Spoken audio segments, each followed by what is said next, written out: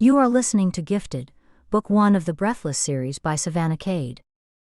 Published by Griffin Inc. All rights reserved. Please subscribe to this channel so you'll know when new books come out. It also lets me know that people are listening, so I can keep getting you more great audiobooks. Remember to like and comment on the videos too. This helps the channel keep bringing you more great content. And now Gifted. Chapter 1. Don't do anything to your hair that you can't afford to keep up. If someone is discussing your roots, it had better be about your great-great-grandmother.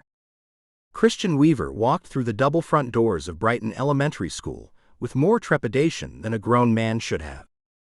Though he'd attended Brighton as a kid, this was not the same school. In the intervening years, the school had been moved, redesigned, and rebuilt. The only thing that remained the same was the name. Instead of the sprawling one-story schoolhouse of his childhood, it was now a three-story cube with a lobby showing off trophies in a glass case. Signs with arrows indicated the direction to the principal's office, and though he didn't want to go, who did?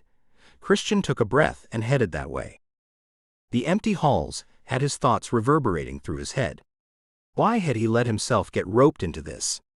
He couldn't remember what specifically he'd done to deserve this hell. Maybe he hadn't been happy enough at Sunday dinners, and this was his mother's solution. Maybe he didn't seem busy enough, or his mother thought there weren't enough elementary-aged kids in his life. Whatever his mother's reason, it was too late for him now. He was already at Brighton. Christian liked statistics. He liked numbers. He liked code. He was not overly fond of children. Volunteering in an elementary classroom was not on his bucket list. In fact, it might even show up in his definition of hell. After trading his ID for a visitor badge, the woman at the desk told him to clip it to his shirt. She said this as though he was doing it wrong by holding it. Showing her as he clipped it on, he thanked her and headed out to find room 32. While he climbed the stairs, he consoled himself with some numbers. He was a relatively tall man and a swimmer. Therefore, he probably outweighed at least 3 children together. Possibly 4 of them if they were small. If things turned, he believed he had a chance to fend off a few of them. He'd also had karate classes as a kid, and he could probably win in a fight, though that wasn't the kind of thinking that was likely welcome in an elementary. His arms had to be longer than theirs, and he had to be taller too, so he could probably put a hand on a small head to hold a wily child at bay. But his next number failed him. 2. He only had 2 arms, and there were certainly more than 2 children in the classroom. In his vivid imagination, he saw himself getting pulled under, as a rogue flock of kids attacked him like piranhas. He hoped this teacher, Riley Zayat, would do a good job of keeping her students in line. Maybe he didn't dislike children so much, as he just didn't know what to do with them. He certainly didn't know what to do with children in groups, and he wondered again why he'd let his mother talk him into this. In fact, why had she even thought this was a good match? He didn't know. Sooner than he would have liked, Christian was standing in front of the door to classroom number 32. A bold sign on the door, clearly colored by children using a rainbow of crayons, said, "Miss Zayat's room." Underneath that, the next line said, "Only gifted." Taking a deep breath, and wondering what fresh hell awaited him, Christian Weaver pushed open the door. Chapter 2. Riley looked up at the man who had, without knocking first, opened the door to her classroom. He stood frozen, not yet crossing the threshold. "You must be Christian Weaver," she offered in her best teacher voice, but she only said it to be polite. There was very little doubt that this man was the son of Westerly and Dawson Weaver. He had the older man's square jaw and his mother's bright green eyes. His brown hair, which came from both sides of the family, was surprisingly sun-bleached on the ends. Despite his height and the width of his shoulders, he stood in the doorway, looking at her warily as though she were some strange creature that might attack him. "Come on in." She tried her best smile as she waved her hand, wondering if maybe he was a vampire and required an invitation. Still, he didn't speak, but he stepped a cautious foot into her classroom. He looked around for a moment, taking in the smartboard at the front of the room, the clusters of small desks and cluttered shelving that housed various projects. Riley got the impression he was absorbing all of it. When he did finally speak, he said, "I thought there would be children." That at least made her laugh. "There will be," she told him, "next time. Usually for the first meeting it's just me and the classroom. I try not to throw anyone to the sharks." The panic on his face made her think that maybe he was taking her a little too seriously about the sharks. Then he took an obvious breath and asked, "If I'm volunteering to help with children, why are there no children?" "Well," she replied, "I thought you'd like to get to know the job first. I thought we'd go over what the class is doing, and how you might best fit into that, before we actually bring the children in. It's better to look like we know what we're doing." He nodded at that, and a small smile formed upon his lips. Finally. Her whole world was these kids. Her kids were complex, always needing more from her and asking questions she didn't have the answers to. It was why she used volunteer help whenever she could. The problem was that gifted kids needed gifted volunteers, and few gifted people were sitting around wondering what to do with their days. Westerly Weaver had been a godsend. She'd been volunteering for several years and recently brought in her niece, Bailey Ann Mayfair, to help with the smaller kids. Last week she'd suggested her own son would be a good match. But Riley was beginning to think Westerly's winning streak might be over. Coming around from behind her desk, she stopped in front of him. She'd not done a full, proper introduction the way it was done here in the South. Holding her hand out, she said, "I'm Riley Zayat, the gifted teacher here at Brighton." She watched as he cautiously shook her hand, his large fingers enveloping hers. Then he dropped his hand, breaking contact, and stepped back as if waiting. She guessed that made sense. If you weren't a teacher, you might not know what to do in a classroom, certainly not one like hers. He towered over everything in the room. It was designed for kids, everything within reach for small people. Aside from her desk, it was all tiny. Christian Weaver was not going to fit. He became one more person for her to help fit in.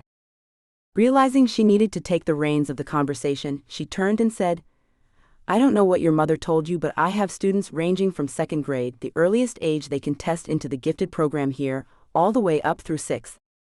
Christian nodded at her, but didn't say anything. So Riley pushed on, "We work on special projects. I have each grade for 3 hours one afternoon a week. For example, I have 2nd grade on Mondays, 3rd graders on Tuesdays, and so on through the week. These kids are opted out of their regular classes to come to me, and it's my job to give them advanced and challenging curriculum." He nodded again, but still seemed to have a little frown on his face. Riley recognized it. This was what she did, read mixed signals. She had to understand that when a child said their tummy hurt, it meant they had anxiety. That when they were suddenly lashing out at their friends, they were actually sick or scared, or maybe something had gone wrong at home. And she had to understand that bright kids got easily bored, and that many didn't understand how they fit in because they didn't. Maybe Christian Weaver was one of them. Given the way his mother talked about him, Riley thought that was entirely possible. She paused before speaking again. According to Westerly Weaver, Christian had sold his first computer program before he graduated middle school. She chattered as she reorganized one of the shelves. He left high school a full year early, simply because he'd completed all the necessary coursework and didn't have any reason to stay. Though Westerly hadn't said it, Riley got the impression Christian hadn't been a social butterfly. He probably hadn't seen the value of walking at graduation. "I made him do the graduation ceremony, and he didn't know anyone. It was the grade ahead of him. It was likely a mistake." She'd sighed. "He looked miserable the whole time, and the pictures are terrible." Riley had fought the laugh that bubbled up. "He went to Cal Poly on scholarship and quickly graduated with honors in 3 years and," Riley heard the build-up to Westerly's brag, but she'd not been prepared. "With $3 million in his bank account. He won some contest for hacking something and got a big prize. He also made an app, but I still don't really understand it. He's been in Silicon Valley since then." 3 months ago, Christian Weaver had come home to Breathless, Georgia. The only explanation he'd given his mother was that he was bored. He'd bought a house. He showed up for Sunday dinners. He spent most of his days at his computer. His mother had no idea what he was doing, so she'd volunteered him in the same classroom where she worked. Riley knew she was only getting half the story. It was possible none of the numbers were correct. But what Riley did know, because she'd researched him online and had the school do a background check, was that he had worked in Silicon Valley and that he had bought a house for cash. And he had come back to Breathless approximately 3 months ago. Now, she waved her hands around the classroom as she gave the short tour. Then turning back to him, she said, "I suspect you'll fit best with my upper grades." He spoke again, and something about it made her think he doled out his words carefully. "I'm assuming by upper you mean 4th, 5th, and 6th. Yes. She understood it wasn't upper level by most people's standards, but for elementary school teachers it was. "I'm looking to have them do some robotics, and maybe programming? You can see over here on the shelf we have a number of donated old pieces." She didn't call it junk. "Alarm clocks, old dial telephones, things like that." She watched as he carefully scanned the shelf, pointing to some of the loose wires, internal boards, dial pads not connected to anything. "It looks like somebody's already been taking them apart and trying to rewire things." "And that's exactly my problem," Riley replied. "That's why your mother suggested you volunteer. I don't know anything about this, and I have 3 separate students in 3 different grades who've already been trying to create gadgets, and I'm hoping you can help." "What kind of gadgets?" Apparently, he didn't really like that term. She noted it and moved on. "Well, one of the kids wanted to make a doorbell with the number pad. Another thought he could make a laser gun." She paused when Christian interrupted her with a bold laugh. For the first time, Riley looked at him like a grown man and not just a volunteer in her classroom. He had a stunning smile despite his standoffish manner. Hopefully, he would do okay with the children. He had to. She didn't have another option. These were kids who were often too bright to fit in with their peers. Gifted class could make them even more ostracized. She was the one who gave them a place to belong. For some of these kids, she was fairly certain she was the only one who did. Christian spoke through the grin that stayed on his face. "I can help one of your students make a laser gun. However, I really don't advise putting lasers in the hands of small children." This time it was Riley who laughed. "I completely agree. I was thinking maybe something more like a laser pointer or a flashlight, a toy version." "Okay," he nodded as he spoke, clearly thinking. "Do you want me to build it now?" "I actually don't want you to build it at all. Just help the kids do however much they can. We have a project coming up. It's one of the last things we do before Christmas break. Each student picks a topic and we work together to create whatever it is. In some cases, they learn about an animal they're interested in. Some kids build a diorama. Some do a presentation on history, and a couple of the children have said they would like to build a gadget of some sort." "Shit." She'd said gadget again. He nodded, but the frown looked like he still didn't understand. She opted for more specific information, as he'd latched onto that before. "I'm hoping that you can come in, maybe twice a week. Help the kids with their projects. I can manage the project once we know what each child is working on, but I don't know what's feasible or when to stop them so they don't electrocute themselves." She paused.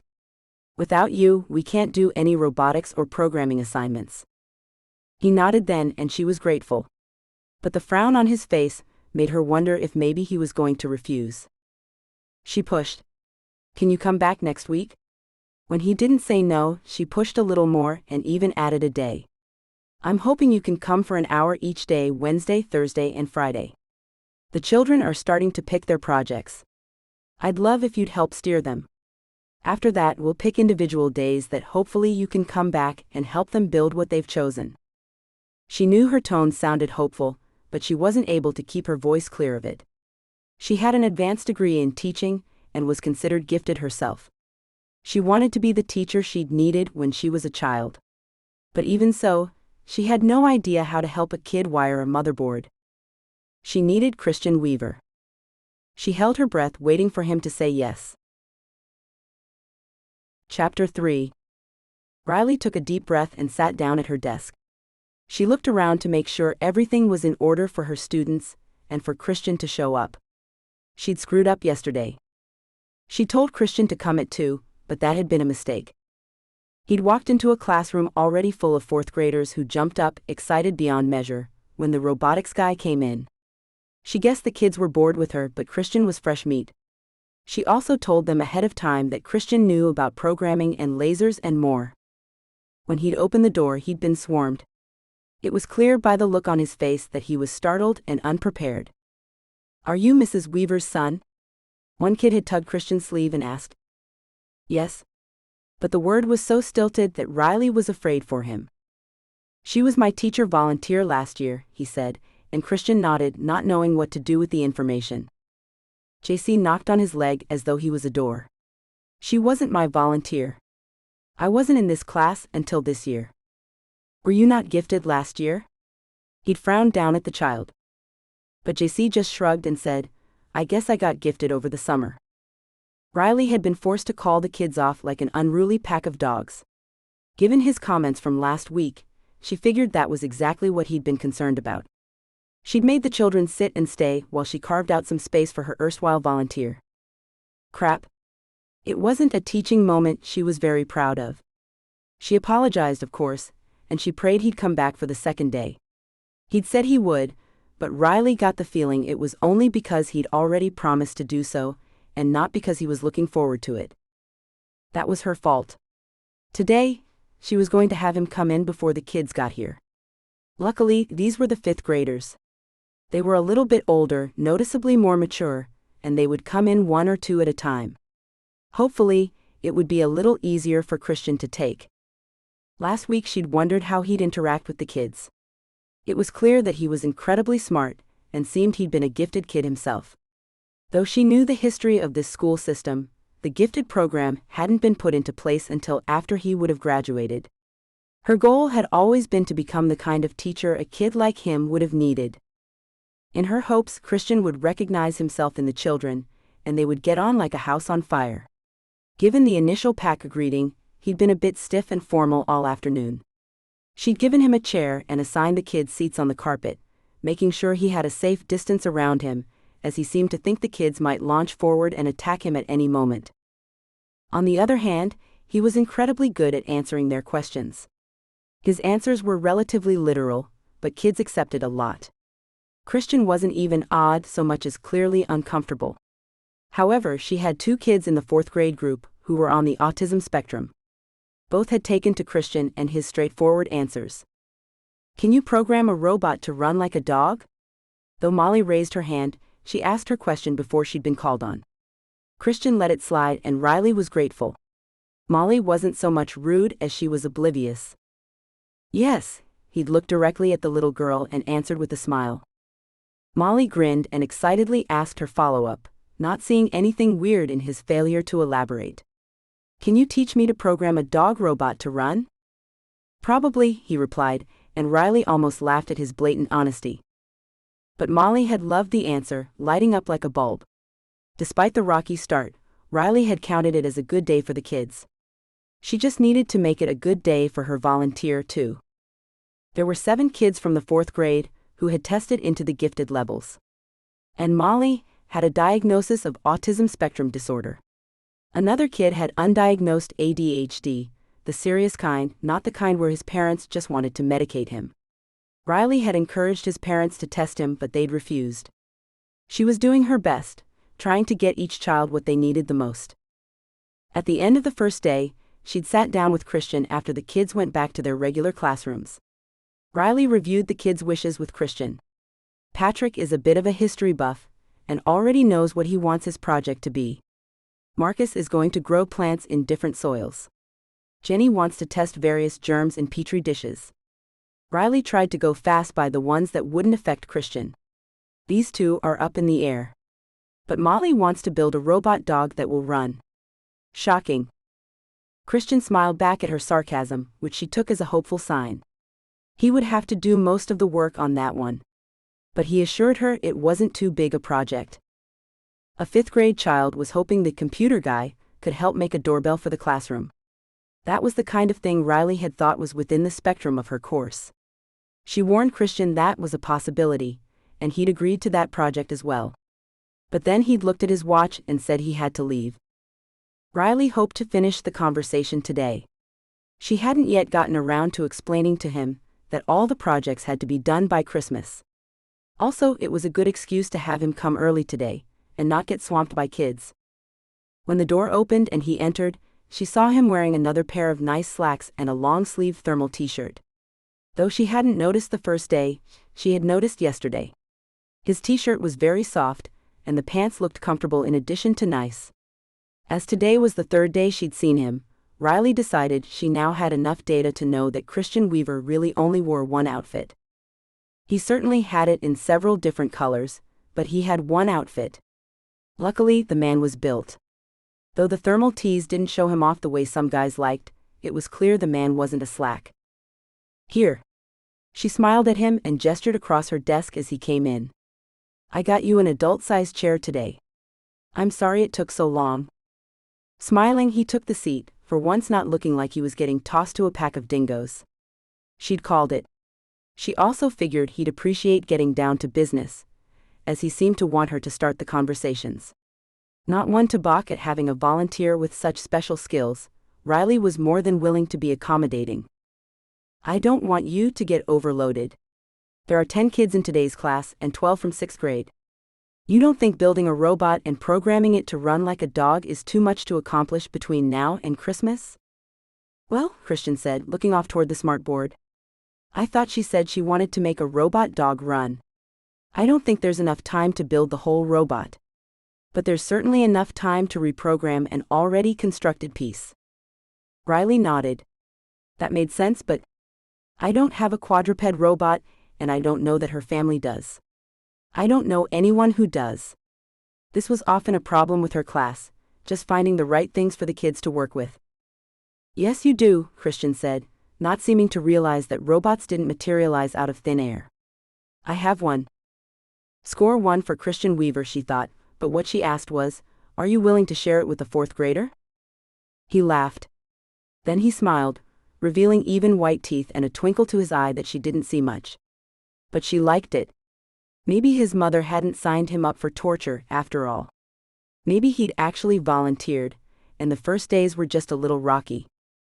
"I'm willing." He crossed one leg over the other and leaned an elbow on her desk. She took that as a sign of comfort. "It's old. I built it years ago. So I know we can program it to run." With a sigh, because she didn't want him to regret it later, Riley felt the urge to warn him. He seemed like a man who hadn't been exposed to elementary kids much. "What if it gets broken?" "Then I'll fix it." That was it. She wasn't going to push any further. He seemed to have no concerns about his robot, and Molly was already half in love with him. Riley wasn't going to make trouble where it didn't already exist. Changing the subject, she told him, today's kids are slightly older, and she mentioned a few that she thought he might like to work with, ones who had shown an interest in his field before. 7 is the one who took apart the alarm clock and tried to hybridize it with the old dial-pad phone. She smiled thinking about 7. He'd had a rough time for a while, but he was sharp as a tack and willing to get into anything. I had to explain to him that he couldn't unplug the things on my desk, strip the wires, and build my school equipment into something else. Christian smiled. Maybe that was something he related to. "I don't know what kind of project 7 will want to do, but I suspect you'll end up working with him." By the end of the day, 7 was the one who had picked a project that fully was in Christian's wheelhouse. 2 others had chosen tasks that were going to need only a little help from her new volunteer. Riley sent him home with a smile and breathed a sigh of relief. Good help was hard to find. Gifted kids needed adults who understood where they were coming from. Ones who handled odd turns in conversation and understood when they were bored and not just causing trouble. She did not want to overwhelm her new helper on the first week. But if tomorrow came out okay, they could do this. Besides, Riley found she was looking forward to having him back the next day. Chapter 4. Part of an opening conversation is often, "Who are your people?" Your people had best be from the South. Your sister is coming tonight. And so is Jackson. He's bringing his girls. Christian nodded at his cell phone. He knew his mother couldn't hear him, but it made him feel as though he were participating in the conversation. His mother often didn't leave him any room to do so. Today was no exception.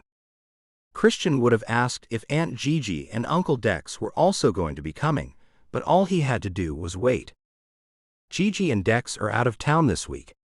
And that's why we have Jackson coming here with us. Yup, Christian thought, then nodded at the phone again and waited. Most times, he didn't even have to talk when they had a conversation. You're bringing your deviled eggs, right? You make the best deviled eggs. His mother said the same thing every time he agreed to come to Sunday dinner. In this case, it was true. He did make the best deviled eggs. He'd hated deviled eggs as a kid, but that was because relish drove him bonkers. But then his Aunt Gigi made him a batch without pickle relish, and he'd eaten the whole plate. He'd been about 6 at the time. Christian's solution was to become a deviled egg chemist. He knew his mother still preferred her eggs with relish, but she allowed him to make the deviled eggs and even called his the best. As he glanced over at the stove, he saw the eggs were occasionally bumping into each other as the water boiled. He set the timer and added his pre-measured splash of vinegar. Yes, he replied to all of it. I'm bringing the eggs. I'll be there at 5. Good. Do you have enough eggs for everyone? She asked him. How many deviled eggs did she think people really needed? Once he'd assured her, several times, though he didn't know why that was necessary, that he was making enough, she let him hang up. Christian turned away from the boiling pot, knowing it was fine. A glance at the microwave assured him the timer was set, so he headed to the spare bedroom in his house. He hadn't yet unpacked the boxes he'd stacked in here. His mother liked to imagine he had a hoarding problem, but as of right now, he had used well over 10% of the items he stored. That number was far too high for actual hoarding. Also, he needed some of the things right now. If he could find them. The first item on his list was the robotic dog. He was pretty sure he remembered where it was, and as he opened the first box, he was glad to see the expected items. Digging down, he found the dog where he'd left it. The old remote was a little harder to locate, and he wound up unpacking and repacking a whole box. Eventually, he found the remote as well as 3 pairs of swim goggles. Christian set all of it aside, putting the goggles he'd thought he'd lost with his other swim gear. He could go to the pool tonight after dinner. Swimming always calmed him down, and he hadn't gone this morning. Returning to the kitchen, he transferred the eggs into an ice bath, then resumed opening as many boxes as he could. He grabbed various items as he went and threw them into a plastic grocery bag. He told himself he wasn't doing this to impress the teacher. Riley Zayat was a bit of a mystery. Her last name was clearly Middle Eastern, and from what he could tell by looking at her, so was her heritage. Riley wasn't a Middle Eastern name, though. Not at all. She didn't have a Southern accent, but he couldn't quite place the accent she did have. By looking at her, he could tell she was self-confident, comfortable with everyone he'd seen her interact with, and more than capable of taking charge of a situation. What he couldn't tell by looking at her was whether or not she found him attractive the same way he found her attractive. She had wide dark eyes and sleek hair that fell in waves to her shoulders. It shouldn't have looked that shiny at the end of a day with elementary students, but it did. She wore teacher clothes, but a little on the funky side, and he wondered what she would wear if she wasn't at work. But she looked him in the eyes, answered all his questions, and had that ready smile. He liked that she didn't look at him, as though he made missteps in the conversation. She carried intelligent conversation, and when he spoke about his work, she followed it. That was another oddity. Most people understood when he explained what his app did. When he explained how he made the app, he lost them. He'd generally stopped explaining it. But Riley had asked. So he told her, fully expecting her to drop out of the conversation. It's a base program for general matching apps. I mean, it could be applied to a dating site, but I intended for it to be broader use. She nodded, not dropping out of the conversation at all. So if I had a rare disease, it could match me to doctors in my area. Or if I wanted a particular food or a specific worker. Like that, but I didn't write that part. So you couldn't just go plug that in. Oh. So I can't buy your app in the App Store. He smiled, pleased when he didn't need to explain further. I would buy your app if I was a company. He nodded, and she continued. Let's say I run a local support group for people with rare diseases. I would buy it and say what to match, and your program would do it. Exactly. He'd not been able to hide the smile. Do you sell it directly to companies? He shook his head, but before he could answer, she jumped in. You sold it to a company that matches your app to places they can sell it. That's a little ironic. Christian had felt his mouth quirk. No one had put it to him that way before. I suppose it is. I get royalties when it sells. Riley's expressive face said she was impressed. Or he thought it did. He wanted to believe it did. He'd watched her run her classroom like a pro too. Where he struggled, she excelled. She talked to each child differently, he'd noticed. She never made faces at any of them, no matter how strange or bizarre their questions or answers. It was a job that appeared to him to be more difficult than herding cats. The kids didn't knock things off of tables like cats either. It was worse. The kids tried to make things that would spark and start a fire. They wanted to bring live animals into the classroom and let them loose. And they told each other truths that could be hurtful. That was one issue Christian understood. His mother had gotten on his case for that, more often than not. What he'd eventually learned was just don't tell people. He'd spent most of his life not fitting in. While he wasn't comfortable being an adult in Riley's classroom, he thought he might have enjoyed being a kid there. With his bag finally full of the things he'd dug up, he put it on the counter and put the robot dog and its remote into another bag. He labeled each and started a list of things he wanted to get, telling himself again that he wasn't trying to impress the teacher. Besides, there wasn't much chance of that. He would have to remember to take the things on Wednesday, and he might screw that up. It wasn't his strong suit. He put both bags in the back of his car, just to be ready. After he'd made the eggs and laid them out on the deviled egg plate his mother had given him for just such a purpose, he covered all of it in plastic wrap and headed over to Sunday dinner. It wasn't his favorite thing, but it wasn't the worst either. His father opened the front door, even before he could turn the knob. With a slap on his shoulder, his dad said, "Chris, glad to have you back." Christian had never been quite sure why his father had agreed to his full name if he was only ever going to call him Chris, but he'd stopped asking about that years ago. Smiling for his dad, he headed into the house as he knew what to do. Placing the deviled eggs in the middle of the table, he grabbed a small napkin. He piled it with the other appetizers and several of his deviled eggs and joined his cousin Jackson. Jackson's young daughters, Scarlett and Salem, were running around the room singing a Disney song that Christian enjoyed until they sang the chorus for the 5th straight time. But he didn't have the heart to tell the girls to stop. Jackson seemed to have tuned it out, but that wasn't a skill Christian possessed. He often didn't know how to talk to Jackson, even though he wished he could. Jax's job as a cop was so foreign to Christian that he didn't even know where to start, so he usually didn't. Jax asked his usual question, "Where is Charlie this week?" Christian wondered why everybody seemed to think he would always know where his brother was. But at least it was something to say. Charlie's in Africa right now. Christian explained his brother's whereabouts as best he knew, until the girls ran by again, their raised arms spread out as though they were airplanes. They were singing about snow, and Christian was confused. Trying to tune them out again, he let his thoughts turn back to Riley, though he shouldn't, not until he had a better idea of how she felt. It was Jackson, who turned to him again, trying to start a conversation. "Are Scarlett and Salem twins because your brother and sister are twins? Does it run in the family that way?" Christian shook his head. Normally, this wasn't his area of expertise, but he did know a few things about twins. When his parents told him that the younger sibling he was getting was actually 2 younger siblings, he'd learned everything he could on the topic.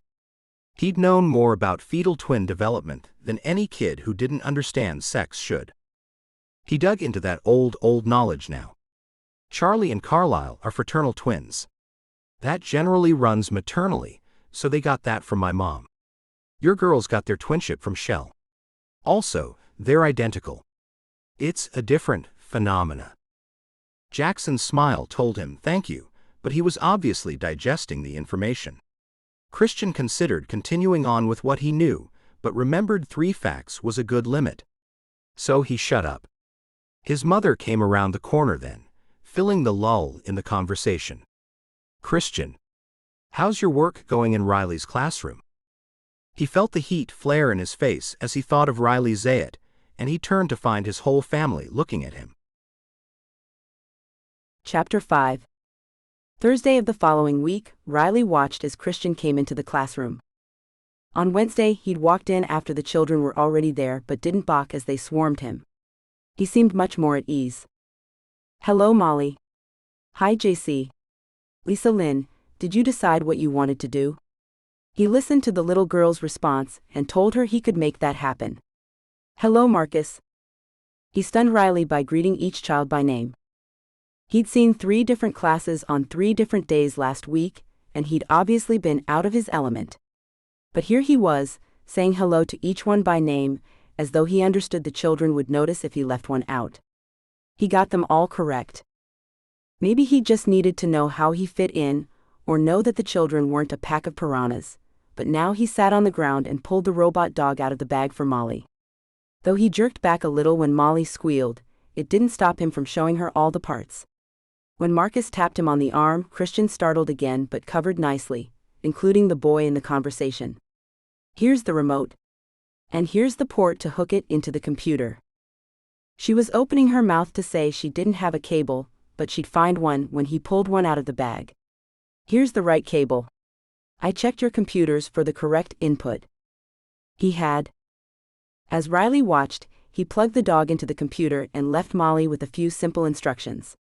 While he worked with the other kids, Molly figured out how to make the dog sit, take a few steps, and play her favorite song. It was not what Riley would have done.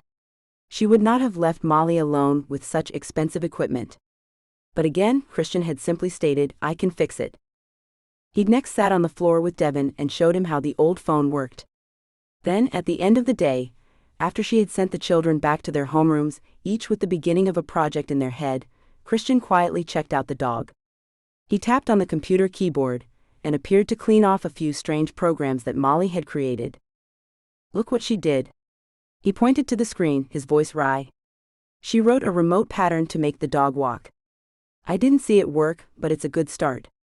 She's ready for another level of programming. Next week we'll get that pattern functioning. We need to make it walk first. Then she can figure out how to make it run. That's an entirely different ballgame for a robot." Riley had just smiled and thanked him. She thought it might mean more to buy him a coffee or something, but when she turned back around, she saw he'd packed up the dog and placed it in its new spot on the shelf. Christian was already gone. Today he'd showed up with another bag of things he'd brought for the kids, and once again greeted each child by name. This class had 3 kids who wanted to look at some kind of gadgetry, robotics or programming that Christian would help with. He'd said yes to all of them. Sitting on the floor, he handed Liam a small screwdriver and then turned over the clock. "Now what do we need to do to get this apart?" Once all the kids agreed, Liam pulled out the screws. Christian handed them to Mitchell for safekeeping and asked Ellie to pull the alarm clock apart. It didn't work. Riley was having a tough time staying focused on the sewing machine Westerly Weaver had donated to the room for Jacob's project.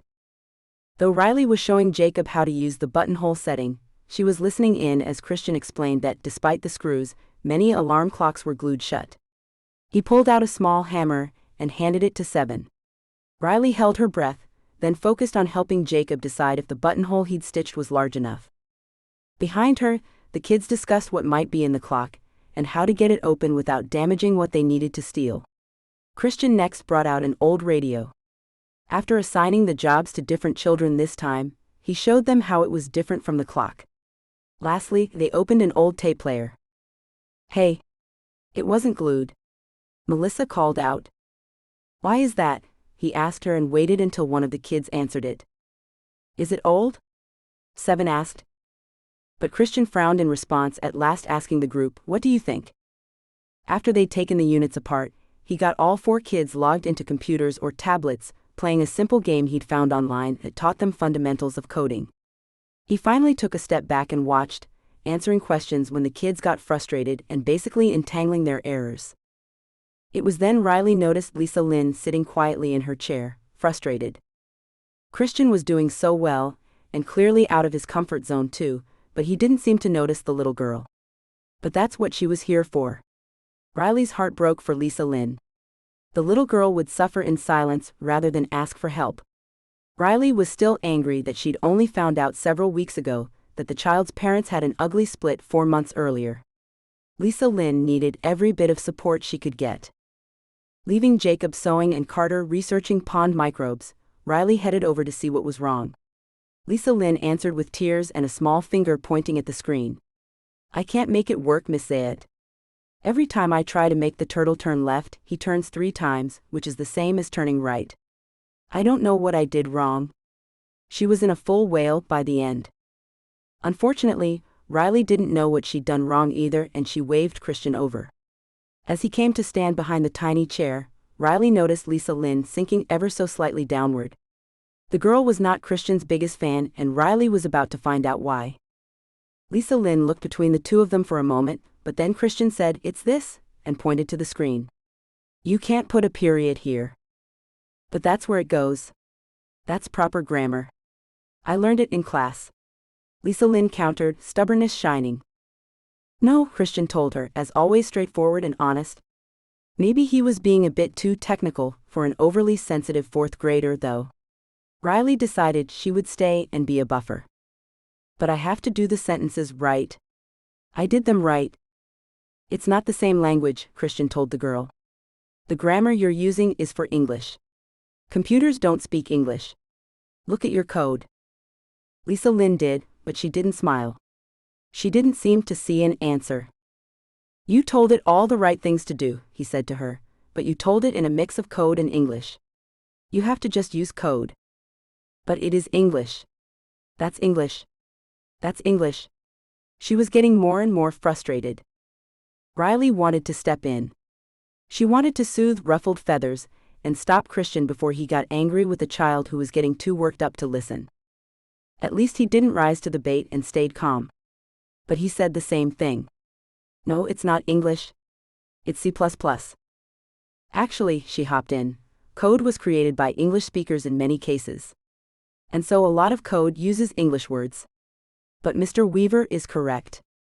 It's not actually the same language. And you can continue putting English grammar in it, but I think your turtle will continue doing the wrong thing. Why don't we try it Mr. Weaver's way, and let's see what happens."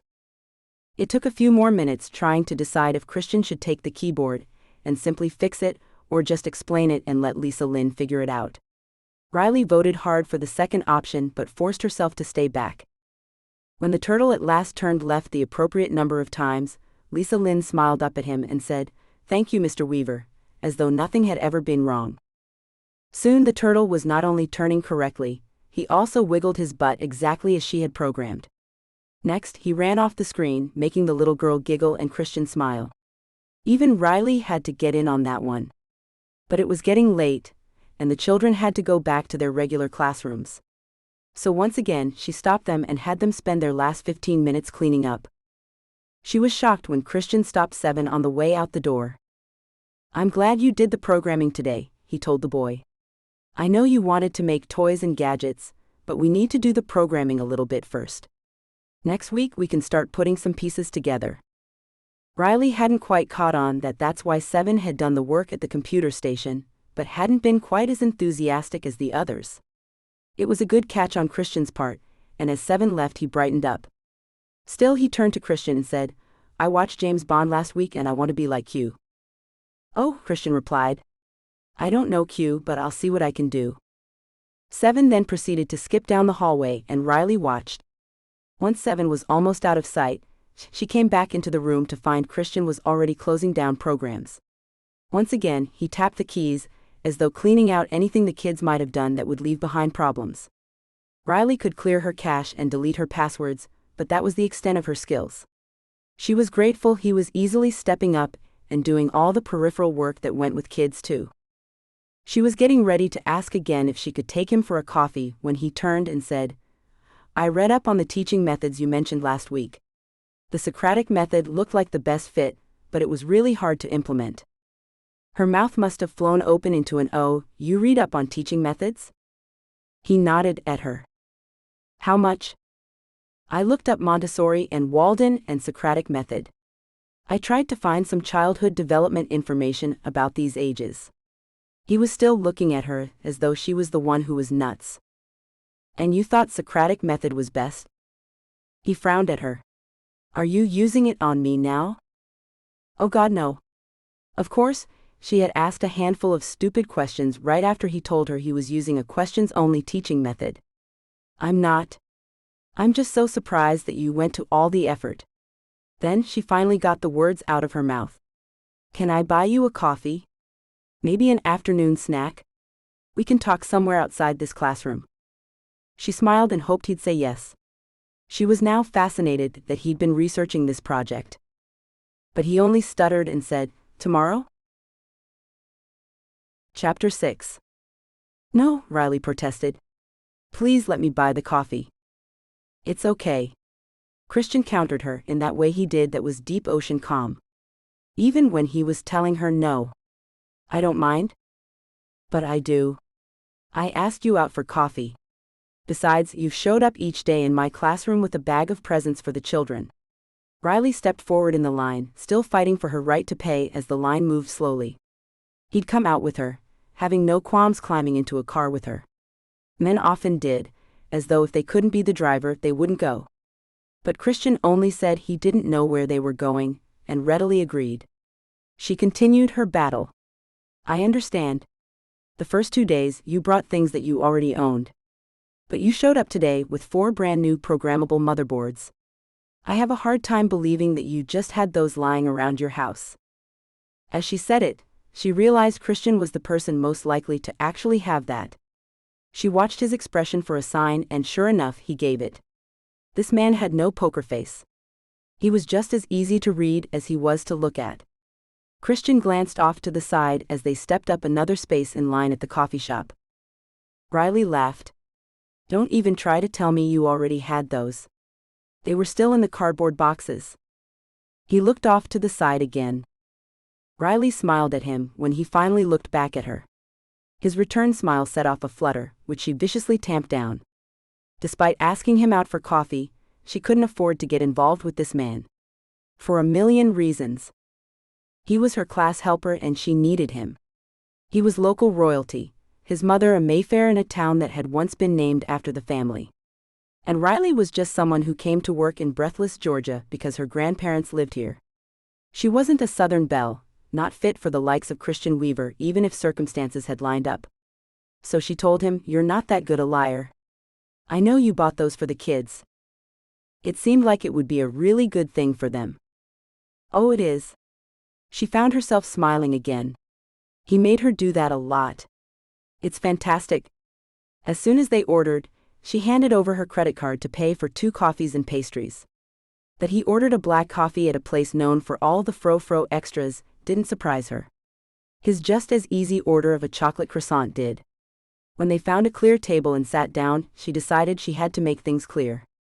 "I just want to be sure you understand that I don't expect you to fund the program." He nodded.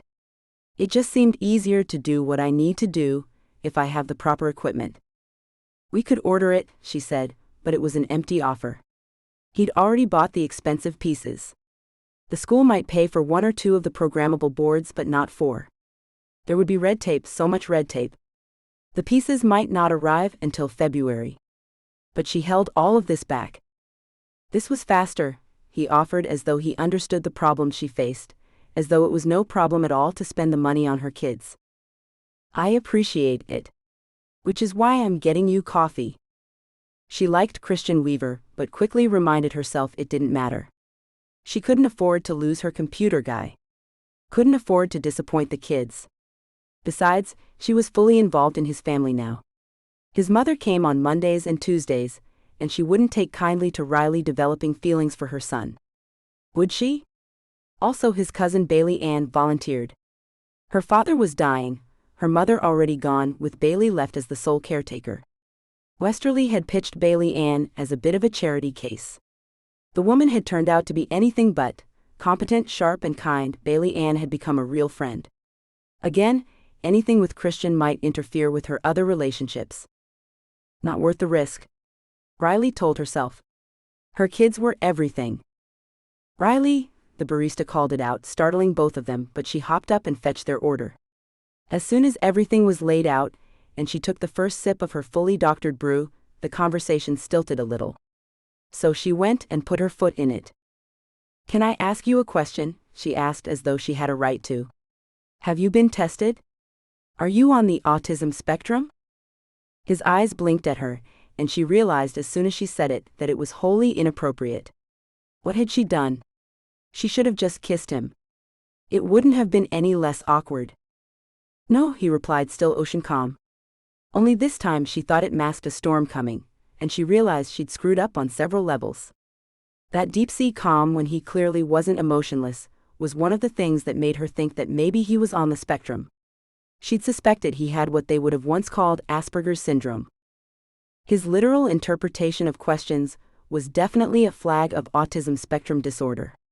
So she tried to step a little more carefully this time. "I'm sorry, that was a crappy question." "It's okay."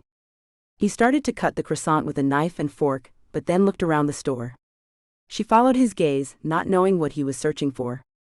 But he set down the utensils and started to peel the pastry. Watching him, Riley did the same. At first it was to make him more comfortable. But after a bite, she realized she really got the layers of a croissant when it was peeled. After another moment's silence, she tried again, but with a little more tact and better questions. "No, I can't ask." "No, you haven't been tested?" Or "No, you have been tested, but you're not on the spectrum?" "You can ask," he said, and popped another peeled layer of pastry into his mouth. He didn't seem upset that she'd brought it up.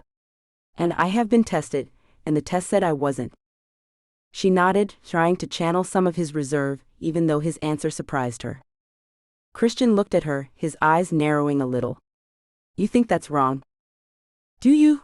She tossed back, only then realizing he might wonder if she was using the Socratic method on him again. He thought about it for a moment, the expression on his face making her wonder if he'd never questioned it himself, but when he spoke he said, "Maybe."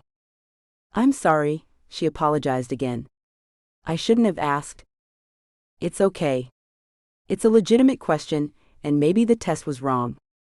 And that was such an ASD answer that she wanted to tell him, yes. Yes, it was. "Does it make me weird?" he asked as he stopped peeling the pastry. He'd reached the river of chocolate down the middle, and was now using the knife and fork again. Riley threw back her head and laughed. "Please? We're all weird. Have you seen my kids?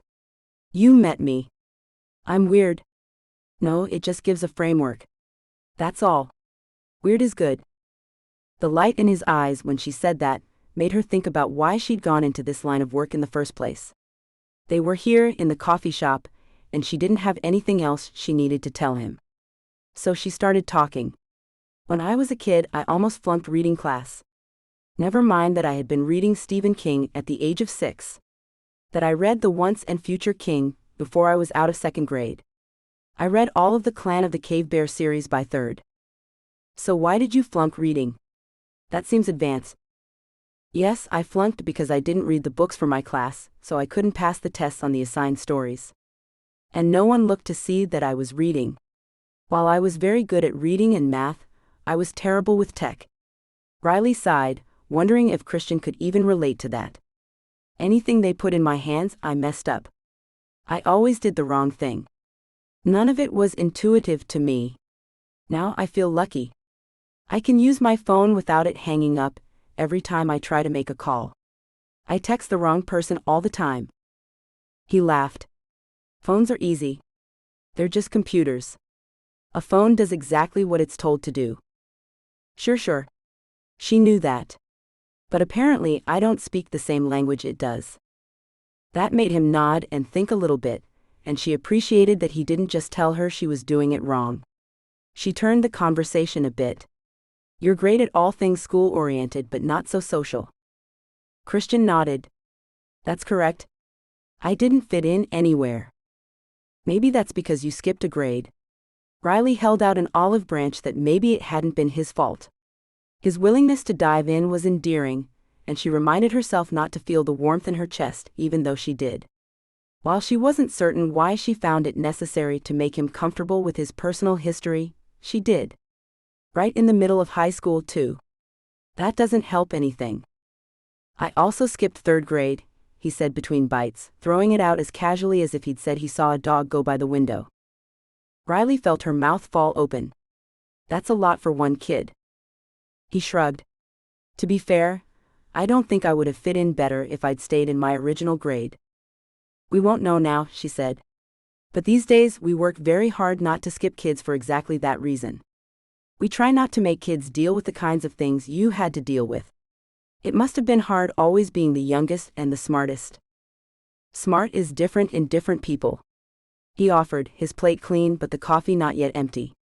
I don't read people very well, but you do a really good job with that. Thank you, but it didn't come naturally. It was something I had to learn. I worked really hard at being a good teacher, and I see other teachers who just automatically know what to do with the kids. I pay a lot of attention. I try to figure out who's acting what way, and if it's different from their normal behavior. If they're acting out or acting poorly, I ask, is there something causing it? I constantly have to remind myself to check. It doesn't feel intuitive to me. Math feels intuitive. Running all the special classes for the kids? That feels intuitive. It feels like exactly what I was made to do. I love watching the kids and I love when I get it right, but I work really hard at that. He looked at her a little sideways then, and she wondered if he was thinking maybe he could learn to work at it too. Maybe he could. You do a very good job. He pushed the plate away, finished with it. Your hard work pays off. Thank you. Then she moved the subject away from herself. You're fitting in very well with my class. The kids all love you, and the ones who are working with you are getting so far. I can't thank you enough for volunteering. He looked off to the side again, and Riley caught it. It was one of the things she always watched for in her kids, and it was so easy to spot on this man. She sighed. You didn't volunteer, did you? He shook his head. Not really. My mother and I were talking, and she told me all about your class. I said it sounded wonderful, because it did. I didn't realize Mom was setting me up. You would think I'm old enough now to know when my mother is setting me up. But I missed it. Riley couldn't help but smile. She told you, didn't she? Pretty much. This time it was Riley who looked off to the side. Christian, she said, and waited until she caught his gaze. You don't have to come back. I'm sure you have other projects that you're working on, and we'll figure out a workaround. I'm sorry. I thought you actually wanted to come work with my class. I thought you had volunteered. He blinked 2 or 3 times and didn't say anything while Riley waited it out. She was going to lose him. Holding her breath, she hoped for a better outcome. Are you trying to get rid of me? I can go if you think it's not working. God, this man was always a surprise. Oh no. It's wonderful. I love having you in the classroom. As the words flew out of her mouth, she realized how much they were true. Chapter 7. Christian looked at his mother. She'd asked what he wanted for his birthday this year. He was blindsided by her question, just as he always was. Shit. It was going into November. He should have known. She asked every year, and every year he wasn't ready. She wanted a short list of things that she could provide for his birthday, something different from what he got for Christmas. She said he was hard to buy for, that she didn't know enough about the things he liked to pick them out. Westerly Mayfair Weaver had a hard line against gift cards. She said they showed you didn't know the person well enough to get a real gift. But Christian always wondered why simply asking what to get him wasn't the same thing. And he didn't have a ready answer to her question. Unfortunately, what he always wanted for his birthday was for it not to be on Christmas Day, and that wasn't anything anyone could provide, even his mother. He was a grown man. He should have gotten over all the years that his birthday was celebrated with his parents and his younger siblings, and not with friends and not with a party. Not that he had many friends, and not that he knew how to throw a party, but that had always been his goal. He remembered wanting a table in the backyard, with a shiny plastic cloth. Treats laid out at each seat. Cake for everyone, and presents from everyone. Instead, his birthday had always been a side note on a huge family holiday. He couldn't tell his mother that. It would hurt her feelings. So he went with his golden rule, and didn't say anything. Instead, a new answer came to him quickly. I think I'd like a couple of those remote-controlled robots that you can buy off the shelf at one of the electronics stores. Her face went wide, her words confirming that she disbelieved his ready answer. Just a minute ago, you looked like you didn't have an answer for me at all. But there you go with this. And it's very specific. He shrugged as she looked at him again, with more scrutiny.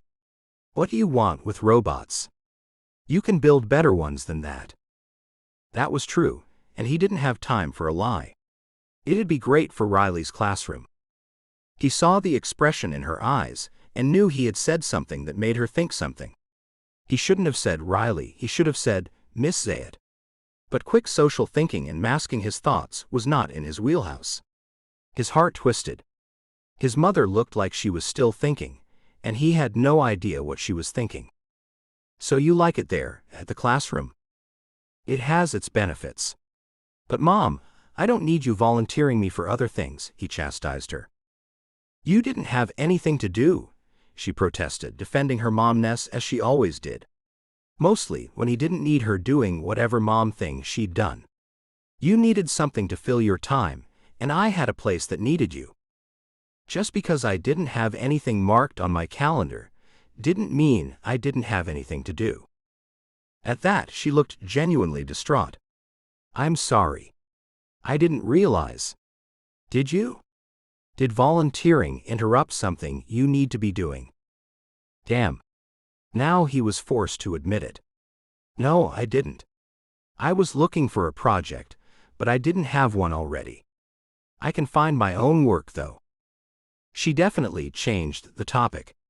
Though he watched her do it, he couldn't have said how she did it, and he couldn't have repeated the practice for himself. So what do you think of Riley Zayat? He shrugged, having learned a while ago that a shrug was a good way to avoid a question. Unfortunately, it didn't work on his mother. Tell me. She's nice, he said, trying for Riley's most innocuous feature. He didn't mention her ready smile, or the way her eyes lit up when she saw him. It was the same when she saw the children, so he was sure he wasn't special to her. Didn't mean he didn't like it, though. She's really good with the children. He didn't add that he was jealous of the kids. Didn't say, it would have been nice to have a teacher like Riley Zayat when I was a kid. If he'd had a teacher like her, he would have been head over heels in love with her. His mother looked at him through narrowed eyes then, and he remembered the way his face had heated when everyone asked about Riley last week at Sunday dinner. He told himself he wouldn't say more. But then the words fell out of his mouth. She's always figuring out what each one of them needs. His mother agreed as she sipped her tea. She's very intuitive with those children. No, she's not, he corrected, startling his mother. She's great with the kids. Westerly Weaver argued back, and he liked that his mother was defending Riley. She is great with the kids, Mom, but she's not intuitive. She told me she works very hard at it. She watches carefully and counts all their behaviors. And when the behaviors change, she tries to figure out what made it change. It's very data-driven. His mother said. That was a sound that meant something was coming. Though he knew that, he'd still never learned how to predict what was coming. Did she tell you that? His mother's head tilted. He could tell she was ferreting information, but Christian wasn't good enough at that game to know what to give and what to hold back. So he just said yes. When Westerly pushed, he had to give up more. The other day, she took me out for coffee to thank me. His mother hummed again, and he tried to ignore it. When they finished their lunch, Christian put all their trash into the bin and was turning to hug her goodbye. This was a normal thing for them, going out to lunch. She seemed to enjoy taking him out. Maybe she just enjoyed feeding people. Or maybe it was as if she thought he would eat nothing but chips and soda all week. He couldn't fault her, that had happened more than once. But she stepped away from his hug. "Let's go next door. We can walk right over and get those robots." Well, that wasn't what he'd planned to do next. But she seemed to want to go. It wasn't even really what he wanted for his birthday. He wanted a real birthday present. He wanted it wrapped up and presented on his birthday at a party, but he was willing to settle for the robots. When he offered his best forced smile, she really looked at him and raised one eyebrow as though to challenge his suggestion. "If you want it for the class, let's get it for the class. That means as soon as possible." He almost protested. Riley had told him to stop bringing things. To stop spending money for the class. Instead, he followed his mother out the door and through the brisk air. He walked beside her across the parking lot to where the blue and yellow store sat waiting to provide them with several toy robots. In the end, his mother bought 4, protesting that she'd never paid for his college. The least she could do was make his classroom happy. Christian thought about that. It wasn't his classroom. It was Riley's. And Riley was going to protest that he was bringing more new expensive toys. But he liked that the robots would make her happy. And she couldn't say no, he thought. After all, he hadn't bought them. Chapter 8. There are only 10 acceptable silver patterns. Not that this matters. You inherit your pattern from your grandmother. Riley set out her nicest silver onto folded cloth napkins and placed 3 of her wine glasses on the patio table. It was one of the few very warm days in the middle of the cooling fall. It had sprung up randomly between cold, wind and rain, but today was 70 degrees and sunny. Georgia was just like that, she had learned. While it didn't make any sense, she was certainly going to take advantage of it. Bailey Ann Mayfair was right behind her with 2 plates in her hands. Angelia Fortney, a fellow teacher at Brighton and a good friend, followed along with the 3rd plate of a chicken dish Riley's grandmother had given her the recipe for. Riley had served it up with potatoes, because this was the South. Bailey Ann contributed the salad, and not one of the Jell-O variety, which Riley had learned was an actual thing around here. Angelia supplied 2 bottles of her favorite sparkling Blanc de Blancs. One bottle was still stashed in the fridge, but the other was tucked up under her arm. "It's really beautiful outside. I'm glad we got together tonight." Bailey Ann sighed and seemed to soak up the sun for a moment before she put down the plates and reached out to help Riley. "I'm glad you came over. It was a whole week of little kids and a side helping of parents." Riley sighed. "Thank God it's Friday." "I had 2 meltdowns to deal with," Angelia offered. "I had a kid try to set my room on fire." Riley thought about Lisa Lynn, deciding she wanted to be just like Christian. The girl had tried to rewire the radio. "I had my father fight me over his meds," Bailey Ann joined in. "I want to believe I won." Then her expression turned sad. "I'm not sure I did though." Riley offered her friend a hug. Even though the food smelled good and the wine was chilled and waiting, Bailey Ann clearly needed it. She hugged Riley back for a moment and whispered, "Thank you." It felt good to be getting things off their chests. All 3 were doing what they loved, but nothing came without challenges. Riley added with a wry twist, "And I had 3 volunteers to coordinate." That at least made Bailey smile again, as she was one of those volunteers. Then she tipped her head. "How's Christian working out for you?" "He's a little odd." Riley almost laughed out loud. "I teach the gifted class," she reminded them. "Odd is my bread and butter, and no, your cousin doesn't really qualify. He's too smart." This time it was Bailey Ann who laughed as she pulled the cork on the bottle and poured generous servings in each glass. "Smart doesn't mean not odd. I think he's smarter than all the rest of us put together, but he never really did quite get the hang of having real friends or even girlfriends. It might be because of all those skip grades." She recorked the wine and picked her glass up for a sip. "Might be because he's so smart. Might be because he's odd." Angelia pulled out one chair, scraping the metal legs across the patio. It was a sound that would have driven Riley crazy, except it meant she was eating out on the back deck. Seating herself, she dove back into defending Christian.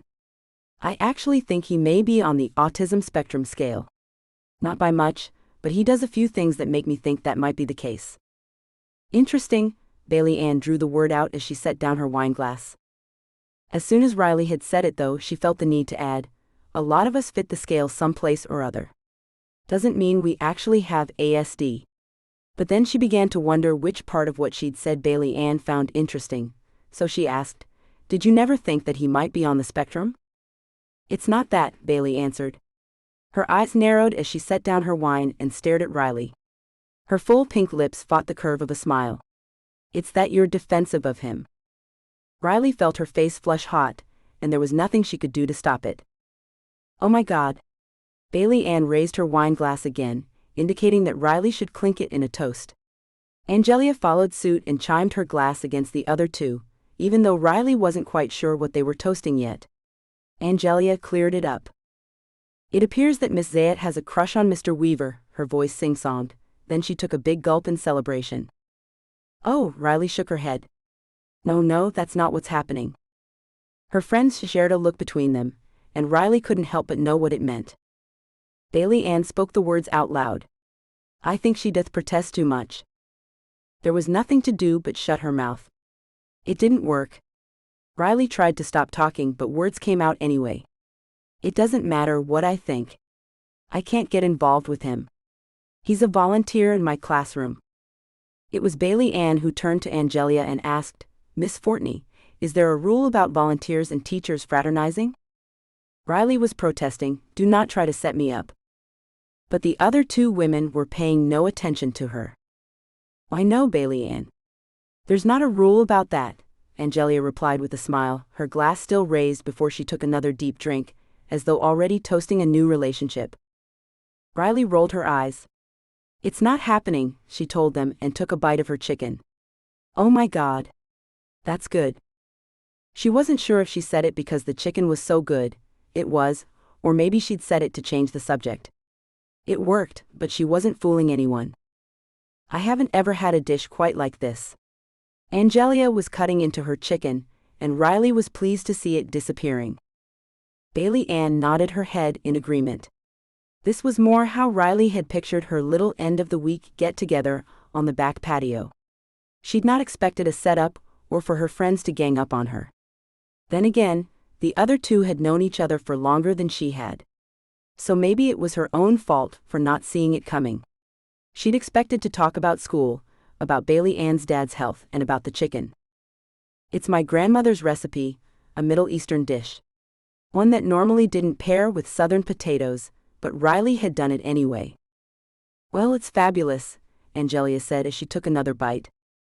They were partway through the meal when Riley had to ask, Bailey, why do you keep looking at the silver? Oh, I just don't recognize the pattern. I thought I recognized all the old silver patterns. Ah, Riley replied. That's because I'm not a belle like you two. So it's not real silver. It's plated. In fact, it's what they call gas station silver. Bailey Ann's mouth fell open and Angelia's brows pulled together. What's gas station silver? Bailey Ann seemed stunned, her fingers now running reverently along the handle of the fork. Oh my God, you've got gas station silver. Well, at least one of them knew what it was, Riley thought. But it was Bailey Ann who explained it to Angelia. Several generations ago, instead of earning points at the grocery store when you bought gas or food, you collected points that you could use to order out of a catalog. You could even save up enough to get good china and plated silverware. It was real patterns and real china, but it was commonly known as gas station silver. Bailey then examined the plate she was eating off and asked, Do you have the china too? Riley shook her head no. I bought my own china. Picked it out myself at the outlet mall outside Alpharetta. Though that was not the Belle way, she liked it. It was new, and she'd been excited to get to use it tonight. Well, me too. I totally understand that one. Angelia added, and Bailey Ann stayed out of that conversation. They pretty much all knew that Bailey Ann had inherited both her silver and her china from her grandmothers. It was the way Southern girls did it. But even as Riley was thinking that, Bailey Ann was frowning and looking at her oddly. Wait. What did you mean that you're not a belle? Even Angelia was looking at her like she was bonkers, though Riley thought it was obvious to anyone who looked. Well, I didn't grow up in Breathless or even in the South. She was from Northern California and they both knew it. So why on earth would anyone think she was a belle? Angelia popped in. Your grandma was a belle. She lives here. Being a belle is passed down maternally. That makes you part of this town. And you got her silver, Bailey Ann pointed out. I think you qualify. Riley just laughed. It's gas station silver. And I'm Middle Eastern and Jewish. My name is Riley Zayat, and I grew up in Eureka, California. Bailey Ann and Angelia looked at each other, quite confused. All at once they spoke over each other. Your background doesn't disqualify you, Angelia seemed flummoxed. Look at you, Bailey Ann piled on. You've got fine china and silver. How many little black dresses do you own? 3, Riley replied. It was almost a requisite number. My fiancé is from Ohio, Angelia added in. Don't think that I'm abandoning my history, and don't think that my daughters won't be belles too. She paused, and I haven't ever told anybody, but my grandma's silver was plated too. Riley couldn't help it. She threw her head back and laughed at the idea that she would be considered part of this group. She'd expected snotty, holier-than-thou women and antiquated homemakers. Hell, she'd expected them to all be white. Now that she'd thought about it, she'd seen none of that. Breathless wasn't perfect, but she'd not encountered more than a few of the brash, whisper-behind-your-back kind of women she'd thought she'd find here. Instead, more of them were a breath of fresh air than not. It was Bailey Ann's smile that did her in. Belles aren't what you think. I mean, we used to be all white girls out of plantations. But the days of Tara are long over. Angelia smiled. Belles come in all sizes and colors and backgrounds now. Well, they really always did. People just didn't know it. Bailey Ann's aunt is African American, and you can't tell anyone that Aunt Gigi isn't a belle. She's more belle than me. And my daddy's family has been here for 5 generations, but my mom is from Ohio. She just fit right in, and she's a local now too. It's about being able to hold up the sky when everything is falling. It's about having roots, whatever they are. And it's about loving the South. Real love, the kind that wants the South to grow, not the kind that's blind to her faults. There were belles at Selma. There are more that are lawyers in the Southern Poverty Law Center. It was 3 belles that organized that march in Atlanta, and you can't get anything past them. Bailey Ann looked at Riley, then at Angelia. I think she qualifies. Oh yeah. Riley is one of us, and didn't even know it. Riley pressed her lips together, fighting the happy tears that wanted to come. It was amazing that these strong women thought that highly of her. She wasn't sure how much she bought it, but she did have her grandmother's silver. Raising her glass, she smiled. I accept. Angelia grinned and clinked her glass again. Bring on the shish to wook chicken. Bailey joined in. Amen, that's good. Oh, but girl, you've got to get yourself some drawl. Chapter 9. 2 weeks later, Christian walked into Riley's classroom on a Thursday afternoon, smiling. He noticed that entering the school didn't make him apprehensive anymore. He'd grown to feel comfortable here. He knew the children, and they all knew him. They even seemed to like him. He'd picked out a project at home, too. Between that and volunteering here, and his mother making sure he showed up for every Sunday dinner, his time was getting full.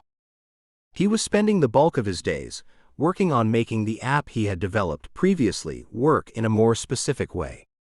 It wasn't difficult, but it was definitely time-consuming. Every tiny piece had to work no matter what the company needed. Input had to be accepted in many possible forms. It was both tedious and mentally challenging to fix everything he could think of, then think of more ways the average user might try to follow instructions incorrectly. The job was something he needed until he got his next big idea, because he hadn't gotten it yet. Hey, Christian.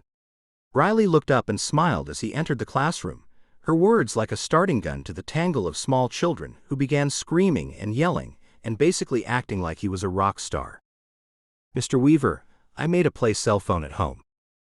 Mr. Weaver, I fixed my dad's toaster. Mr. Weaver, I want to make a robot centipede. I brought a real one so we can use it for design. Okay, all was well until the little hands held up the dirty centipede and it moved like it was coming for him. Christian blinked. Riley jumped in and simply took it from the child's hands. With a stern look, she asked, "What's our rule about bringing live animals in the classroom?" Christian didn't hear the answer through his surprise that this must have happened often enough to make a rule about it. Still, the anxiety didn't come. Somehow, even all of this had become normal. Though Riley had protested the 4 programmable robots he'd brought in earlier, Christian made her keep them. He'd handed them over and waited a beat for her to tell him that he shouldn't have. Sure enough, it was the first thing out of her mouth when she'd seen what was in the bag. "Christian, you can't keep buying gifts like this for the classroom." "But," he replied, "these aren't from me. They're from my mother." He'd smiled as she shook her head at him, but had no good comeback. One simply did not turn down Westerly Weaver. The next week, however, Riley came back to him. "So, I was talking to your mother and thanking her for her kind gift." Uh-oh, he thought. Though everything was on the up and up, he was certain this wasn't going to end the way he wanted. "And apparently, even though Mrs. Weaver purchased the robots, they were your birthday present." Riley was frowning at him, as though to ask, "How are you going to get out of this one?" Christian didn't know, so he just shrugged. Today he'd brought a hot plate. Riley raised an eyebrow at him there, but he protested. "I'm taking it home when we're done. So don't even think I'm leaving these little Edisons with something they can burn things with." She couldn't hold back the laugh, though she clearly didn't know what to do with him. He wondered if he was keeping it to himself, how much he'd come to love this volunteer position. He really liked working with the kids. Even more, he liked seeing Riley. Besides, she'd already given permission for him to bring the hot plate. 7 came over to sit down next to him, pieces of his laser gun project in his hands. "Do we have all the pieces?" "I think so," Christian replied. "Did you bring the plastics?" 7 pulled handfuls of old broken shards of various items out of his pocket. It seemed he'd been collecting them for the whole week and just shoved them in there. To his credit, he had a good variety, including different colors, thicknesses, and softnesses. "Oh, you should have put that in a plastic bag," Christian said. "We don't want it to cut you." The little boy nodded.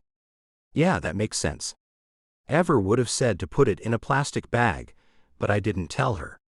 I just collected it." Christian didn't know what the boy was talking about, but it didn't make a difference now. "Well, let's take a look through it." Christian had the boy lay all the pieces out on one of the desks. They sorted all the varieties and found what matched. Then they pulled the whole desk over near the wall, so the hot plate cord wouldn't dangle. He explained, "We don't want any screaming children trying to get from one project to another running by and getting caught in our cord." "Well, yeah," 7 replied as though it were obvious. "Then you'd have a screaming kid because they got burned by a hot plate." Christian couldn't argue with that, so he just said, "Safety first," and positioned everything where he figured no one would burn themselves. Then he plugged in the hot plate and prayed. "The first thing we need to do is test these. You've got several pieces of most of the kinds of plastic." "Not these 2, 7 told him and pulled those aside. "Okay, we can't use those because we can't test them. Does that make sense?" 7 nodded and scooped up the 2 pieces, tucking them back into his pocket. Even as he did it, Riley came by and said, "Here's a bag. Let's keep them inside for safety." Christian grinned up at her from where he sat in the elementary school chair. That wasn't very sexy of him, he knew, but he didn't have much game anyway. Riley didn't have children of her own, but she definitely reminded him of a mom, the way she was constantly swooping in and taking care of things, preventing problems before they even occurred. "All right." He held up one of the smaller pieces of plastic in front of 7. "I'm going to do the first one, just to show you how. Then, if you're safe, you can do the others." He held the plastic over the now warm hot plate and let it get gooey. He watched the boy's eyes grow wide. "Okay, now we're going to put these together." Christian touched the molten plastic onto another sample piece they had, letting it dry and harden in a well. Once it was done, he said, We're going to do 3 or 4 more, and then we'll test them. Together, they melted more plastic bits and pushed the pieces together. 7 worked diligently and carefully, much to Christian's delight. Riley didn't once have to swoop in and save them. Once the pieces had cooled, he gave 7 the job of trying to break them back apart. They found 2 that were difficult to break. "Those are our choices," Christian pointed out. "Let's use this one." 7 pointed to the one he liked. Though Christian was waiting for a comment on the thickness of the plastic or that it had bonded quickly, 7 said, "Orange is awesome." So they melted the pieces down bit by bit and used an old plastic squirt gun they'd chopped the top off of. Using the melted plastic, they bonded it to the flashlight base they'd used for their laser pointer. Christian smiled. They were getting close to making James Bond toys. When at last they had the laser pointer mounted where the barrel of the gun would have gone, 7's breath sucked in. "Whoa! That looks wicked." He held the gun up and pulled the trigger. Then he pulled it again and again as his frown deepened. Christian laughed at the little boy's frustration. "Nothing works unless we make it work. That's our next job, make the trigger activate the button." "Yes," 7 smiled, but most of the afternoon was gone. "Is that our job for next week?" Christian nodded, because even though class wasn't over, he needed to help Ellie. She'd changed her project to a computer code program. Her hope was to build a game each of the other kids could play. He'd set the kid up with a storyboard last week, and Ellie had come in today with it almost finished. Heading to the other side of the room, Christian looked at where the little girl was holding it up to show him, having just put the finishing touches on. He'd seen prettier storyboards in his day, but this was a valiant first effort. "That's a really cool game you designed." And that was right up his alley. So he had everything rolling, where Ellie was working on the preliminary code as he watched over her shoulder and checked it. He corrected errors, gave her a few tips and pointers, then assigned her next tasks. Ellie soaked it up like a sponge. When the afternoon was finally over, the children left. In a few moments, the room went from full and noisy to calm and quiet. Suddenly, it was just him and Riley cleaning up as usual. She always impressed him. While he was very attracted to her, he didn't know if it was wrong to date the woman he volunteered for. The last thing he wanted was to make her uncomfortable, but the first thing he wanted to do was to ask her out. It probably didn't matter, because he sucked at it. He'd asked women out in the past and managed to do it in such a way that they didn't realize he meant on a date. Or they just said no. Some were polite, some were less so, but no was no. He told himself he didn't need to ask her out. That it was okay to just enjoy being around her. But the more he'd gotten to know Riley Zayat, the more he liked her. It wasn't just that she understood him. It was that she didn't even think he was odd. She sparked new ideas in him. Asked him questions about what he was doing, and seemed genuinely interested in his answers. She took him for coffee once a week, but it was only a thank you, he thought. She turned then and looked right at him, surprising him with her insight. It was as though she knew he was thinking about her. Her question wasn't about him, though. "What do you think of Ellie's game?" "I think she's got the basic hang of it. It's a simple game. But I think it could be used for other things." "That's what I was thinking," Riley told him. "Honestly, I think if you could make it into a phone app, it could be used for kids on the autism spectrum. Or it could be for anybody." "How would it be a phone app?" "Not that game in particular. But the setup where you build your own game." She turned away, picked up a few things, and organized a stack of papers while she talked. Christian watched, but he was thinking, catching on to her idea. "So I would build the base platform. Like you do," she added in with a smile, as though he was the only one capable of building a base platform for something. "I have to finish the piece that I contracted for 6 Go before I can work on anything else. I don't think it matters when you do it." She was still picking up pieces of something from the floor and putting them in 3 separate places in the shelves. "I don't think there's any competition for a game like this. But I'd bet there's a lot of market for it." He was thinking, as he turned around and grabbed two of the robots from where several of the kids had been playing with them. One of them said, "Christian," suddenly, in Riley's voice as he picked it up. He tried not to show how startled he was. He should have known better than to give the kids a system that would record voices and play it back randomly. He held one robot up toward Riley. "Watch out for this. When you get out the projector or the TV, those remotes work on the same radio frequencies that these do. Sometimes you can trigger the robot to say a word or start dancing just by changing the channel. It really freaks people out if they don't know what's going on." Riley was grinning. "I can see where that would happen." But she didn't add anything more, so he turned and put the robots away. He hadn't asked her out yet. He was waiting for the perfect opening, but it never seemed to come. They worked a few more minutes in silence, and at last there was nothing left for him to do. She was watching him. Just like she'd told him she did with the kids, she was probably counting his actions and noticed he was out of character. "Is there something you need?" "No." But he turned away, feeling his face flush red. He waved his hand over his shoulder as he headed straight out the door, once again leaving without asking her out. Chapter 10. Christian tapped at the tiny keyboard on his phone, anxiety getting the better of him. "Carlisle, I need your help." Her reply was quick, but not what he was hoping for. "What on earth could you possibly need my help for?" He was tapping away, typing out his answer, when a second reply popped up from his sister. "OMG, Rue finally going to ask Riley out." He almost hyperventilated. He told himself her text-speak and poor punctuation bothered him, but no, it was that she managed to turn the conversation to something he was not ready to talk about. Though asking Riley Zayat on a real date was definitely on his to-do list, and had been for some time, he'd screwed it up royally every time he tried. Strangely, asking Riley out wasn't even making the top 10 of today's list of anxieties.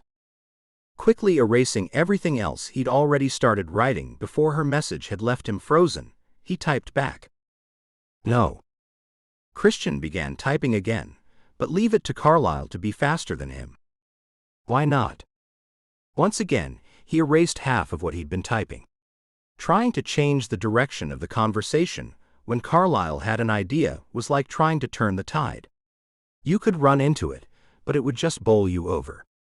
He ran headfirst into the waves again. "Jesus, Carlisle. Listen for a second." He paused for a moment, wondering if yet another text was going to come in from his sister. Or maybe 5. But when the moment passed and nothing pinged his system, Christian hoped maybe she was actually waiting for him. "I have to be James Bond. Tomorrow." There was another long pause. Only this one wasn't one that made him think maybe his sister was letting him ask what he wanted. No, this one made him worried. He should have known there was no help for it. The answer had to be no. Even Carlisle couldn't make that miracle happen. But then his phone bleeped at him again, and a tiny cartoon of a laughing dog rolled across his screen over and over and over. It held its round belly while tears burst out of its eyes. Sighing, Christian laid the phone down. He shouldn't try. It wasn't worth it. He would do everything he could to help Seven be James Bond Jr. That's what the boy really wanted, right? Though Seven had asked him to play the part of Bond, and though Christian had said yes, he would just have to say it hadn't worked out. Ever since the 5th grader said he wanted to grow up and be Q, and that he wanted to be James Bond for his project, Christian had taken it upon himself to research the part. So he'd watched 3 different James Bond movies with 3 different James Bonds. Each time he picked one up, he'd rejected it as a complete impossibility of achievement. Not wanting to give up hope, he chose a different movie with a different actor playing the iconic Bond. None had come close to being in his scope.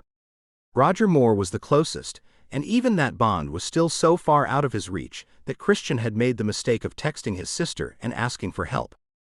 He was staring out the window, trying to figure out how to break the news to Seven, but his phone pinged him again from where he'd set it face down on the table. He didn't even want to see what it said, but his little sister would raise hell if he didn't answer. "What's this for?" He waited a moment, not wanting to type back, trying to impress Riley, because that wouldn't go over well. He typed out something more innocuous instead. It's a class project. Though he hoped it wouldn't signal his sister, Christian had no doubt he wasn't anywhere near close to hiding things from her. She read between the lines well enough to read things he didn't know he'd written. There was another pause. Apparently, it didn't matter what the reason was. Clearly, making him into James Bond was still patently unachievable. But when his phone bleeped again, it said something different. Meet me at the shops. 1 hour. He wasn't sure what they were going to do at the shops. He didn't remember anything even remotely like James Bond at their small-town eyesore of an attempt at chain stores. But if Carlyle thought she could pull it off, he would trust her. A moment later, he amended that thought. He didn't trust her, but he would do what she said. She was his best hope. However, she was probably going to tell him he needed to buy a wide variety of things in order to become James Bond. He told himself that women loved James Bond, and that Riley would be no exception. He had to do what Carlyle said. As long as she didn't take him to any computer stores to buy laser pointer guns, he would try to play along. At least he had that part taken care of. He and Seven had been working non-stop to get the toys ready. In fact, Seven had been working at home on various smaller projects. So far, he had turned his YMCA gym membership card into a foldable USB so he could hide it in plain sight. Christian told the boy it was genius, but Seven was most proud that he could still use the card to enter the gym, and that Ever had not yet realized what he'd done. Together, they'd built a cell phone that also blew up, only it threw out confetti rather than shrapnel. Riley had called him on that one. Do you think it's wise to teach that kid the basics of bomb making? Christian had frozen at her question. I didn't think of it that way. It seemed fun. She'd nodded at him. Then, just before his heart burst from fear he'd royally screwed up, she smiled. That's the thing with bright kids. They'll get into things before you even realize it. I don't think Seven is on the road to terrorism. But seriously, don't teach the 6th grade class that stuff. Christian had raised an eyebrow at her, but she wouldn't elaborate. He still couldn't figure out which 6th grader she'd been worried about, so he went back to the task at hand of becoming the sexiest man alive. What a joke. No wonder his sister had sent the laughing dog. There was no backing out now. Of course, Seven wanted to walk into the room as James Bond Jr., and he wanted Christian with him. So Christian Weaver, who had graduated 2 years early and made several million before he graduated college, was about to go make an idiot of himself in the 4th grade. He gathered his keys, checked his wallet, making sure he had plenty of cash so he didn't leave a digital trail of embarrassment, and looked in the mirror. He didn't look even close to the part. The only thing he had going for him was a good credit limit, so he could spend however many dollars it was going to take to play the fool. With his hopes lower than he thought possible, he headed out the door. Carlyle met him at the food court with a hug and a dubious eye. She looked him up and down before declaring, "We have 2 jobs today." "I thought we had one," he protested, then realized the second was probably payment. There must be something that she wanted in return. 1. We're going to turn you into James Bond. 2. We're going to get you set up to ask Riley Zayat out on a real date. I've got the second one taken care of, he told her under his breath. But again, she looked at him sideways, even as she grabbed his hand and dragged him down to one end of the shopping area. One of the big stores swallowed them up as she tugged him into the back corner. When they reached a formal wear section he hadn't even known existed, she waved to the clerk. Then she turned and looked at him. "So how's that going for you?" "It's fine," he mumbled through gritted teeth. This day was sucking, and Carlyle was barely getting started. "Excellent." Carlyle smiled that Cheshire Cat grin at him. "So explain to me then when you're going on this date." "Shut up." He was begging, and he knew it. "Carlyle, just help me out."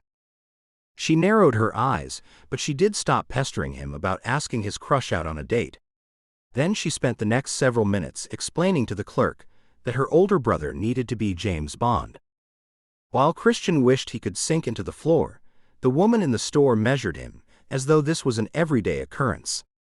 Then she explained how much the tux was going to cost. Holy shit. He should have rented. He told Carlisle this, but she replied, "No. Look at all us Mayfair cousins. You're going to need this tux." His mouth fell open, and he was grateful for the distraction. Christian was proud of himself too. Look at him, reading between the lines. Are you getting married? Is that why I need a tux? But instead of a wide grin or a flash of engagement ring, Carlisle's eyes darted down toward the floor. That was one signal he'd learned to read long ago. Not liking what he was seeing, he asked, "Gary?" "No, Gary. Gary's an ass," she replied. Well shit, he thought, another one bit the dust. Carlisle was great at beginning relationships. She found wonderful men, had a great time, and fell head over heels in love. Then she invariably found out something horrid about them later.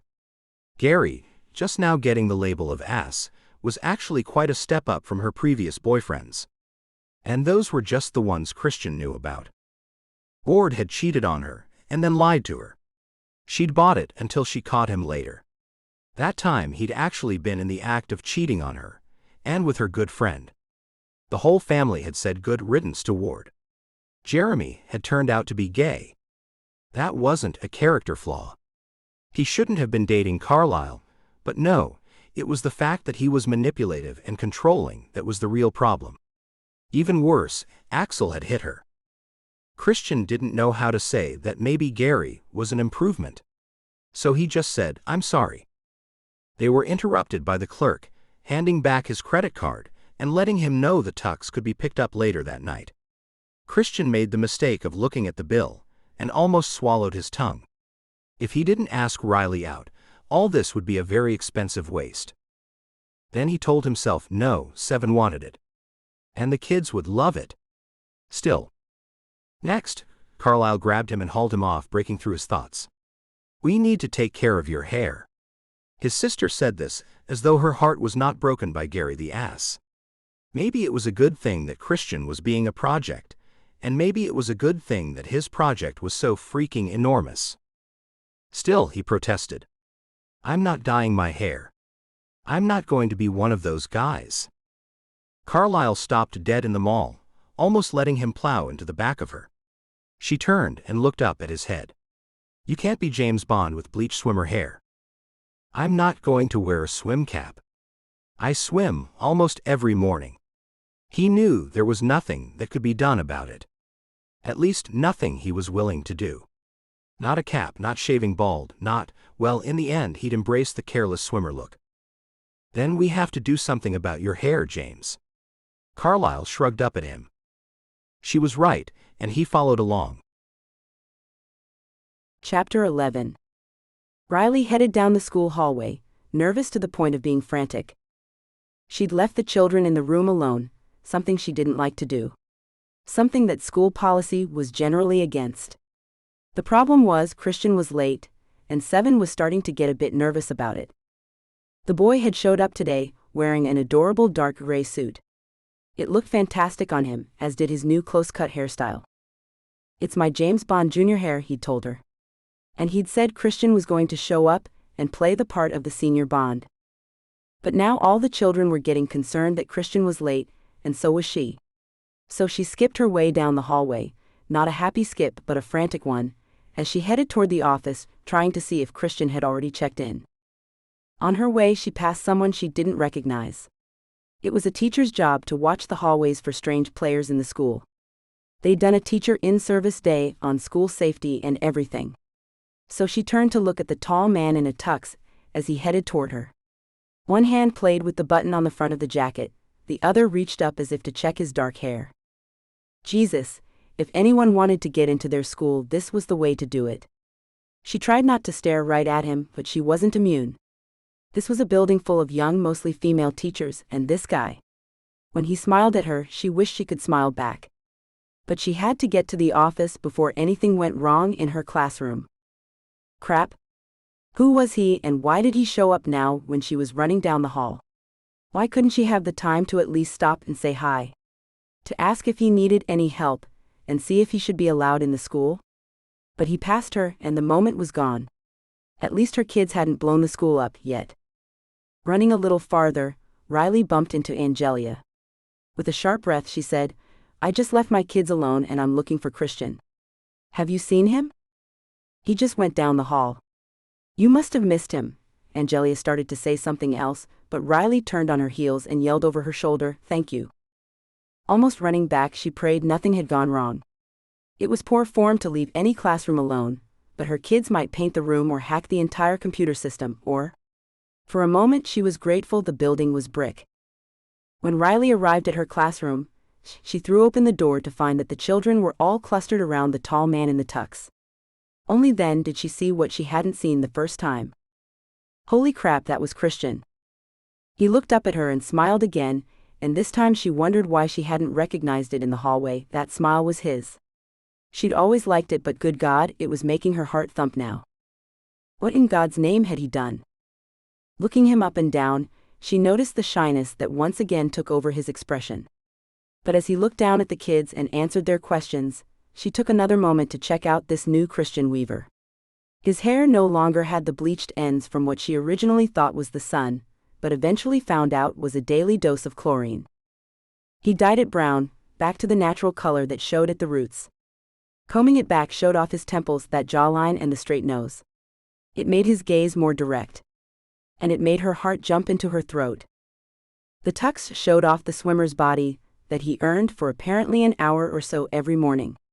There was something about swimming that built men up in all the right places, and Christian Weaver was no exception. She'd noticed that before. The broad shoulders and casual muscles had shown under the thermal long-sleeve tees. There was an amazing ass under those tux pants too. He looked up at her again. "Did you find what you were looking for?" Her face almost went up in flames before she realized he, luckily, did not mean he'd caught her checking him out. He meant when she passed him in the hallway and paid no attention to him because she was looking for him. Rather than explaining the colossal mix-up that she'd made, Riley merely said, "Yes, I think I did." Then she turned to the kids. Finally taking control of the room and her senses, she said, "All right, Seven and Christian, Mr. Weaver," she corrected herself, "have something to show us." Perching herself in one of the tiny chairs, Riley crossed her legs as she fidgeted. Christian and Seven started their presentation, and she quickly realized she needed to be paying more attention to the children in the audience than the man at the front of the room. Still, it was hard to look away. She'd liked Christian from the start quite a bit, but she knew she shouldn't get involved, and she hadn't let the feelings go any further. Or maybe she had, but she'd been telling herself otherwise. Lord knew her friends had seen right through her even as she told them it was nothing. It wasn't nothing. James Bond was standing at the front of her classroom, and his smile was telling her there was no way to stop what had been thrown into motion. In case she hadn't tumbled far enough already, Christian stood up with Seven, and the two managed to do a whole spy routine for the class. Clearly, this was Seven's doing and not Christian's. Riley knew that Christian would never have headed into the hallway voluntarily, then snuck back in as though he were looking for a hidden gem, and pulled out a laser pointer gun. He and Seven play acted, as though they were stealing information from her computer. For a moment, she was grateful the computer did not have access to her conversations with Bailey Ann and Angelia anywhere on it. What would she do if Christian could read that? But before her face could flame up too red, Christian asked for a volunteer. Who wants to be the bad guy? When several children volunteered, he and Seven agreed they could take on the lot of them. After all, they were two James Bonds. In the end, all the kids playing the bad guys faked horrible deaths at the wrong end of Seven's pretend laser gun. Riley was in stitches, as were the remainder of the kids still in their chairs. Fewer than half were watching, most were participating, with Christian encouraging them to do so. She'd not expected this of the shy man who'd walked into her room just over a month ago. She'd not expected James Bond. Or any of this. When they finished with their sketch, there were still 2 more hours of class. But Seven had showed up for school today in his suit and had worn it the whole time. As she'd seen coming down the hall, Christian had showed up that way too. So she was trying to teach her class with James Bond, hanging out and doing a damn good job of distracting her. Riley found it tough to keep her concentration where it needed to be, so she hyper-focused on the children who still needed help with their projects. Christian had another task for the rest of the afternoon, and he enlisted Seven to help with some of the other kids. It's good to be a helper sometimes, and not the leader.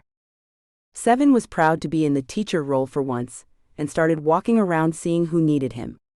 Because she'd thrown herself into her work helping Jacob and Liam, Riley didn't notice right away what had happened. Screeches came from the other side of the room, and as was usual in her teacher persona, she remained outwardly calm but immediately jumped to help. Lisa Lynn looked about 1 second away from putting her fist through the computer screen. In her other hand, she clutched a cell phone tight enough to crush it, had her hands been any bigger. When she waved it back and forth while she yelled, Christian slid up behind her and Riley watched. How would he handle this? A month ago, he would have shied away from a child nearing a meltdown. He still didn't seem to take to it too well, but he had better coping mechanisms himself. Hanging back, Riley watched as he flinched at the shrill voice but leaned over the tiny desk. Hovering over the little girl, he gently took the phone out of her grip. After setting it down, he turned the little chair around and took both her hands. Getting the little girl to look at him, he asked what was wrong. It was a play right out of Riley's own book. He had to have been watching her do that with the kids when they got worked up. Lisa Lynn sucked in a breath and wailed. It won't work. It works on the computer, but it won't work on my phone. It's supposed to work on my phone. That's how we wrote it. Christian started to explain where the coding error had come from, but Lisa Lynn was having none of it. She was too far gone, already melted down into tears and sniffles. As Riley watched, Christian calmly seated himself in the chair next to the little girl, even though it was, as always, far too small for him. He stroked Lisa Lynn's hair and let her cry, and when her irritation got a little too big for her, she crawled into his lap. He held on to her. Whatever he was saying to the girl, Riley couldn't hear, but it was working. In a moment, the little girl looked up and said, "So if I check the code for errors one more time and I don't find anything, you'll help me?" "Yes," he said, still calm despite Lisa Lynn's red face and tears. "Should we check it together?" Riley knew right then she was in far more trouble than she'd imagined. Chapter 12. Riley sat in her big comfy chair with her feet tucked up under her. She was wearing her softest leggings and her big sweatshirt, hoping to be comfortable while she talked with her friend on the phone. However, the conversation was anything but. "I saw," Bailey said. "I saw the way you looked at him even before he turned up at the school in a damn tux." She would know. Bailey Ann had come in to volunteer one day while Christian had been. She'd raised an eyebrow at Riley more than once. It was a hard truth that Riley was admitting to herself. She knew she liked Christian, knew she enjoyed working with him. She also knew she was attracted to him. But she'd managed to keep telling herself no. She would simply admire him from the other side of her classroom, but she wouldn't get involved. He was one of her volunteers, and the children had to be her first priority. She told Bailey Ann exactly that.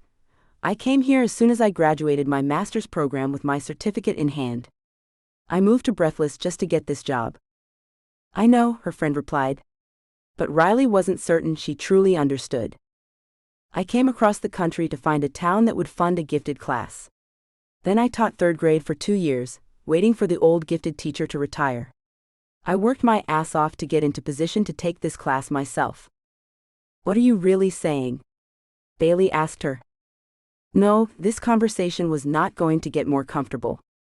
"Crap." Riley squirmed. She didn't want her friend having to talk about her own cousin. How had the conversation turned this direction? Riley tried to explain her way out of it. "Look, you're related to him and this has to be an uncomfortable conversation. We don't have to have it. Please, I'm related to half the town in some way or other. I like Christian, he's a great guy." Bailey paused. "He's a good man. And do not tell my father, but I am so bored playing nurse here." Riley almost grinned.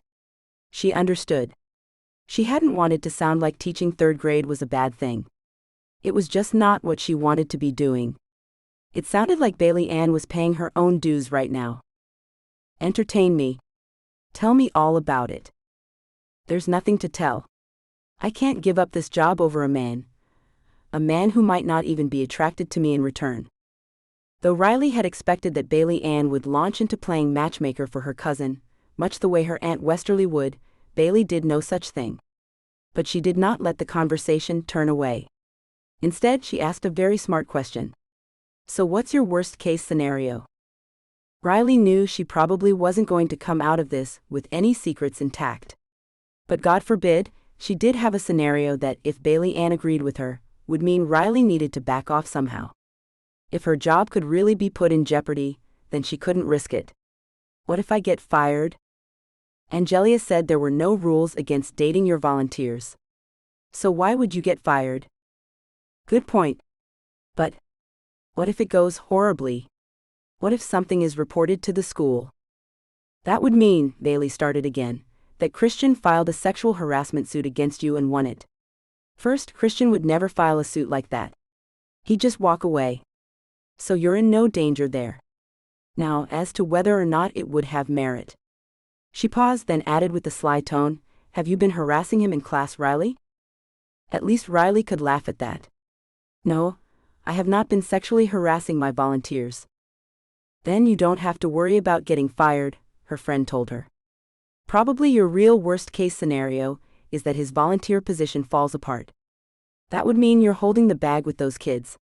That you wind up with projects you can't help with, and Christian won't come back to class. That would hurt the kids, probably a lot. Though Bailey was clearly rooting for her cousin, she still hadn't said if she had any inside scoop. She also seemed to understand that Riley was dedicated to her classroom.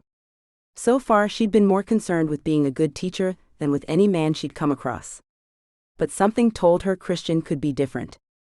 Still, Riley had fought hard to get a lot of these kids admitted to her program. She pushed the parents to test them, pushed them to sign the paperwork. She'd even fought for a few cases where the parents insisted the child wasn't gifted, just a troublemaker. Riley had scores that proved otherwise. Her heart and soul was in this job. What's the likelihood of that actually happening? Of Christian leaving you hanging because you asked him out? Bailey pushed a little harder. That gave Riley pause, but she knew the answer. It's very low. Christian won't bail on the kids, though if he gets uncomfortable, he might not want to return or spend time around me. Look, if you make him that uncomfortable, then this is a problem, Bailey Ann agreed for the first time. Have you tried anything to feel it out? Riley thought for a moment. I asked him to coffee the first week. How did that go? Oh, Riley thought. It went well. Just no dating. We go every week. Do you now? The tone clearly said they both knew what was happening here. Maybe he'll ask me out. I mean, we go to coffee, and he could ask me out any time. Then the whole situation would be fine. But you go to coffee every week, and he hasn't asked yet. Crap. She was right. But Bailey continued. I hate to break this to you, but he's not going to ask you out. I've known him all his life and I'm confident of that much. He's as concerned, or maybe more concerned than you are, about the classroom dynamic. He's an impressive man, but he's not a player. Riley waited while Bailey Ann paused. I think he wants to go out with you, but by the time he makes a move, you'll have moved to another city. Riley could pretty much agree with that assessment. If a move was going to be made, it would have to be hers. Still, her friend pushed. My Aunt Westerly also works in your classroom. She's the one who put Christian in there. Westerly is not going to let him file sexual harassment charges against you. Not over asking him out. Besides, he's going to say yes. I'm confident you're safe. Just ask once and see what happens. Bailey Ann was right. Ask once. No would mean no. Riley turned to face the other direction. She dangled her legs over the side of her armchair and leaned her back against the pillow. You're right.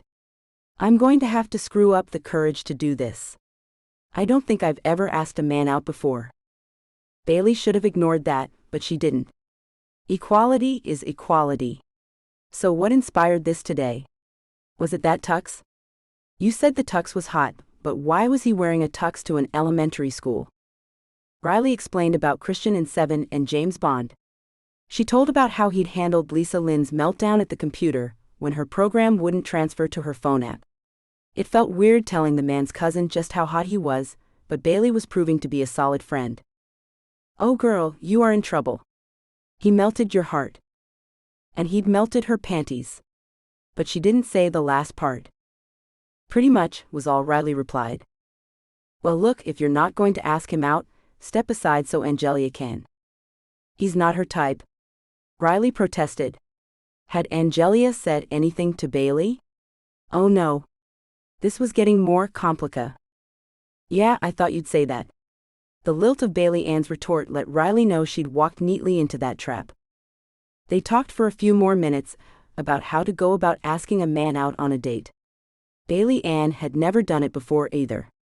They discussed her best options, then Riley hung up the phone and paced her way around her small living room for a while. She tried to figure out how to make herself do this. It was hard getting up the nerve to ask someone out. She wondered if he'd still have that dark James Bond hair tomorrow. She wondered if she could look at him like she did before, now that she'd seen this side of him. Now that she knew there was a James Bond-worthy bod under those thermal tees and nice slacks. Shit. She was in so deep. She poured a glass of wine and told herself tomorrow was Friday, a good day for her little endeavor. She could ask him out, and if he said no, then they'd have 4 days to recover before they had to see each other again. It was ideal. Except for the part where it took so much guts. Riley finished the wine and put the glass in the sink, even though her nerves told her to fill it back up. When she finally went to sleep that night, she had vivid dreams of Christian Weaver. Chapter 13. No, that's not where that goes. Riley tried to keep the snap out of her voice as she helped Robert put away the pieces of his project. Each kid had his or her own space on the shelf. She'd not seen a need to label the spots with tape and names. She was thinking these kids were bright enough to remember where their things went. Mostly it worked, though Robert kept trying to put his in the wrong place. Today that bothered her. Are you okay, Miss Zayat? The little boy asked, looking up at her, his bag of supplies still clutched in his hands. At least he looked confused and not scared. I think she's just got something on her mind. Christian's voice came from over her shoulder, not knowing how right he was. Riley was as nervous as if she were going on stage. Asking someone out, just getting ready to do it, was sapping her. She found herself wondering how men did it all the time. She believed in equality. She just hadn't been quite prepared for it. I'm fine, she told both of them with as much of a smile as she could genuinely muster, then she turned back to the boy. Robert, you need to keep your things in the proper place on the shelf. If you don't, they'll be in one of the other kids' spots. Then somebody else will use your materials, and you won't have your supplies. Robert nodded, seeming to understand, though she had no idea if he'd remember it next week. She watched as he put his things into his designated space, but she wasn't fine. She was wound up and Christian kept staring at her chest. Did he know what she was planning? She had no idea if she was being obvious or just cranky. This week had been a bit off from their schedule. They'd gone out to coffee on Wednesday instead of Thursday, because Christian had an appointment. It turned out he wasn't as rigidly structured as she'd originally thought. And his sense of humor, while it took a moment to uncover, was sharp and wicked, exactly as Riley liked it. She felt a tap on her arm and she looked down. Miss Zayat, it's time for us to go back to our classrooms. Lee was looking up at her with those big eyes, and her usual concern that things might get out of order. Angry with herself for missing the time, Riley's eyes darted up to the clock. Yes, they were late. You're right. She clapped her hands in the way she always did to get the children's attention, and lined them up at the door. In a moment they were all gone down the hallway, and the classroom had too quickly changed from a bustling cove of activity to an empty box just waiting for her to make her move. She'd been telling herself all day that she could do this. Her little mental pep talks worked at the time, but now that the moment was here, she turned to Christian and opened her mouth like a fish. He was still staring at her chest, and she had no idea what to say. Your blouse has code on it, he said, pointing at her breasts, and Riley almost dissolved into laughter. Christian was not so crass as to be staring at someone's chest, certainly not in front of children. No, he was trying to read her shirt. She probably shouldn't have worn a shirt people would have to decipher. She just thought of it as a neat design from one of her favorite stores for appropriate teacher clothes. She pulled the bottom of it out to flatten the design so he didn't have to read it over her chest. She confessed, does it mean anything in particular? I don't know. He shook his head. I've been trying to read it all afternoon. And I just now realized it looks like I've been staring at your boobs. And I wasn't. Well, I was, but I didn't mean to be. Though she felt bad about his obvious concern that he'd been staring at her chest, she still wanted to laugh. This was becoming as awkward as it possibly could be. But at least with the code shirt, they had something to talk about. It doesn't code for anything in particular, he eventually said, once he realized she wasn't angry. There are a few lines that make sense, but altogether, he waved his hand up and down her front, I don't think it would make anything useful. She laughed again, grateful for the explanation of his strange behavior all day. She could only hope her next question would explain hers. But Christian once again filled the space, proving he was far more flexible than she had originally given him credit for. Your dress yesterday had weird little animals on it. Ah yes. She smiled. Tardigrades. What's a tardigrade? They're small microscopic multi-legged animals. Christian stared at her, as if he was wondering if that was a real thing. So she said yes, they are real. And in that moment, while her mouth was already moving and words were already coming out, she just put it out there. Would you like to go out to dinner with me? Of course, as soon as she said it, it became clear that she had been unclear. They went out to coffee all the time, as friends, as a thank you for his volunteer work. Dinner could easily be misunderstood as more of the same. Lord knew he'd done enough work to merit a full meal. He nodded in response, but it wasn't quite enough. She knew if she went out for an evening meal with Christian, and didn't make it obvious that this was a date, it probably wouldn't be one. So Riley tried again. This time she left no room for misunderstanding. I'm asking you out. I was thinking maybe you'd like to go to the new Italian place over on Broadway? She let the question hang, but he stared at her as though he were thinking. Well shit, she thought. She didn't want him to have to think about it. She'd hoped he was as interested as she was. But then he said no. Double shit, she thought as her heart sank and she felt her forced wide smile start to falter. Then she consoled herself with her earlier mantra. At least she'd gained the experience. She could now say she had made the effort and asked someone out. Now she knew what that kind of rejection felt like. Go Team Riley. She was sarcastic even in her thoughts. She'd promised herself she would only ask once. No meant no. So she nodded at him and turned away, trying to hide her disappointment. Her chest caved in and her eyes were filling with tears. How embarrassing. She hadn't been fully prepared for this level of letdown. Have you been to that restaurant? Christian asked to her back, the only part she was showing him as she tried to get herself together. Riley found she was disappointed at his question. She'd hoped he would say his no, and leave her alone to wallow in it. She didn't turn around though. No, I haven't. I've heard the food is very good though. It is, but the place is very noisy. It would be nicer if we could eat somewhere quieter. Then he paused. Somewhere we could talk. He paused again. If this is going to be a date. Hope flared in her chest and she was shocked at the roller coaster. She expected this to be easier, not easy, but easier than this. Yes, no, no, yes. But she was on yes, and she was going to take it. She turned, knowing she wasn't able to keep the smile off her face or the light from her eyes. Christian Weaver had just said yes. She'd make it work. So how about I go pick up dinner and I meet you? She trailed off, not knowing if it was appropriate to invite him to her place. Or was it right to go to his? You can come to my house, he volunteered quickly, as though he wanted to make this work out as much as she did. I can pick up the food. No, she replied, putting her foot down, confident at least in this. She smiled as she said it. She might not have been able to not smile. I ask you out, I'm paying for dinner. Just tell me what you want, and I'll pick it up and bring it to your place. She could trust him. There was nothing about Christian Weaver that made her concerned. She knew she shouldn't go to a man's place on a first date, but this was Christian. Standing there with that stupid grin on her face, Riley realized she trusted him implicitly, and that was almost as wonderful a feeling as him saying yes. She suggested 6 and waited while he checked his watch, then said, I think I'll need until 7 to get ready. That piqued her interest. She was going to have to ask him what was going to cost him the extra hour. But a few moments later Christian said, "Thank you," and left it at that before he was out the door. Riley was finally alone in the classroom. She scanned the classroom, looked out the window, and checked to see if anyone was walking by in the hallway. She was grateful today that she was on one of the upper floors and no one could see her. Then she jumped up and down in the middle of her classroom and squealed with delight. Christian Weaver had said yes. Chapter 14. Christian felt his nerves kick up. He'd been on dates before, but mostly when he'd asked out women that he liked. When they said yes, he dated them, until things fell apart.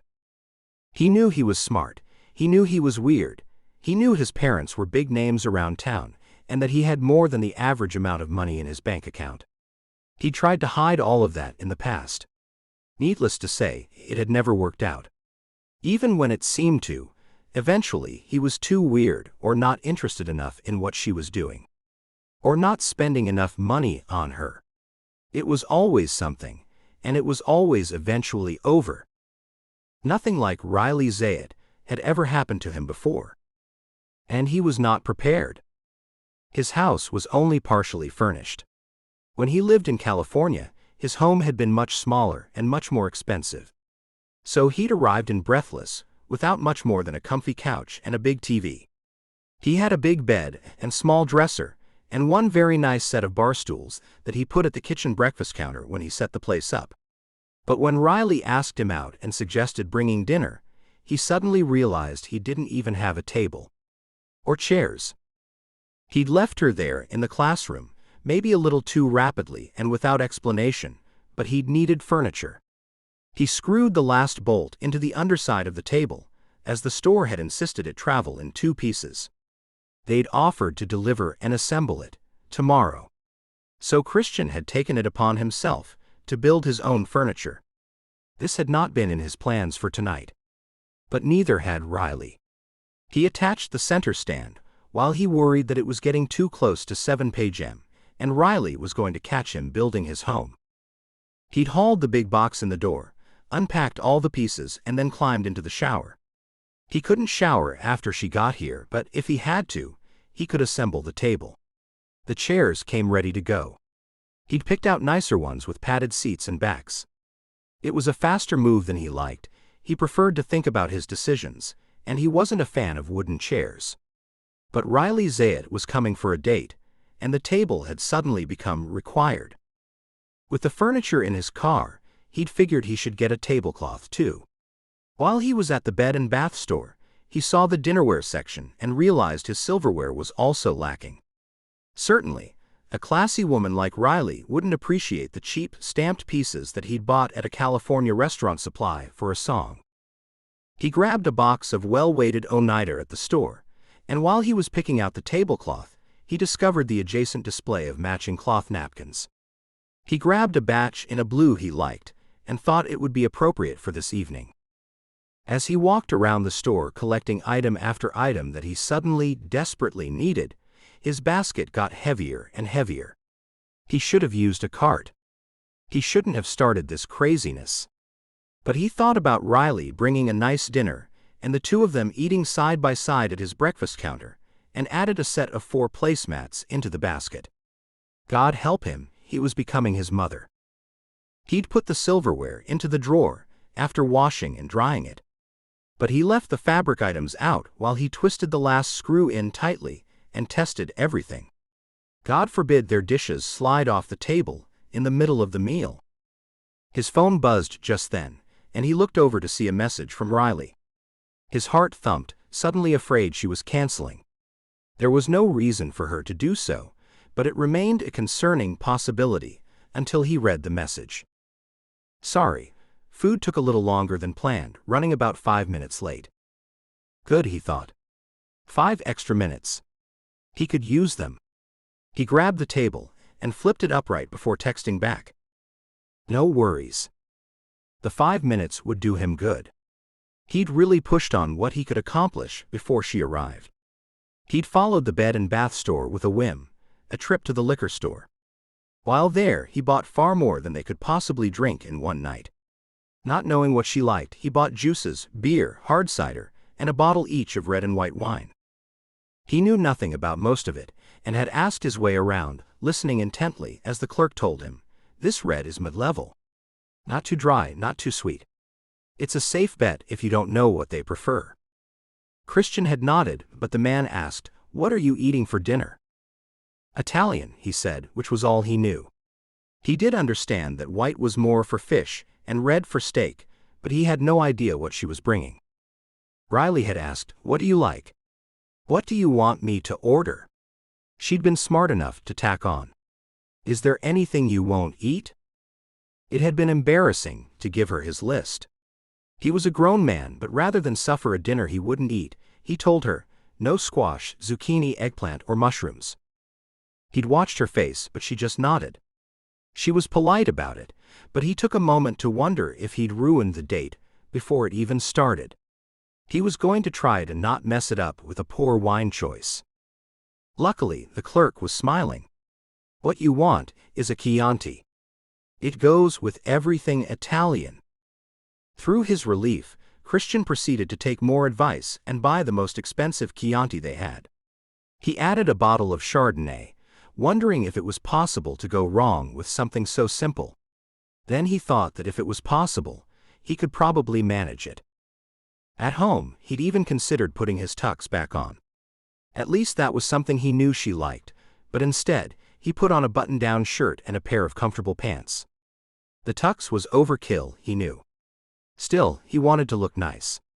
He wanted Riley to be attracted to him the way he was to her, but his mother had once told him an uncomfortable man was never attractive.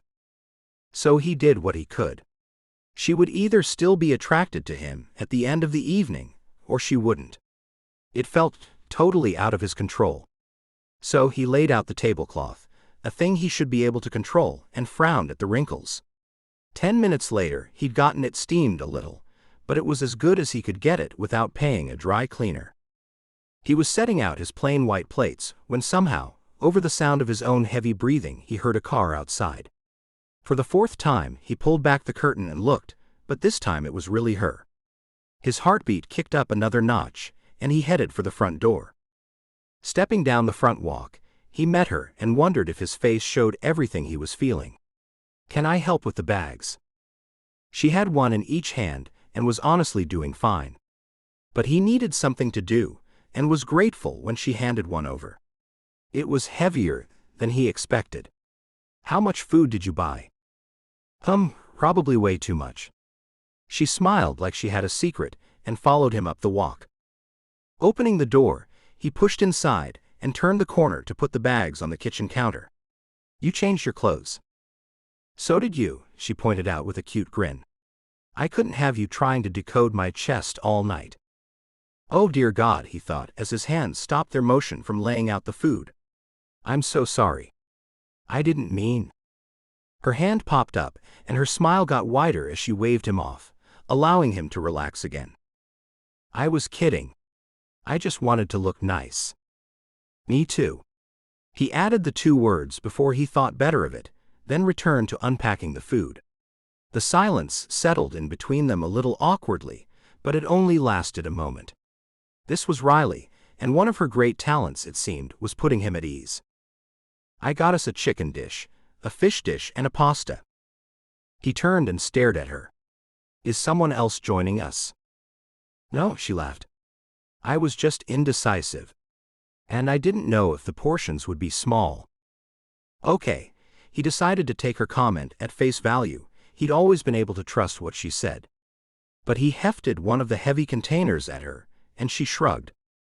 "Okay, I overshot." "Oh, and I got dessert." 3. "No. I managed to hold back and only get 2 desserts." But she was smiling again, and it felt right. "I got wine," he offered, and enjoyed the surprise on her face. "Don't look at me that way. I truly know nothing about wine. So I just got what the clerk recommended. It's a Chianti."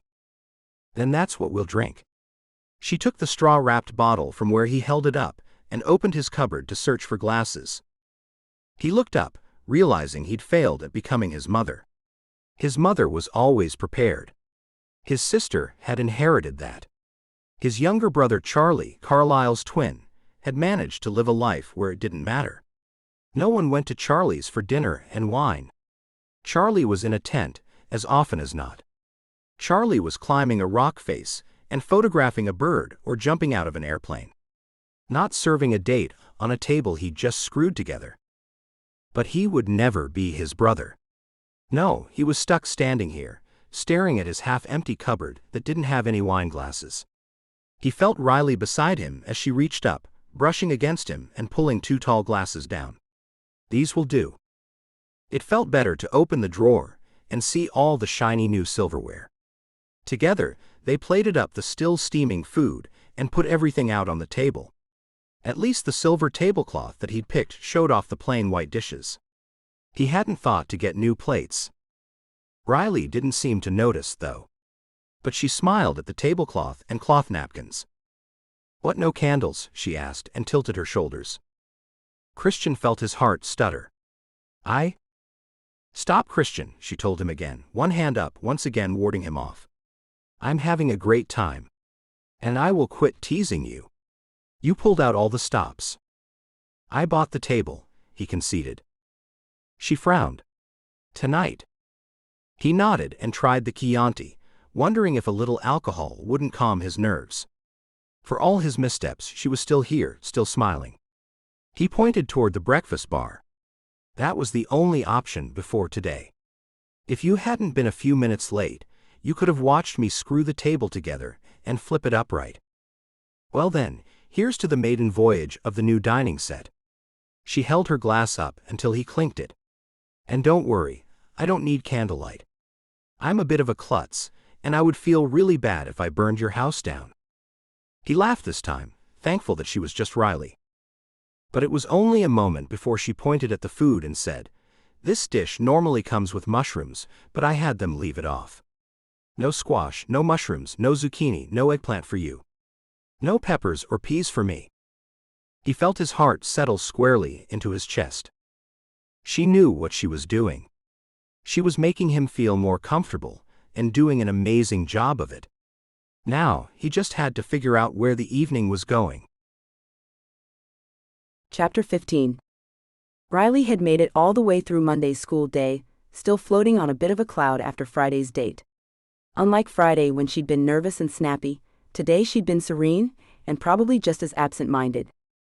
The children had left the classroom to go back to their homerooms, and she had the place to herself, except for her volunteers. She turned to straighten shelves the second graders had laid waste to, but it didn't surprise her when Westerly Weaver's voice came from over her shoulder. "So I hear you and Christian went out last Friday." Riley turned and faced the older woman. "Yes, ma'am, we did."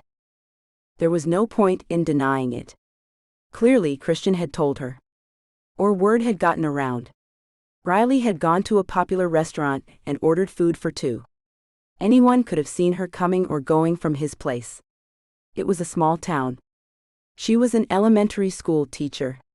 He was the golden boy. Riley was still trying to figure out what had gotten them caught, when another voice came into the conversation. "Oh, what is this?" Bailey Ann suddenly perked up from the other side of the room. "Christian asked you out." This was that moment where she got to explain herself. So maybe Christian hadn't told his mother everything. Maybe he hadn't told her at all. "Actually, I asked him." Riley was not prepared for Bailey Ann. Her new friend did not out her, and even managed to make it sound as if she had no clue this was going down, despite her advice last week to do exactly that. Sweet Southern belle that she was, Bailey surprised her again by sauntering across the room and high-fiving her with a sportsmanlike yes. However, as soon as the high-five was completed, Bailey Ann turned, a serious expression on her face. "Are you going out again?" Riley was cautious. As much as she liked both of these women, they were Christian's family. She didn't want to come between him and them. And she didn't want them to come between her and him, but there was no point in lying. "Yes, there's a band he likes playing in Alpharetta on Tuesday night." His mother nodded along, and Riley wasn't quite sure how to interpret it. But it only took a moment for Mrs. Weaver to clear things up. "Well, just so you know, I'm going to stay out of this. Christian is his own self, and I'm your classroom volunteer." There was a small smirk on her lips, though, as if maybe she had planned for this to happen. Normally, Riley would have been upset if one of her classroom volunteers was trying to set her up. Since they were setting her up with Christian Weaver, it was hard to complain. Bailey looked between the two of them, her expression serious, her hands on her hips. "I'm not sure I'll make any such promise, but I will refrain from chatting about it while his mama is in the room." "Well, I think you make a good match," Mrs. Weaver volunteered as she tried to turn the toy robots off but kept making them speak or start to dance. Riley would have helped, but instead she thought, so much for not talking about it. Even as she thought the words, it was Bailey Ann who jumped to her rescue. For such a prim Southern belle, that girl always had her back. Maybe Bailey wasn't as prim as she appeared. She scolded her aunt outright. "Westerly.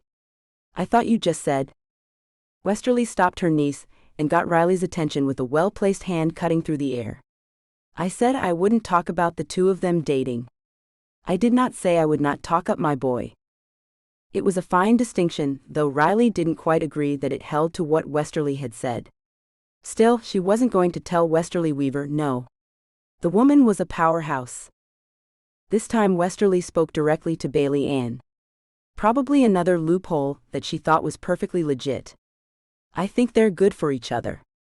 When she turned back to Riley, she said, "I wish he would have had a teacher like you when he was a kid.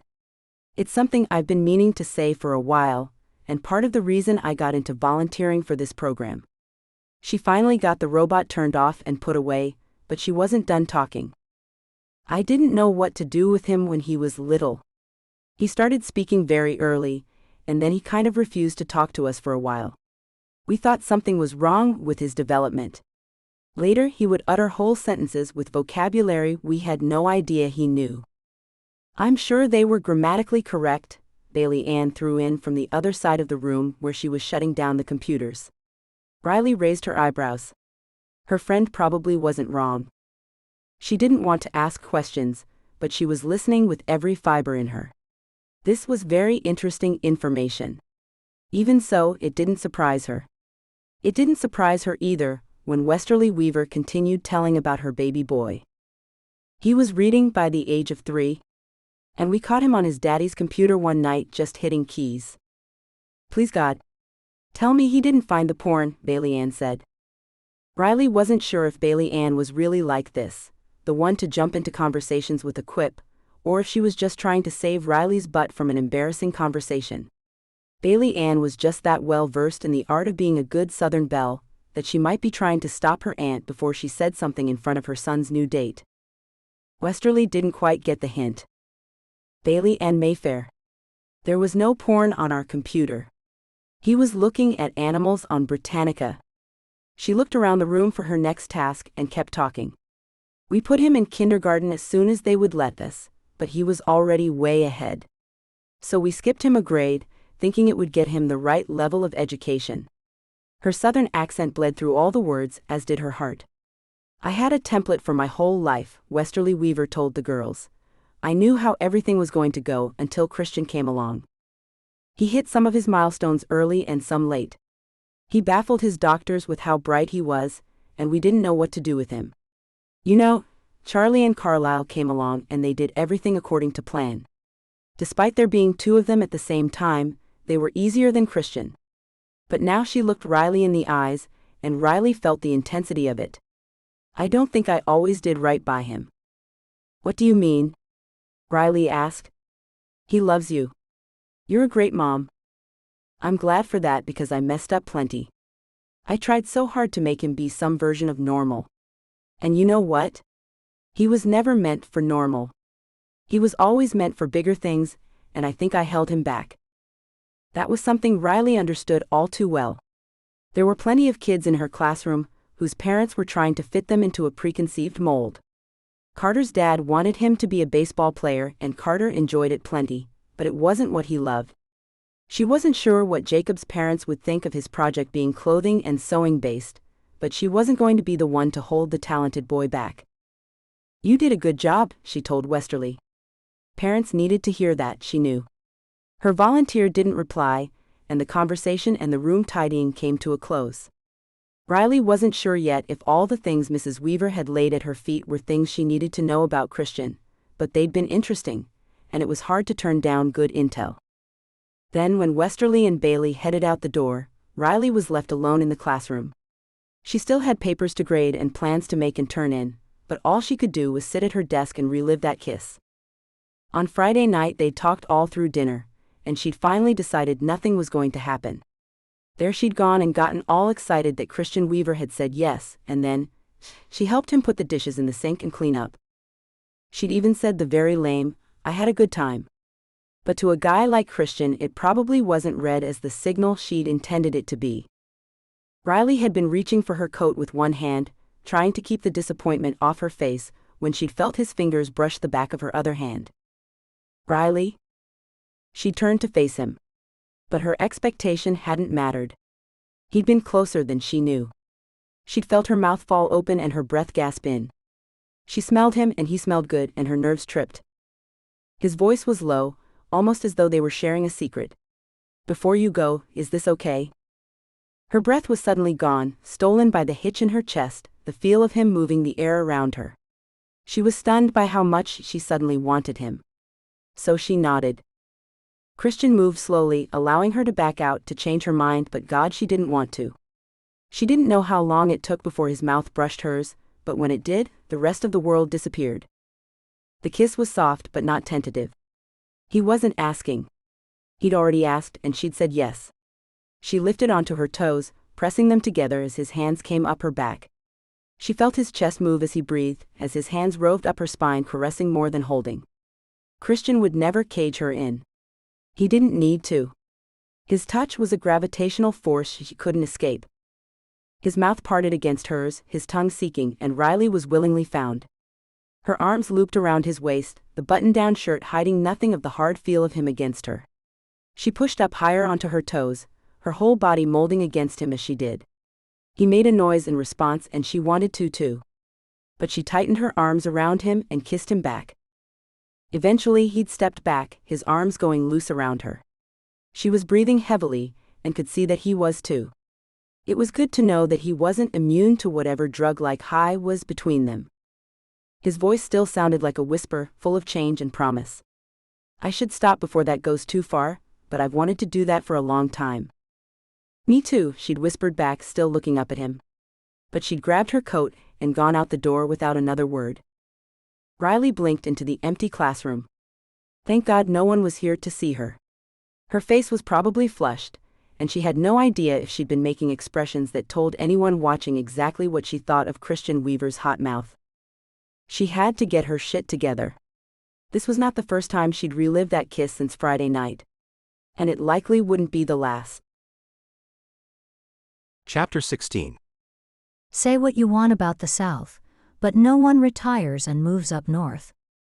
Christian stood on Riley's doorstep, a bouquet of flowers in one hand, a bag of rich-smelling food in the other, and a grin on his face. He left the classroom a little early today, letting Riley and the kids know that he had a meeting to get to. He'd thought he was playing it cool, but clearly he had no concept of that. Because Seven had caught on that something was between them. He tapped Christian on the arm. "Mr. Weaver." He paused slightly as though framing his words, then he asked, "Are you going out with Miss Zayat?" Christian hadn't known how to answer that. And he'd frozen for a moment, before looking up and across the room. As always, Riley seemed to know everything that was going on. Though she was working with several other kids in a different group, she lifted her head and smiled at Seven's comment. So Christian told the boy yes. He'd mistakenly thought that would be the end of it, but no. Seven tapped him on the arm again and asked, "Are you Miss Zayat's boyfriend?" It wasn't something they'd discussed. Were they exclusive? Were they going to tell people? His mother and sister had gotten it out of him, but he'd held back as much as possible, letting go of only the barest details. And in the middle of a classroom was not the time or the place for that discussion. Floundering, Christian again looked up and across the room, and Riley gave him a very subtle nod. Interesting, he thought. Date number 3 was tonight, but she was willing to call him her boyfriend now. He looked down at the boy with a renewed appreciation for overly personal questions. "Yes," he told Seven. Of course, Seven followed that up with, "Is Miss Zayat your girlfriend?" As though that would work any other way. Christian couldn't figure that out. But again he smiled and said yes. The goofy grin on his face must have grown, because as soon as he answered that third question, it set Seven free with some magical power. The young boy turned to the whole room and practically yelled, "Mr. Weaver and Miss Zayat are boyfriend and girlfriend." That had sent the whole room into a fit of giggles, but Christian had liked the smile on Riley's face. He would have kissed her before he left the room. But the children were there, and he had to leave. It would have been inappropriate, but damn, it would have been great. The band Tuesday night had been wonderful. But as he had suspected, the place was noisy, and while they enjoyed it, they hadn't gotten to talk much. He was looking forward to being at her place tonight. He liked it when it was just the two of them together, and he wondered where it might lead. It seemed pretty intense by the numbers. They'd gone out Tuesday and now Thursday. He knew the intensity of his feelings, but he wasn't sure that was a good measure. Riley Zayat had quickly become his dream girl, so dating her in the real world was throwing him for all kinds of loops. He was wondering what she thought of this dating schedule, because Riley had to get up in the morning and go to school. It sounded weird, a grown woman having to go to school while he didn't have to even be at work. He could sleep in. But it was literally a school night for Riley. He would try to keep that in mind as the evening wore on. This time he was bringing dinner, Mexican food from a hole-in-the-wall kind of place he'd found on the other side of town. If they kept eating like this, he was going to have to swim extra laps each morning to make up for it. She opened the door just as he was looking around the front of her small home. She lived in a townhouse condo in a long chain of units. A little bit of German trim livened up the light colors and the brick. From the front door, he could see a straight shot past her kitchen on the left and stairs on the right, straight through the living area to the large windows and sliding glass door at the back. They led to a pretty patio, enclosed by a tall wooden fence. There was a metal table and matching chairs, some plants that would likely bloom in various colors in the spring. He liked it. It was pretty, and the whole place looked like Riley. Not like his house. Hers was lived in. She probably didn't have to assemble a table so he could come over, and he liked the idea of the patio, but it was too cold for it today. He wouldn't get to take advantage of the pretty space outside for a while, probably. He wondered if he'd still be around in the spring to enjoy the patio. If they'd still be together. But he told himself not to think that far ahead. She was pulling the flowers out of his fist. "These are beautiful. Thank you. Can I help carry anything else?" But Christian shook his head and transferred the bags to both hands before following her into her kitchen this time. "Look what I got," she told him, opening the fridge and revealing margarita mix and hard ciders in several varieties. "I thought we'd try them out." He'd confessed Tuesday night at the concert that he didn't like beer. She'd laughed at him for buying it the week before. "But I thought maybe you liked it," he'd protested. Now the little things were falling in line. Even 3 dates in, he knew to get her food without bell peppers. She knew that buying him beer was a waste of money. He knew how she tasted. "This seemed to go with Mexican food," she told him, bringing his thoughts back into reality. "And I haven't tried any of these brands. So I have no idea if they're any good or not. Which one do you want to start with?" She asked it as he was opening up styrofoam containers. Not quite as classy as what she'd brought over, but he'd had this food before, and he knew it would impress her even if the packaging didn't. He picked a bottle, and she split it between 2 glasses, handing his half over to taste. "That's pretty good," he said, as the tart flavor rolled across his tongue. But then he set the glass on the counter and reached out. He'd been waiting since Tuesday to touch her again. "I missed you." She grinned up at him. "You saw me yesterday and today." "Yeah, but I couldn't do this." With his arm around her waist, he gently tugged at her. He wouldn't force. It was always better when he knew she wanted him as much as he wanted her. He felt her fingers curl into the front of his shirt, felt the tug at the fabric as she pulled him down and her up. Their lips met in a wash of heat and feeling. She fit. She felt perfect. She pushed against him, letting him feel her form riding up against his. He breathed her in, kissed her back. He loved the feel of her ass under his hand, her hair in the other. He loved the way she moved against him. The way she always seemed to be seeking an even closer connection between them. He was holding her tight against him when he felt her head pull back. His arms loosened, and the fists she tugged at his shirt with now pushed a little against him. She moved back a little. Had he overstepped? "We're not going to get dinner if we keep doing that." She was breathing heavily, but there was a light in her eyes. She wasn't mad, but he took it for a signal. Either she was hungry or she wanted to continue, but he was moving too fast. So he nodded and picked up both the plates, letting her follow along. He laid the plates out at the table as she set down the glasses and the bottle of hard cider. And he tried to get his breathing under control. They talked easily through the meal, and the tight chest that he often felt when he was on dates loosened every time he was around her. It was a comfortable feeling, and he'd wondered at times if he liked her because she made him comfortable. But that wasn't it.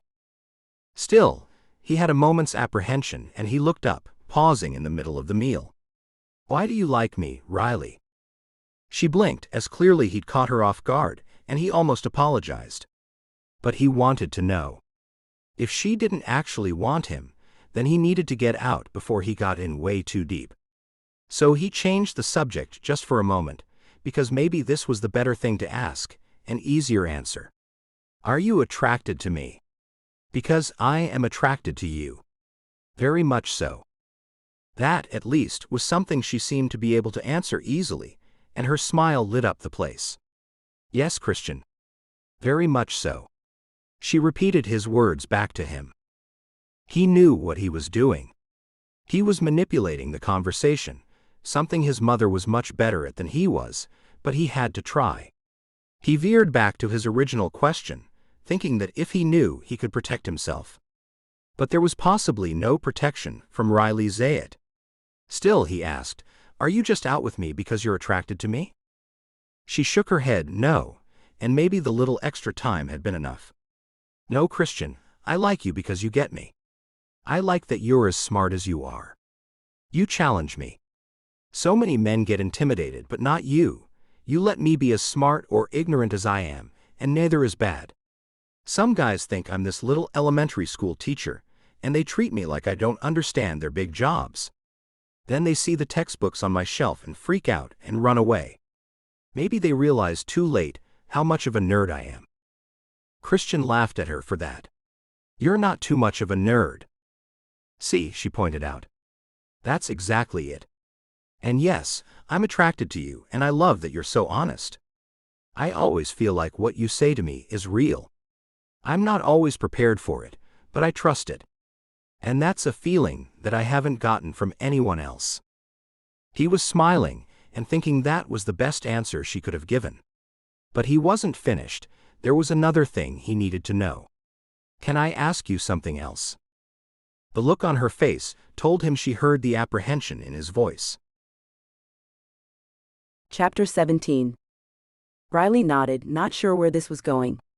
She found herself now wanting to know next why he liked her, if they were asking deeper questions than they had been. But what he said was, "There are a few things that I need to know aren't the reason." Riley had no clue what was next, so she asked, "What are they?" "My parents? My family name? Women have dated me in the past to try to get into the Mayfair family. I mean, if that's what you want, there are better routes." He paused and thought, "My cousin Jackson needs a wife. Charlie's never home, so he'd make a great husband if you wanted the Mayfair or Weaver name." He may or may not have been sarcastic, but Riley laughed anyway. Maybe it was partially relief that it wasn't anything she couldn't answer. She took another bite of her chicken and Spanish rice. "I'm not from this town. I don't need to be a Weaver or a Mayfair. You can check that one off of your list." He nodded. "Good. The other one I need to know is the money. I know my mother likes to tell everybody how much money I made, and I've been dated for it in the past." "Oh." Riley felt her mouth go round at the statement. It made sense, and he wasn't wrong. How much money he had made was one of the first things Westerly had told Riley about her son. She'd not considered it before, but she could see that might be a problem for him. Christian. It's not the money. I really don't care about the money. I have enough to pay my bills. I worked hard for it. And I like paying my own bills. There were times I wasn't sure I'd make that goal, and it feels good. She held her glass up, the second brand of cider sloshing a little as she gestured to the room. I bought this place. No cosigner. It's all mine and I'm proud of that. I wasn't trying to insult you. I know that I'm smarter than the average person. I know that I make more money than the average person. I own a home that I paid cash for. I just don't want that to be a reason. I know a lot of women are looking to get married and have kids, and have everything set up, and I just want you to be here for me. He took a breath, and she could tell he was waiting on her response. That was Christian, always raw, always real. Which might be what she liked about him best. Christian, I didn't take it as an insult. And you're right, those things might be an obstacle. He hadn't said it in arrogance. He stated it as a fact, and she liked that. He didn't say he was rich. Apparently, whatever his standards were, he wasn't there yet. But it was true, if Westerly was correct, that he had more money than the average guy in Breathless, then he might want to worry about it. Your mother does like to brag on you, and it's sweet that she's so proud. But if I'm honest, when she told me how much money you made, I didn't really believe her. You thought my mother was lying? He asked, almost incredulous. Never, she replied, but she was bragging on you. So I thought maybe she was exaggerating. Or maybe she'd heard one number somewhere, and maybe it was accurate at one point but not anymore. I don't know, but I didn't put any stock in it. People build and lose fortunes all the time. He nodded at her. That makes sense. My mother can exaggerate with the best of them. Riley smiled. I'll tell you what. She grabbed a paper napkin that had come with the food and hopped up to get a pen. This she could handle. All the worries she had about where this might go, what might happen in the end, or just how painfully he could break her heart still lingered. But right now she could ease this one thing. Christian, for all his building a table at the last moment, actually had cloth napkins. She didn't.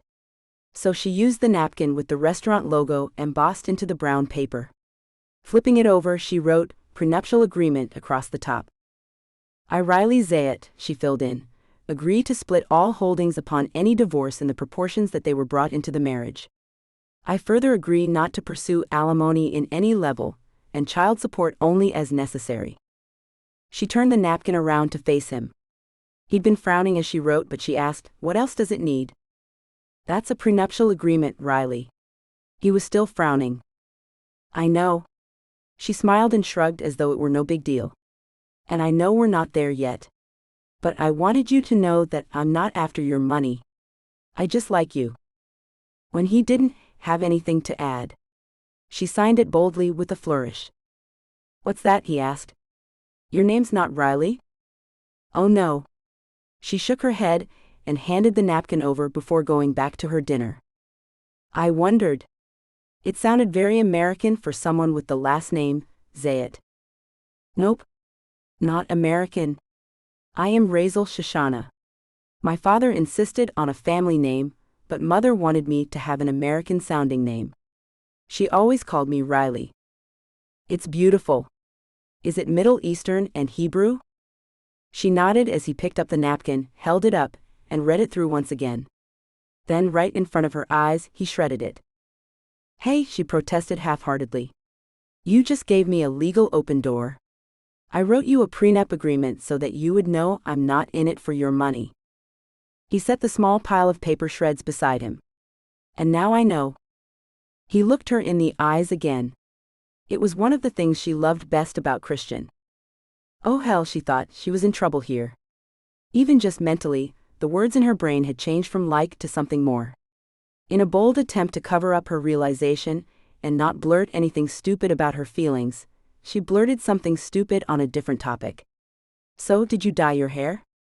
He rolled his eyes. No, I told my sister I wouldn't dye it. He sighed. His hair was still the rich brown color from the week before. It didn't show any pool damage. Did you stop swimming? Riley asked before she thought it all out. That wouldn't change his hair for a few months, and she assumed he wouldn't have quit a sport or gym routine that he seemed to like. Shaking his head, Christian made a face as though his hair was a distasteful topic. Riley found that just made her more interested. It's some color depositing conditioner. It's supposed to reverse all the damage the pool does. Technically, it's not dye. It's a loophole she roped me into. She didn't want to laugh, but he was so uptight about it. Well, it looks great. You get to keep your color and clearly, it's working. His shoulders visibly untensed in front of her, even though he didn't say anything. For all his nonchalance, Christian just wanted to be accepted. Just like the rest of them. But he was some kind of smart Superman, stumbling around like a Clark Kent. Her heart tumbled a little further in her chest. She was a goner. When dinner was over, she told him he couldn't drive yet. They'd split 5 ciders. It was over the course of several hours, but it was a good excuse for him to stay. They'd watched a TV show together. Or they'd started to. By the time Christian left, she'd had to button up her shirt, and he'd had to put his back on. Jesus, that swimmer body was going to kill her. She was breathing heavy, and could feel the bee-sting touch on her lips from their almost frantic teenager-like make-out session. The only reason they'd quit was because of some mumbling about school tomorrow, and I should probably go. Riley was 3 seconds from just saying yes. She wanted this man. He made her feel alive and beautiful and smart and valued and... Jesus, she had to put her hand to her chest just to lock up the front door behind him. The feel of her fingers on the front of her blouse told her she'd buttoned it wrong. With a wry smile, she thanked whatever gods were watching that she wasn't going out in public. Christian's shirt was a pullover, so if he stopped anywhere on the way home, at least he didn't have to worry. Unless he'd put it on inside out. Those soft thermal tees had fast become her favorite thing to touch, until she'd touch bare skin tonight. But was she moving too fast? There were rules to dating. And with good reason. She'd hopped into bed with someone in college, only to find out he was engaged. She hadn't known. And with Tim, she'd thought she'd known everything only to find out she was wrong. What if she was wrong here? What if he broke her heart? There was nothing she could do about it now. So she headed through the unit, turning off lights and trying not to touch her lips or test if her cheeks were still overheated. But when she hit the bedroom, she pulled out the nightstand drawer and plucked out a condom. No matter that she knew they should slow down, she still needed to be prepared for anything. Better check the expiration date. Then she smiled to see they weren't expired. She didn't think she had many more nights of shrugging this off because of timing or some sense of decorum. She was plummeting down the cliffside, and there was probably nothing she could do about it. Chapter 18. Riley startled as Christian's phone rang Sunday morning. He opened one sleepy green eye and looked at her as though this were somehow her fault. Riley still didn't have a voice, so she shook her head at him. As the phone rang again, he seemed to place it, rolled over and answered it with gravel in his voice. She wondered if whoever was on the other end of the line, whoever might be calling on a Sunday morning, could hear that he wasn't at home. That he was in her bed. Naked. Rolling over, Riley enjoyed all the little pulls and sore spots in her muscles. She felt almost as if she'd turned to liquid. He'd come over Friday night, this time later in the evening than usual. She'd been growing desperate. Thanksgiving had screwed up the school schedule. He'd had family in town, his brother Charlie even came in from off the continent. Bailey Ann had talked about getting her father up and around for the holidays, though she was still struggling to get him to doctors and get the right diagnosis, and even just to get him to take his damn medications. Riley's own family had come to town, and they'd done up an American Thanksgiving, as her grandmother called it. They'd asked about men in her life, but she'd only said she was seeing someone. Saying the name Christian Weaver would have opened all kinds of conversations that would have overshadowed whether the turkey should be baked or fried. Plain ham or brown sugar brine. Did Grandma's traditional latkes count as the potatoes at American Thanksgiving? Riley wasn't ready to share it yet, and she'd held on for the whirlwind of vacation time and family all at once. She'd not gotten to see Christian but once, and only for a coffee. Then this week, as school had started in again, his brother had lingered. Charlie's mere presence demanded Christian's time. She couldn't begrudge him a brother he rarely saw anymore, but she was dying over here. "Christian, come out with me tonight." "I have to work," he'd protested when she asked him to go out for dinner and a movie with her as they cleaned up after the last class of the week. She hadn't played fair. She'd worn a wrap dress, and while he shelved the last of the projects, she'd climbed up on the edge of her desk and sat there waiting for him. "You don't have to work." She'd used her coyest voice. "I have to work," he'd protested again, but this time he'd looked up and she moved her knees just a little, and she'd watched as his breath hitched. It was so wrong. She was at her work, which was an elementary school for God's sakes, but this man did things to her. "Come here." She'd crooked a finger at him, and smiled when he narrowed his eyes but came closer. Riley had reached up around his neck and pulled him down for a kiss. Wrapping her legs around him, she kept him trapped. There was a disciplinary hearing in her future if anyone looked in the door right then, but no one ever did. So she kissed him with tongue. It backfired on her hard when she felt his thumb creeping up the inside of her thigh. Slow circles driving her mad, and making her foolishly believe that she could probably get away with getting laid right here on her desk. The clock had ticked loudly, and they'd both jolted upright and jumped apart. "Yeah," she thought, reaching up to check her hair, "we don't look guilty at all." But she wasn't going to last much longer, or she really would wind up throwing him down on her desk and getting herself fired from her dream job. "When can you come over tonight?" Did he catch what she was really asking? He pulled out his phone as he turned away, almost as though he couldn't quite look at her and get anything done. "I'll get you at 7:30. He held up the screen and told her he'd take her to the movie he was pointing to. Riley agreed. So maybe he hadn't caught her hint. Him? When the movie was over and he deposited her on her doorstep, she grabbed the front of his shirt and tugged him inside with her. "Oh, thank God. I thought you were going to send me home," he'd whispered the words between biting kisses and tugs at her clothing. "I thought you'd misunderstood my invitation," she'd almost growled back. He shook his head. "You said you wanted to go see that movie. You said you wanted to see it while it's still in the theaters, and it's almost gone." She pulled her head back a little and looked him in the eyes. "Did you like it?" he asked, but he was killing her. Yes. It wasn't about the movie. It was that he'd remembered. She was in a load of trouble. The kind of trouble that made her sail right past all the old lessons she'd learned. Riley grabbed him and pulled him into the living room. The rest passed in a blur of popped buttons, peeled shirts, and wild touches.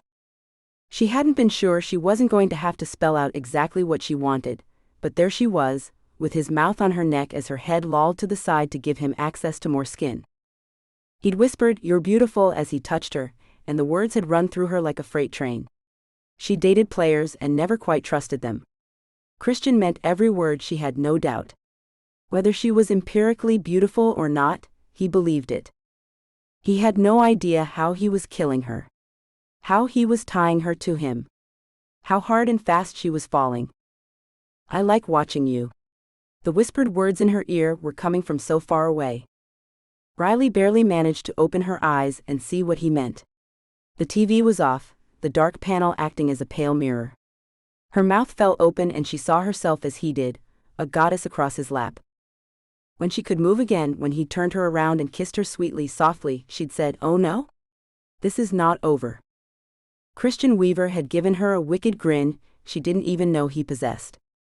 Though she was boneless, he was not, and she found herself being tossed onto her bed before she could have moved herself. He didn't get up and leave after. He'd simply whispered, "Tell me I get to stay." "You definitely get to stay." Riley had curled into him and held on. That had been late Friday night. Since then, she'd gotten out of the bed to eat, shower, and christen some of her furniture. She had no idea how she was going to get to class tomorrow. How she would talk to anyone without thinking of Christian Weaver's tongue on her. "Let me ask." His hand at her shoulder brought her back to reality. The look on his face told her that this call was not about anything even remotely sexy. Sighing, she raised her eyebrows at him, words failing. "Sunday dinner? With my family?" She blinked. "Tonight?" She pointed downward as though the bed itself were Sunday. But he nodded at her and mouthed the word, "Please." Riley had been 2 heartbeats away from refusing. Surely there was a good excuse she could come up with. It hit her then. Christian had never made an excuse to her. If he didn't want to do something, like spend his time in a noisy restaurant, he said so. He didn't lie or offer fake reasons to get out of things. She owed him no less than the same. If you want me there. She whispered it back, hoping that whomever was on the phone didn't hear. He nodded at her as he spoke into the phone. We'll both be there. 5. Yes. He hung up the phone and said, if I can handle Sunday dinner with my family, you can too. She'd only nodded and tried to calculate how many hours they had before she had to get out of this bed. We have to make deviled eggs. I always bring deviled eggs. Okay, what do I need to bring?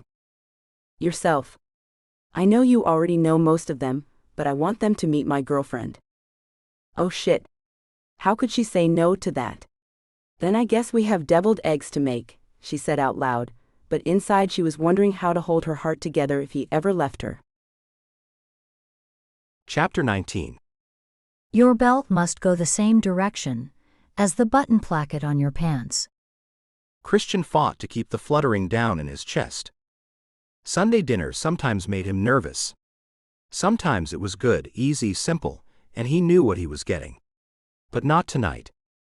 He didn't know if his mother had thought this through, or if she'd just invited Riley on a whim. Maybe she'd heard that he was sleeping with his new girlfriend, and thus, it was serious enough to meet the family. Christian did not doubt the possibility of his mother having those kinds of powers. But he worried, would only his own immediate family be there? That would mean his mom and dad, his sister, himself, and Riley. Charlie was off the continent again, so that helped limit numbers.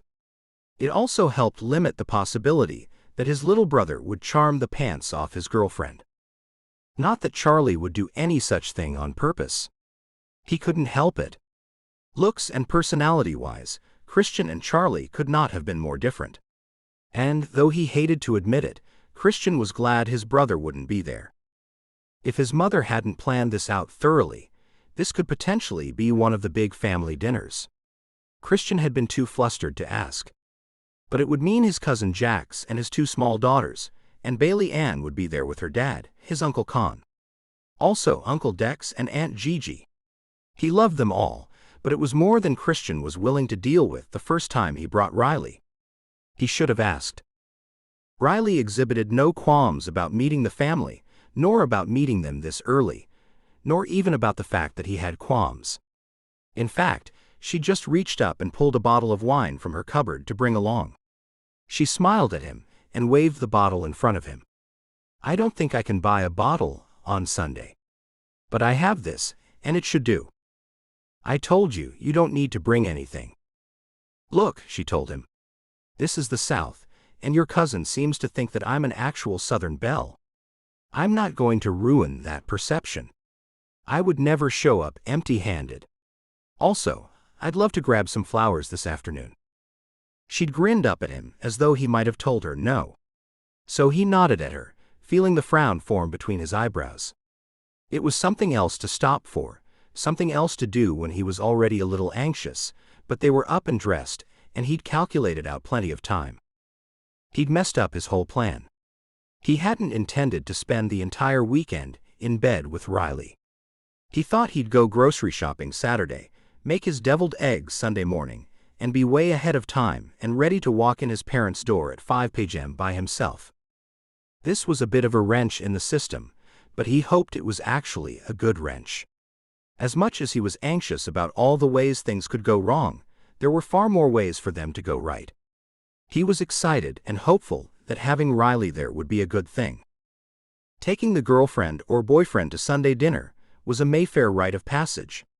He'd watched all his cousins go through it, some of them more than once, but this was the first time he'd brought anyone home. Do you want to stay here?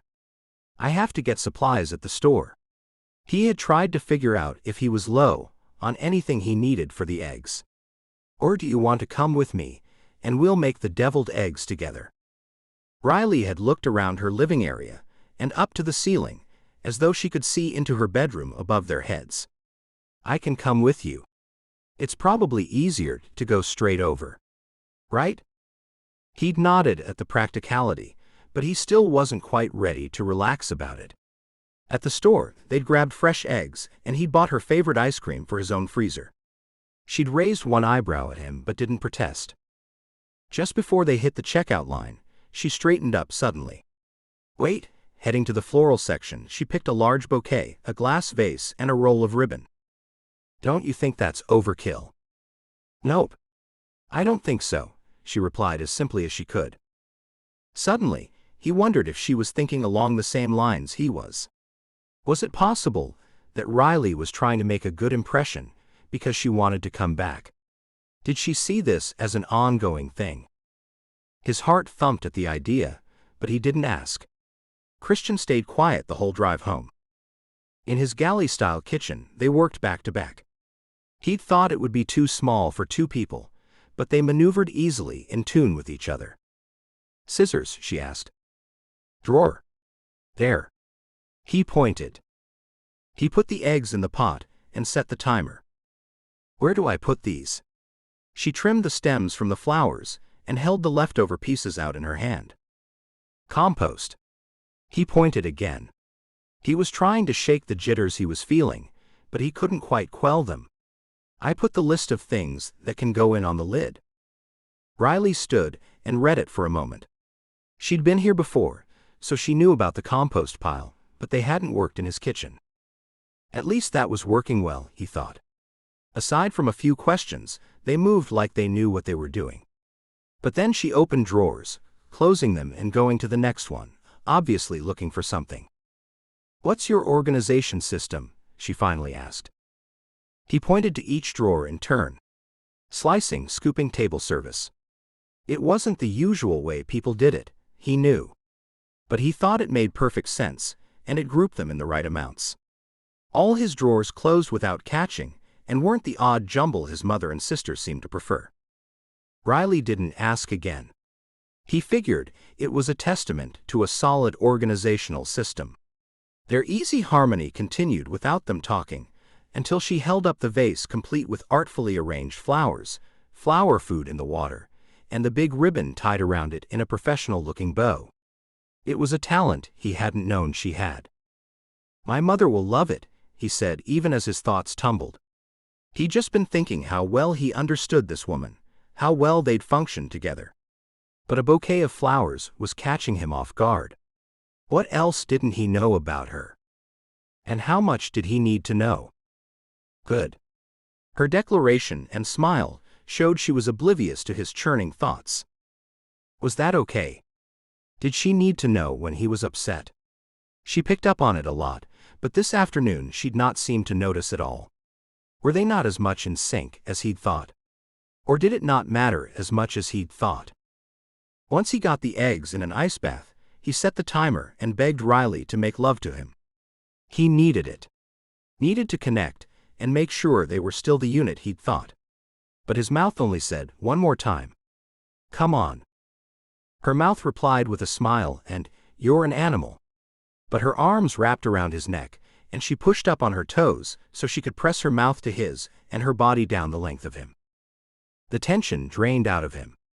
How long would it be that he would need her like this? Need this reassurance that they were solid? But again, those scary thoughts didn't come out in his words. I don't know when I'll see you again, he murmured against her mouth, apparently surprising her. I've got meetings all week. I'm handing in the upgrade to the app, and I'll have to clean up anything they need. Are the meetings online? He nodded. But I don't know quite when yet. I'll be on call. Then we'll work around it. She pressed her lips to his, sinking into the kiss. His heart settled in his chest then. It was always surprising to him when he didn't realize just how uptight he'd gotten waiting for an answer, but then Riley would say something, and everything would loosen. Christian relaxed into her hold and tugged her down the hallway to his room this time. An hour later, the egg timer woke him up. He popped out of bed feeling much better, pulled on his jeans, and headed downstairs. I didn't know you owned jeans, Riley commented, apparently watching his ass as he went. These are soft, he hollered back as he heard her laughing behind him and went to get the eggs. In a moment, she joined him. Everything was perfect. Dinner didn't matter, because however it turned out, Riley was with him. Then she looked over his shoulder as he stirred the egg yolks. There's no relish here. She was looking at his lineup of ingredients on the counter. Christian stopped stirring. Pickle relish is an abomination. She stared for a moment. I'm not sure if you're serious. For a moment, he thought about it. I kind of am. No pickle relish in the deviled eggs. But there's at least pickle relish in your house? No, there's no pickle relish in my house. It's an abomination. Riley stared back at him. Deviled eggs without pickle relish are an abomination. Chapter 20. Christian sat at his spot around the big table, but hung back from the conversation. Luckily, it was only his immediate family at dinner. However, Riley was fresh meat, and his mother and sister, and even his father, were peppering her with questions. Christian was apparently not needed in this conversation. Where did you grow up? Carlyle asked with an almost convincingly casual air as she buttered a roll.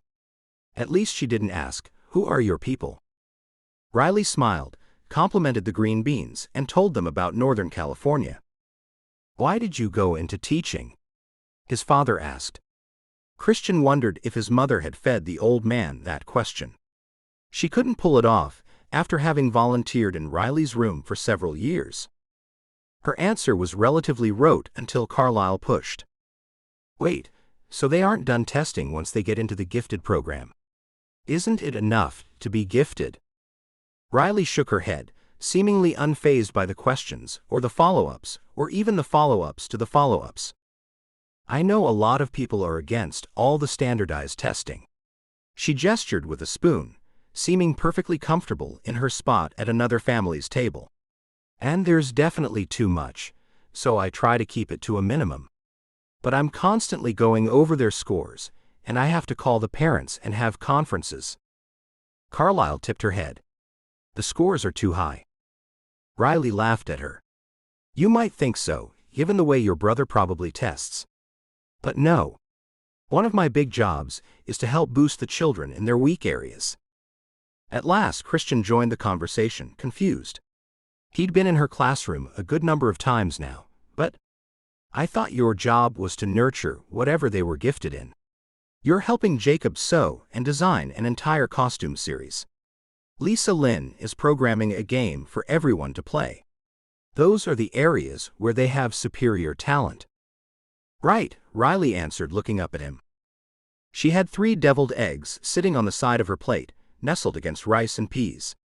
As he watched, Carlyle glanced at the eggs and then turned to look at Christian, her eyebrows raised as though to ask, how did that happen? He knew she'd spotted the small green flecks in the centers of Riley's eggs. But he didn't answer her in-spoken question. He was still waiting for Riley.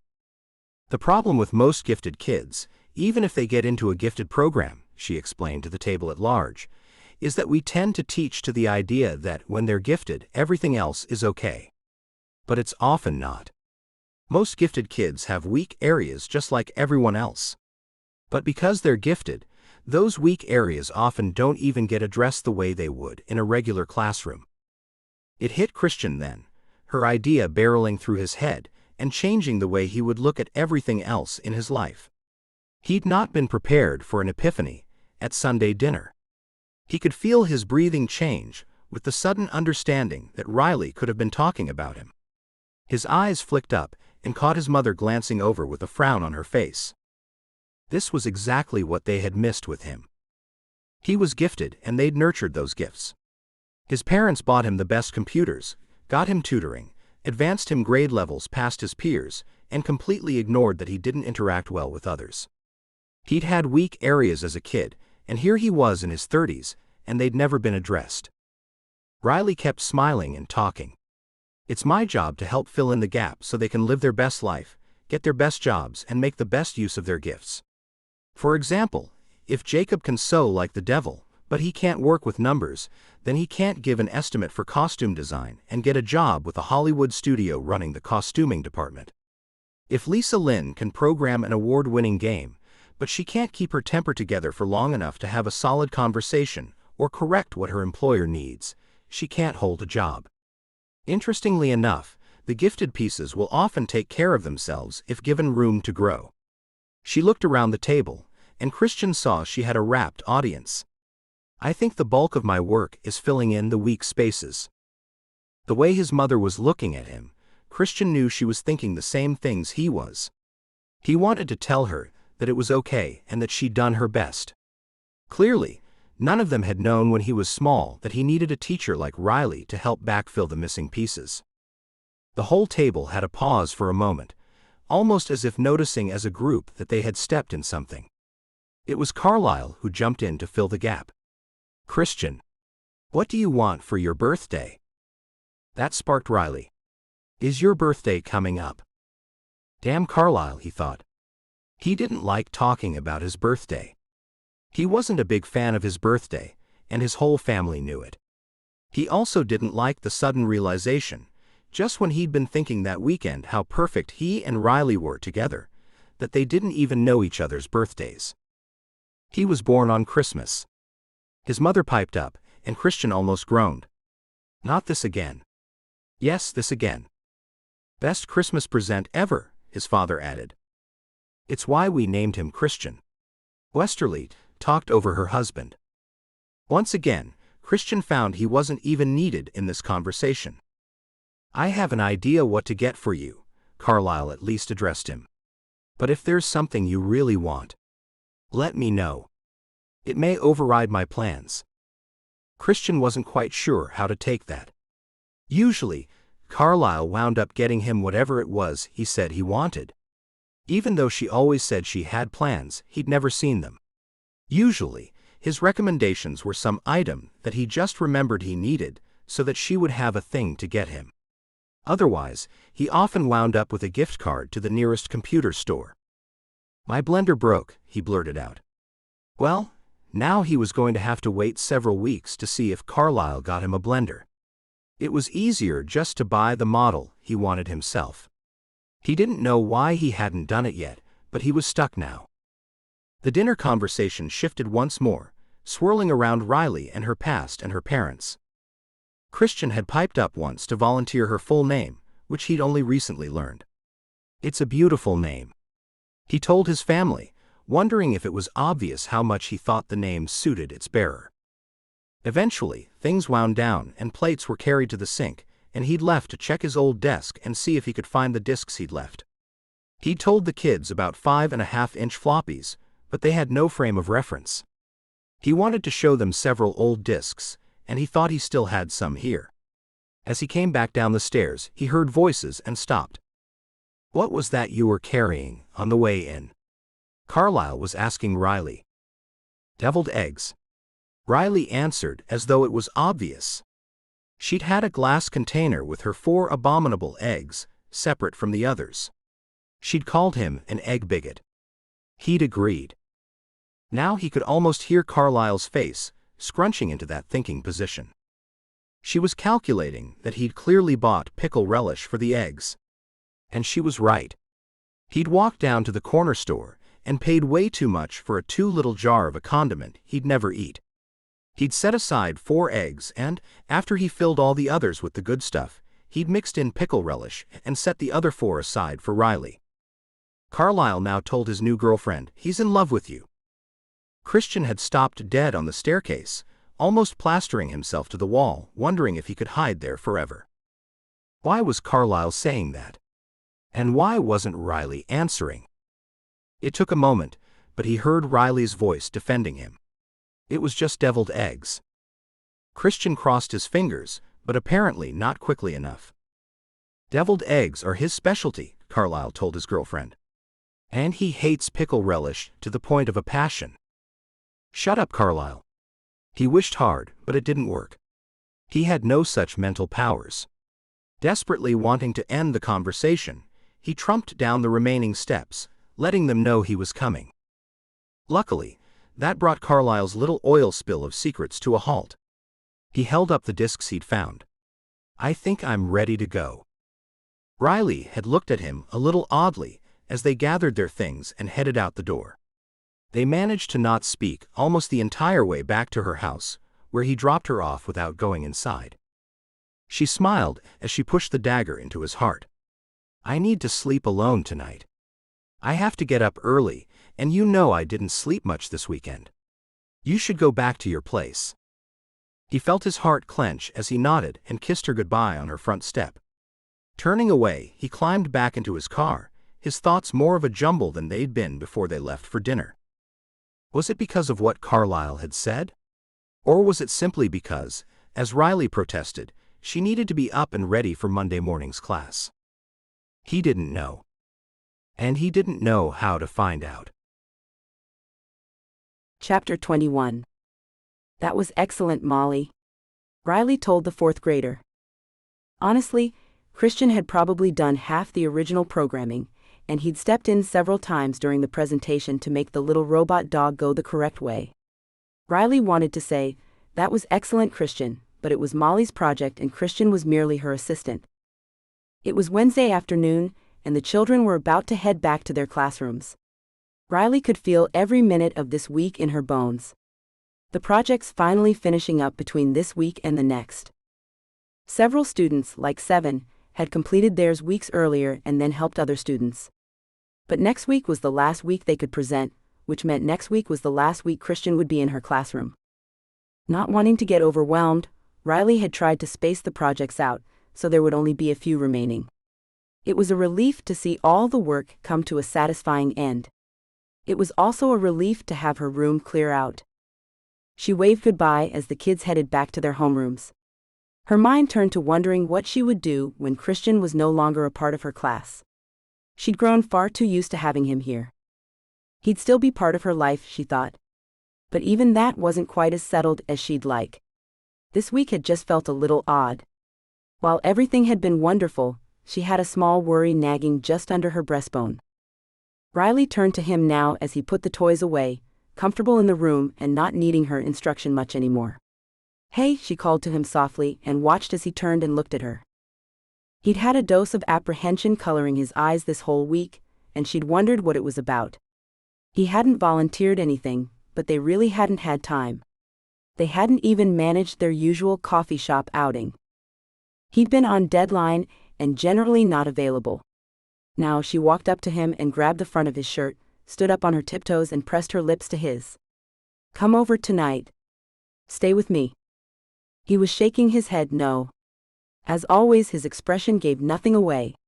Though Riley hadn't learned how to read him better, she had learned to not be nervous until he said his piece. "My meeting will run late. It's with people on the Pacific Coast. So the time zones are off and I don't know when it will end." "Then come over when it ends." She tried to latch onto something more concrete. "Why don't you come to me?" She nodded yes, and for the first time hope flared in the center of her chest. He wasn't just putting her off. He'd simply been busy. She had been a little crazy thinking about what his sister said. It had been several days, and Riley had all but discounted it. He wasn't in love with her. They were still too new. But as she watched, he pulled the key off his chain and tucked it into her palm. "Let yourself in when you get there. Come by 8. I'll still be in a meeting, but you can make yourself at home, and as soon as I'm done, I'll come find you." Frowning down at her palm, Riley wondered, had he just given her his key? But she had more pressing concerns. "Do I stay over?" "Please," he whispered against her lips as he kissed her again. "Should I bring an overnight bag, or go home in the morning?" The logistics of the back and forth was a pain in the ass, but it was better to know than to wake up late and not be ready for work on time. "Do whatever is more comfortable for you, but stay over with me." It was hard to argue with that, she thought, and curled the key tighter in her hand. One last time she gave him a sweet peck on the mouth before he left again. Sighing into the empty room, Riley wished things lined up better, but it was hard to complain. She was on a 9-to-5 schedule, he wasn't. Yet he'd managed to carve out time for her classroom for the past several months. Only after he was gone did she look down at her hand and think again that he'd just given her his house key. Surely he had a backup somewhere. Christian wasn't the kind of man to make that mistake. So she put it into her wallet and told herself she'd wait until she got home to call.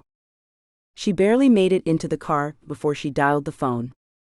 Angelia was who she would normally have turned to, but Bailey Ann was the better bet in this instance. At least she was until she answered the phone, and Riley realized her mistake. She just called her boyfriend's cousin to ask about sleeping over with him. Well, too late now, she thought as Bailey Ann's voice filled the air. Hi, Riley. What's up? Well, I was calling you for good Southern girl advice, and then I realized I was being a bad belle.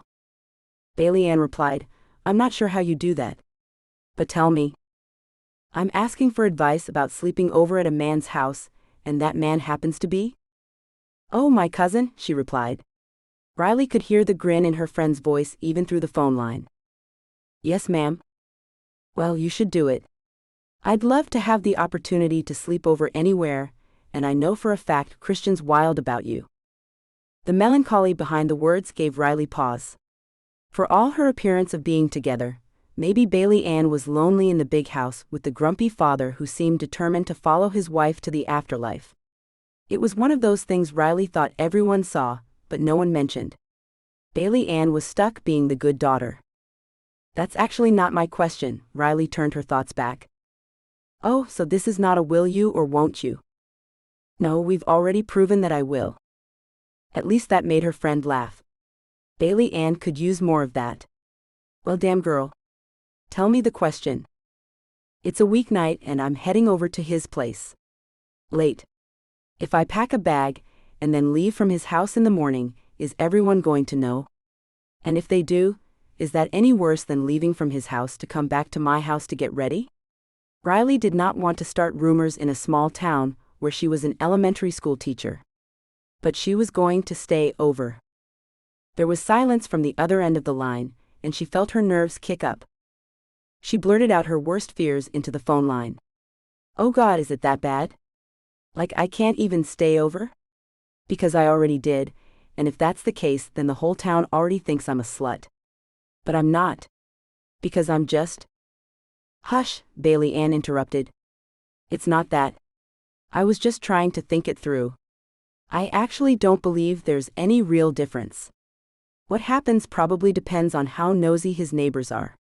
If you've already been over there, then whatever gossip is going to get spread about tomorrow has probably already been spread. Has he been at your place too? That would be an affirmative, Riley replied. Then you do what you want. Bailey Ann told her. Nobody has any right to say otherwise. Riley took a deep breath and let out some of her anxiety. Her feelings for Christian sometimes crowded out everything else. Thank you. I just needed a sounding board. Glad to be of service, It sounded as though she was going to add something else to the end of that. But Riley was guessing anything that Bailey Ann might have said would probably sound bad given that the man in question was her family. A good don't do anything I wouldn't do didn't have the same meaning. Bailey Ann never finished her cut-off thought, and Riley thanked her and let her go. Her breathing was much easier now than it had been when she'd left the school. After eating dinner, she headed over to Christian's. The front door was locked, and it was exciting even though it shouldn't be, to let herself into his house with a key she already had. Setting her bag inside the front door, she locked it and heard his voice coming from the office. He was clearly still in the middle of his meeting. She didn't want to stick her head in the door, because his desk was up against the wall, and the camera might reveal her in the background. But she was not above standing in the hallway and listening in. No, you can't do that? Christian's voice rang through the walls. It was just like him, not softening the blow, only giving pure honesty. No was no from him. Yes was yes. Then we'll write the extra code ourselves, the voice replied, and Riley only wondered for a moment what they were discussing. I won't create an app that allows for that kind of online abuse. It's already a feature to not accept cryptocurrency. Why not? It's valid currency, and we want an app that's usable in a variety of situations. No, you don't. You don't want to sell a matching app into the dark web for human trafficking. Christian protested and Riley almost gasped. Of course, he was already aware that his work could be used for illicit purposes, and he was fighting against it. It was only news to her. Many legitimate transactions involve cryptocurrency. We need to support it. Christian countered again, swiftly, making her heart squeeze with his conviction. Legitimate transactions accept almost every other form of currency. There's no reason to honor cryptocurrency. While blockchain technology remains the currency of the dark web, I won't support it with my app. Then we'll alter it. No, it's registered. And I built in traps if you try. You're more than welcome to refuse payment and break the contract. We'll simply take my work entirely out of the equation, and you can build your own app. There was something in the way he said it that let everyone know he was more than willing to take his toys and go home if this company wasn't willing to play in an ethical manner. Truly, it didn't sound like the company wanted to be unethical, just that they were wanting to offer up the option and they didn't really care it might be misused. Christian disagreed. Lord, that was a turn-on. Riley also gathered from the conversation that his threat to take his toys home was bigger than it sounded. Chances were no one else would be able to get them the kind of platform that he could. That was disturbingly hot. Riley was fanning herself and smiling as she headed down the hall. Opening his fridge, she looked for a drink. One of the beers called to her, and she decided to go ahead and drink it since clearly he wasn't going to. She was sitting on the couch watching TV when he finally came out and kissed her hello before sitting beside her. But she didn't wait more than just a moment.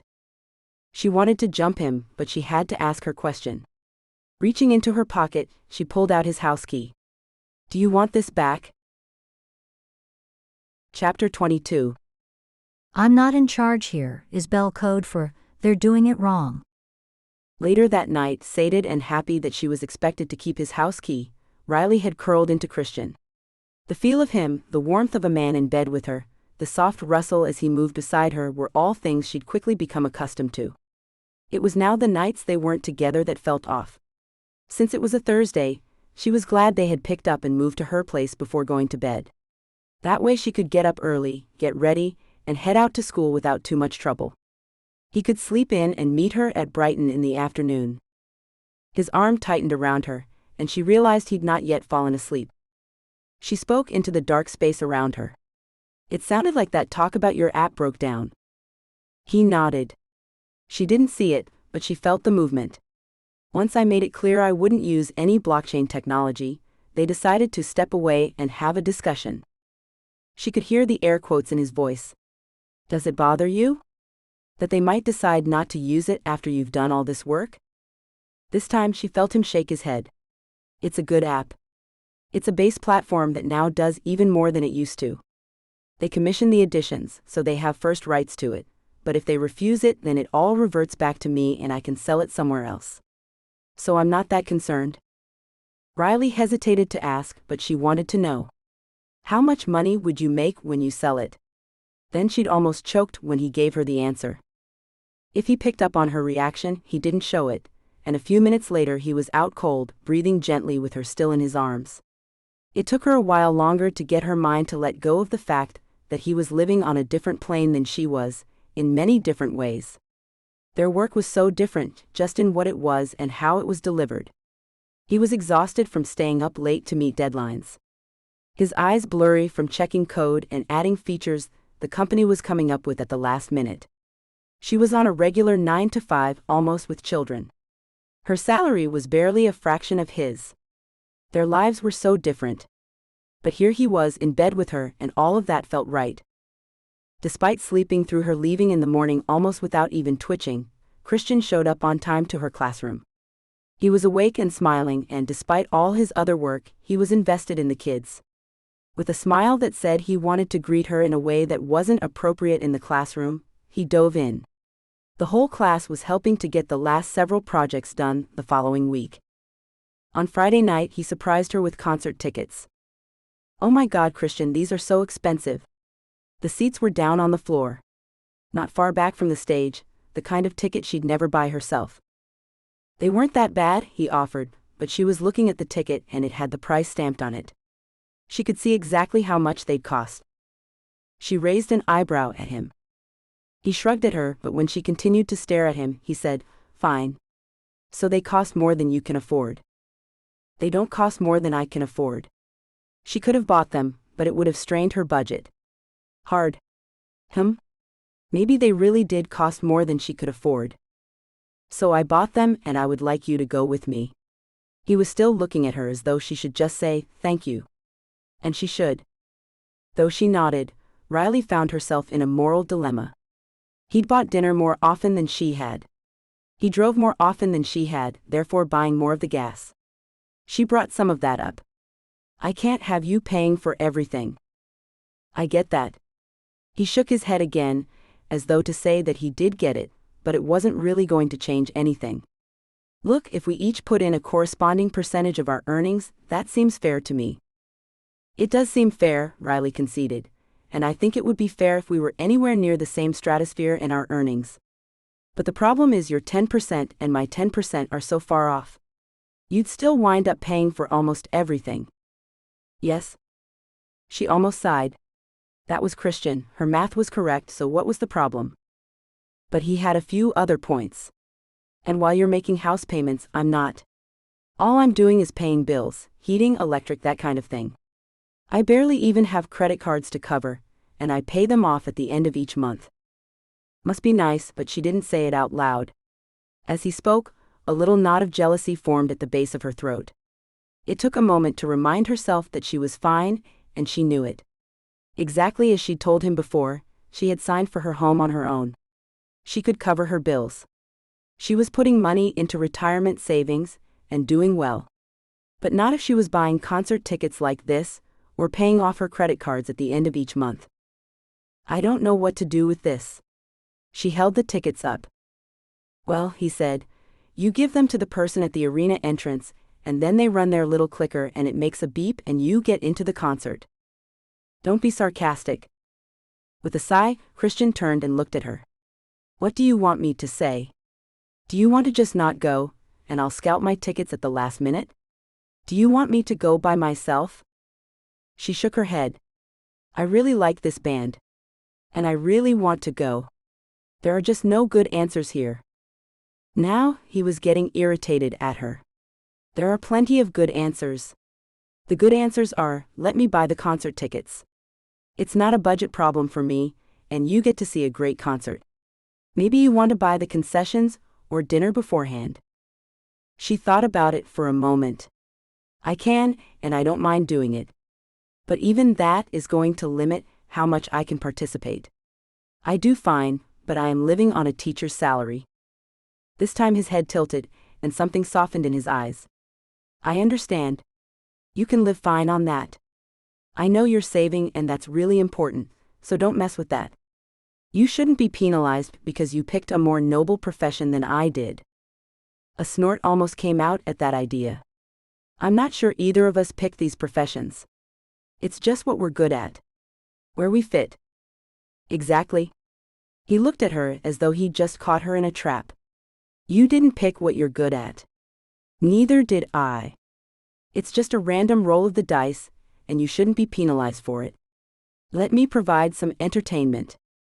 In the end, he won because the fact was, he wasn't taking her out to fancy dinners every night.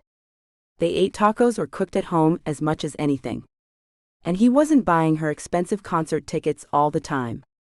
In fact, she hadn't balked at all at the band several weeks before, because they'd been playing a hole-in-the-wall bar, and the relatively unknown band had cost $15 a ticket. So it wasn't as if he was trying to impress her with his money. He must have simply wanted to see this band badly enough to drive into Atlanta on a Friday night. Before the concert, when the check came, he softly laid his hand over the ticket. At least the waiter had graciously set it on the table between them, instead of just assuming the man had all the money, even if that would be correct in this situation. Christian looked up at her. This is yours if you want it. But I'd love if you let me pay for it, and you put this into your retirement savings. That was exactly where it would have come from. Had he calculated it out? Figured out what her paycheck and her home were worth? She didn't doubt that he could. Though for Christian it wouldn't have been anything he researched, just something obvious that his amazing brain put together. As wonderful as it was, it concerned her. It wasn't Christian's fault that he dramatically out-earned her. And it wasn't his fault either that her mother seemed to think Riley should marry for stability. Her mother was a firm believer that a rich husband was a good husband. Riley had spent most of her life preparing to buck her mother's old-school ideas. She never wanted to be a dependent wife. It would kill her. Christian was asking no such thing of her, but her own deeply embedded feelings were balking at the idea. If that was the only thing, she told herself she might have been able to let it go. But it wasn't. The man volunteered in her classroom. He paid for things. Hell, he'd bought a dining room set to impress her. What did she give back to him? How did she improve his life? She didn't buy him things. She didn't help with his work, she couldn't. She didn't even cook most of the time. How long could she stay in a relationship so lopsided? Chapter 23. Christian turned the omelet with a precision he was proud of. It was a new skill, acquired after moving to Breathless. He'd gotten a quick lesson from his mother, and she'd been gracious, not making him explain that he was trying to impress a woman with breakfast. The omelets were an attempt to help smooth over what must have been a snafu last night. He didn't think so, but there was a change in Riley's reaction when he'd told her he loved her. It wasn't clear if the fact that he'd said it while he was inside her was a problem. Everything had felt so right, and he'd blurted the words as he'd come. Now, it seemed it was more than he expected it to be. His only hope was to shift her back to where they'd been. Should he say it again? Should he pretend he hadn't said it at all? He sighed and cooked breakfast because it was the only thing he knew to do right now. Christian tilted the pan and watched as the eggs ran. Riley would like mushrooms, but he wasn't about to make them for her. He didn't know how. But he'd also foregone the green peppers out of solidarity. Sniffing at the air, he tested the bottom of the omelet and pulled it from the heat. Turning the pan, he slid the eggs out and neatly folded them onto the plate. He was pouring in the scrambled egg mix for the second omelet as Riley came out of the bedroom. He almost missed adding the ham and cheese to the mix because he was looking at her. She'd thrown on one of his t-shirts, and it was hitting just low enough to make him want to find out if she'd put on underwear, or if all she had on in addition to his shirt were the slouchy socks. When she raised her hand to run her fingers through her hair, he watched as the hem pulled up enough to reveal, "Oh, sweet Jesus, nope." Hey. He worked to drag his brain out of the gutter, but the gutter seemed to be easy access these days. "That omelet's for you." She padded over to him, leaned up and kissed him on the cheek before grabbing her plate from the counter. Riley still hadn't said anything, but she grabbed silverware from his drawer, and he noticed she pulled an extra set for him. By the time he made it to the table, she'd eaten almost a third of her eggs, but still hadn't said anything. If it were him, he wouldn't have thought anything, but this was Riley. So he waited. A few moments later, she took what turned out to be her last bite and stood up. That was really good. Unable to untangle the expression on her face, Christian grew more worried by the moment. With a far too fast swallow, he opened his mouth to ask, but Riley was already at the counter, her plate with the remains of her breakfast now resting by the sink. "I need to get dressed and head home." Again, there was no tone in her voice. But was it because it wasn't there? Or because it was, but he just wasn't capable of distinguishing what it meant? She was heading down the hall before he could ask. Still confused, Christian took one more bite before he decided that he couldn't afford to wait. Setting his fork on the counter, he pushed back his seat and turned. There was comfort in the deliberate movements, because his heart was pounding like a bass drum. At the end of the hall, he found her in the bedroom, bra on, tugging up her jeans and buttoning them before she saw him standing there. But she still didn't say anything. Not a good sign. Is something up? He watched her, noting that her eyes would only focus on him for a moment before she looked back to her task. "I just need to get home." Not a no. He took a deep breath as she shrugged into a t-shirt. She looked too comfortable for the weekend to be heading home with almost no explanation. "Is this because of what I said last night?" That made her pause, which was probably a yes. Crap. Riley looked away, her eyes settling on her shoes. Shoving her feet down into them, she hopped for a moment, then stood up straight to look at him, as though she'd needed shoes for whatever she was going to say. "It is about that." She sighed after she said it. Christian almost stood there like an idiot and blinked at her, but he realized that wouldn't do him any good. So he tried to say something. "You could say you loved me too." That was dumb. The moment he said it, he knew it was like throwing a bomb into the middle of the room. The air grew thick around him as he worked to suck in oxygen and counted the seconds. He could almost hear a ticking sound in the space between them. When had it gotten so wide? "So you meant it? It wasn't just something you blurted out." She was still looking at him almost blankly, still not saying she loved him too. It was as though she hadn't understood his words. "But I love you" was so simple. So clean. She'd understood, she just didn't want to say it back. Still, he held on to his last shred of hope. His hands clenched into fists until Christian felt the pressure in his palms. Then he forced himself to let go and relax even if he didn't feel it. "No, I didn't blurt it out." The space seemed to stretch between them even further. Each rise of his chest was a painful calculation of how much she wasn't saying. He took 2 deep breaths as he waited. Then 3. "Christian." There was something in her tone that made him pull back. It was the first time he'd not liked hearing his name on her lips. It's way too early for that. He didn't know how to answer. What was too early? But this was Riley, she was the one he could talk to, and he did find words. "So I'm not allowed to feel what I feel." "You're allowed what you feel. But you can't expect me to feel what you feel." "Not so fast." "I didn't." He could feel the heat in his system, anger starting to stir under the surface of his skin. "I never asked you to feel the same way. I just told you how I felt, and now you seem upset about what I feel. It hasn't even been 5 weeks." He wouldn't have argued a statement of fact like that, except that her fact was wrong. "It's been 9. "What?" At least she looked confused rather than hurt and sad. "We met 9 weeks ago, not 5. Her eyes darted to the side, as though she didn't want him to catch her gaze. "We started dating 5 weeks ago, and this is way too fast, Christian. That was out of left field last night." "No, it wasn't." They stayed over at each other's houses, 3 or more nights a week. He almost said so, but when he thought it through, they'd only done that for 2 weeks. That wasn't long enough to claim it was a habit, but it was certainly long enough for him to feel what he felt. He didn't know what to say, but Riley did. "I need to go home and just have some time by myself." She checked around the room, as though to be sure she had everything picked up. Then she made a motion to push past him, and he stepped aside before thinking it through.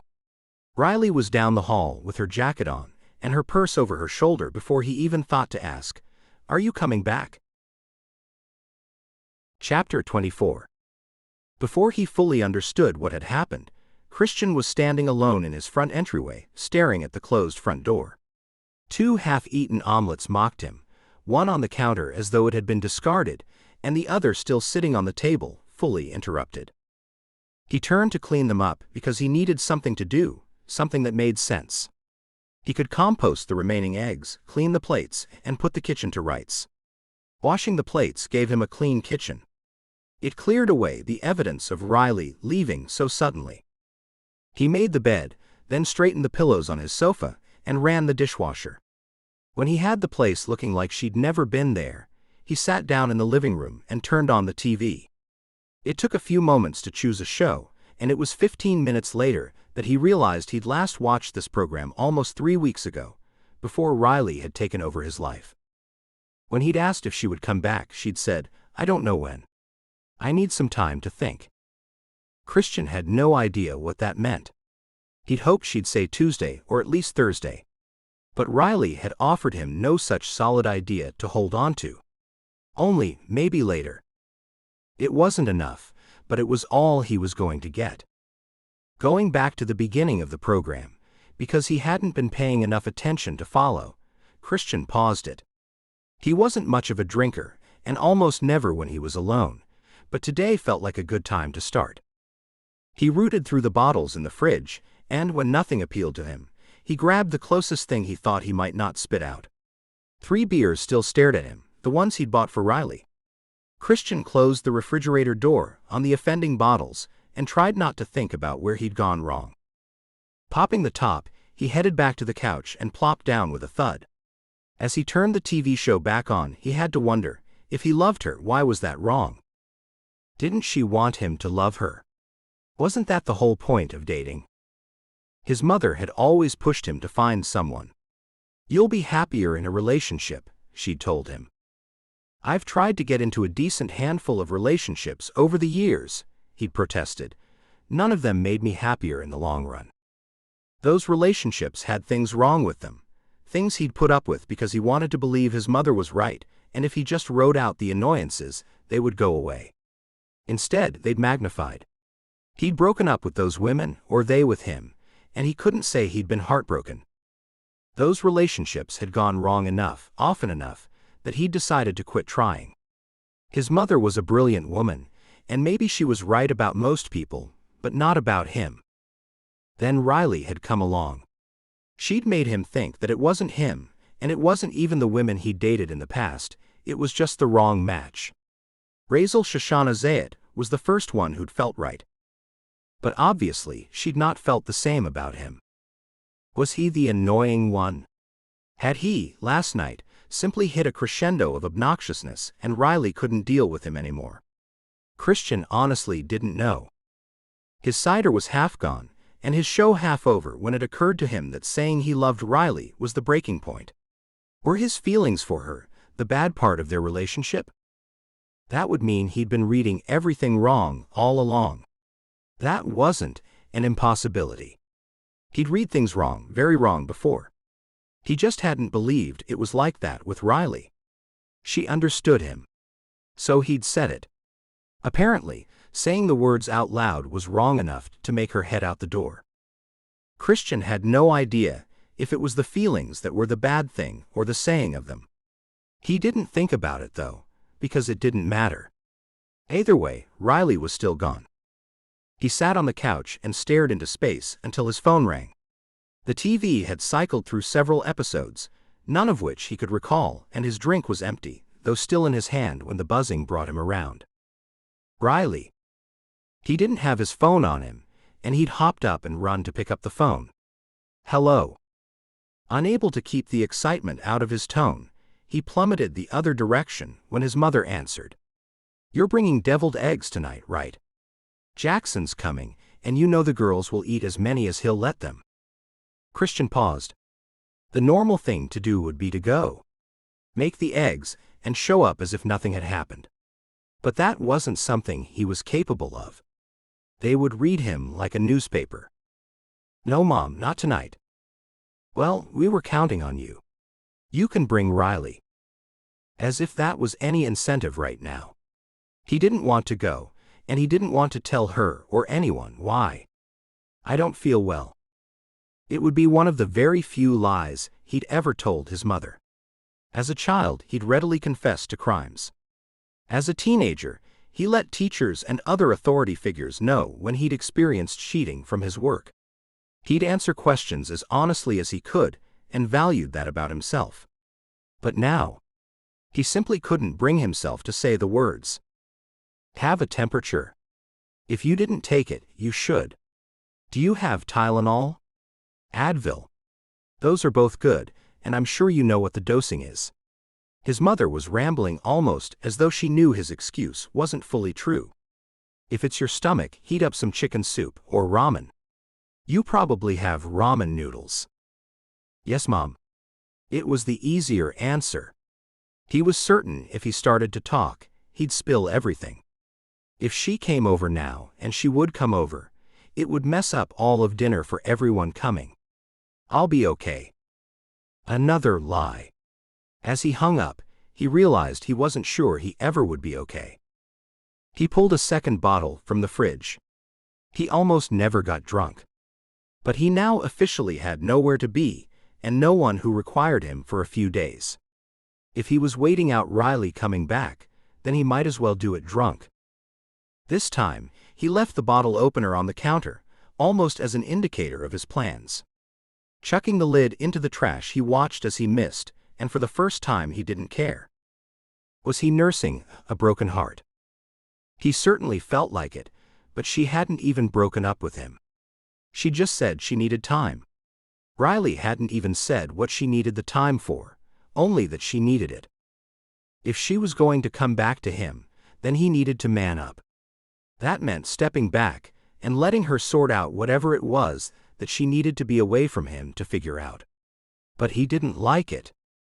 The cider was gone before he knew it.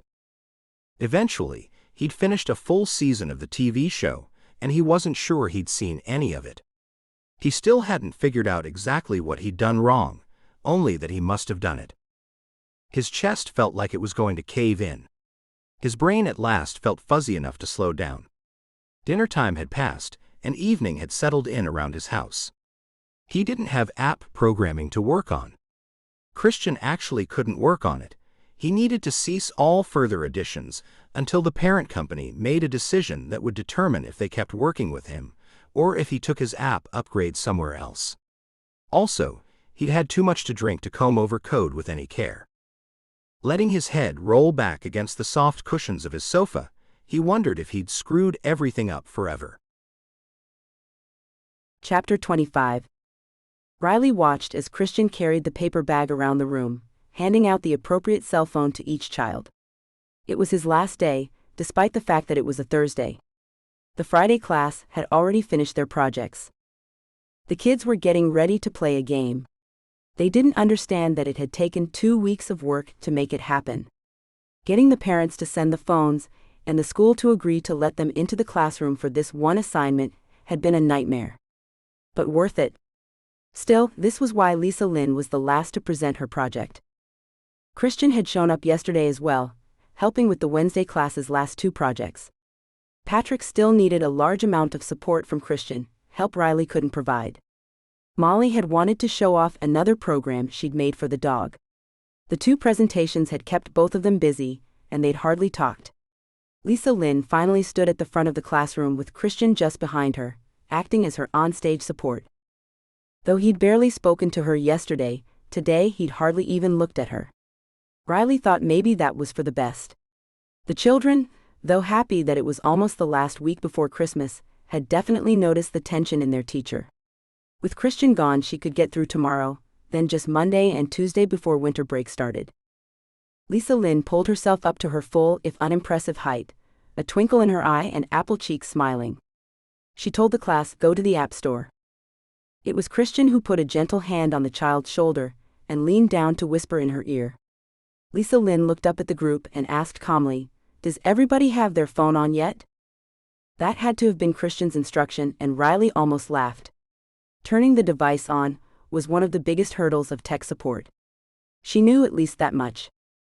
She watched as Lisa Lynn carefully waited while the last of the phones booted up, then reissued her first statement. With Christian's guidance, the girl stayed in dynamo mode without breaking down. She walked all the others through downloading the game. Riley only then realized that Christian must have uploaded it to the App Store. It was amazing. Lisa Lynn was only in 5th grade and she had a game in the App Store. Christian had done something truly wonderful for the girl.